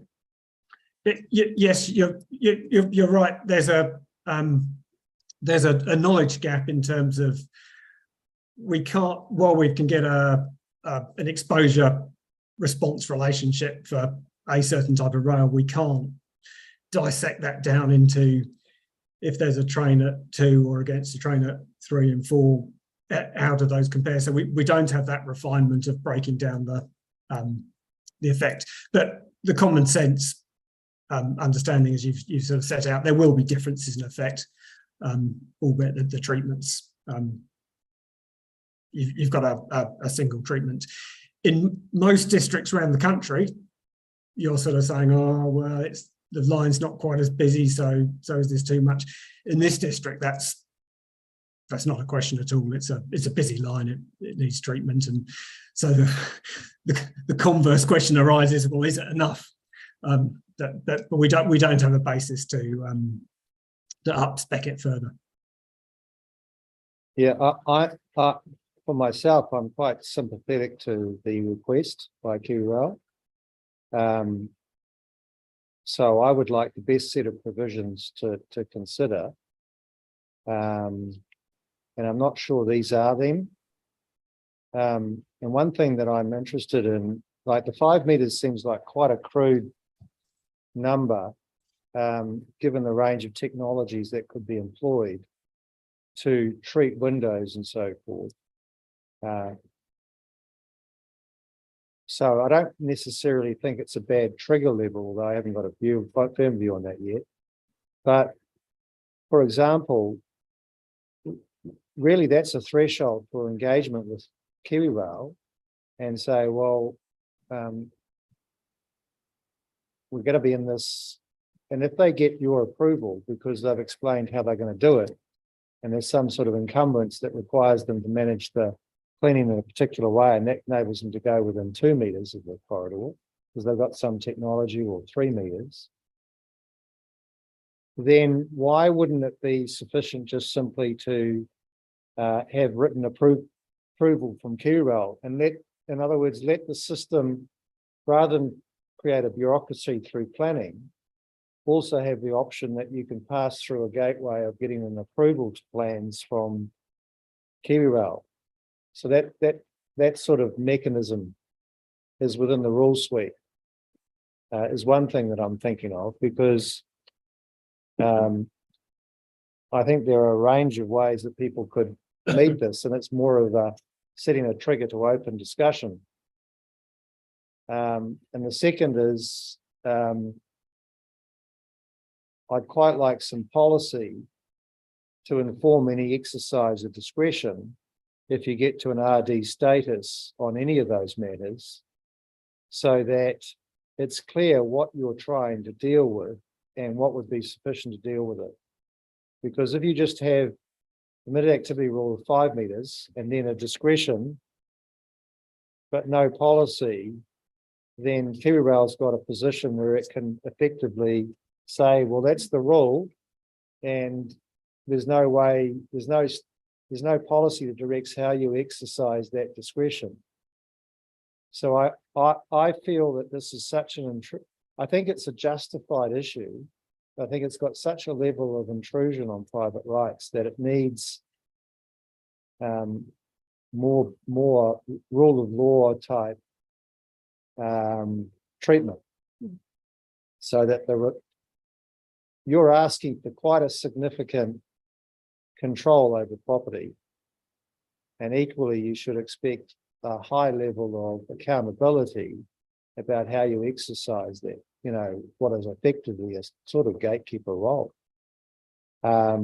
So I don't feel that the regime fits my rule of law standards. I understand the technical side of it and why it would be necessary. I don't feel it squarely balances the interests of the landowner and KiwiRail through clear policy that gives clear direction about how these discretions will be decided. So those are my things for you to think about, because philosophically I'm in favour of protecting the corridor and people's health. And it seems to me obvious that with this level of traffic, we need to address these issues. They are real issues. But there has to be clear outcomes, clear discretions guided by policy that are sufficiently flexible to also address technology, like particularly like in the vibration issue. I think there are many ways to skin that cat. And it's a very new area for New Zealand. So if someone is falling into an RD class, what is it we're really trying to achieve in descriptive terms as sufficient to meet that? That's what that's where I think the gaps lie. And I'm not sure that I've explained it as well as I could have, but it is late in the afternoon. Yeah, absolutely. No, thank you so much. That's been really helpful, and we're very happy to come back with some proposals that fit those sort of propositions. And I think you were very clear that, you know, the policy around the discretion and the gateway when KiwiRail might need to be engaged with, absolutely, you know, KiwiRail in terms of private developments up and down the country, and when people come to KiwiRail, it is very much a discussion with that landowner about how their development can be made to work next to the rail corridor, and you know, that sort of triggering to engage with KiwiRail, I think could be really helpful. Yep. So what I'll do is I'll leave you with the homework, and I'll let you come back into our process next week for us to have another discussion around those provisions, because the way I like to operate is I like to polish the proposition that if someone's putting to me to the best level, then test it against the council's planner, and equally their provisions against anyone's opposing those, so that we get the best assessment of what's appropriate. Excellent. That sounds like a good plan. So if you liaise with Hannah McCashin, who's our administrator, and work with Ms. Heppelwaite to get another suite of provisions by Friday, we will look for that and then come back to you. But I think you understand my rule of law point. Yeah, no, absolutely. Thank you. Thank you. Great. Well, have a great afternoon, and thank you very much for your attendance, and we'll speak to you again. Fantastic. Thank you for your time. Have a good evening.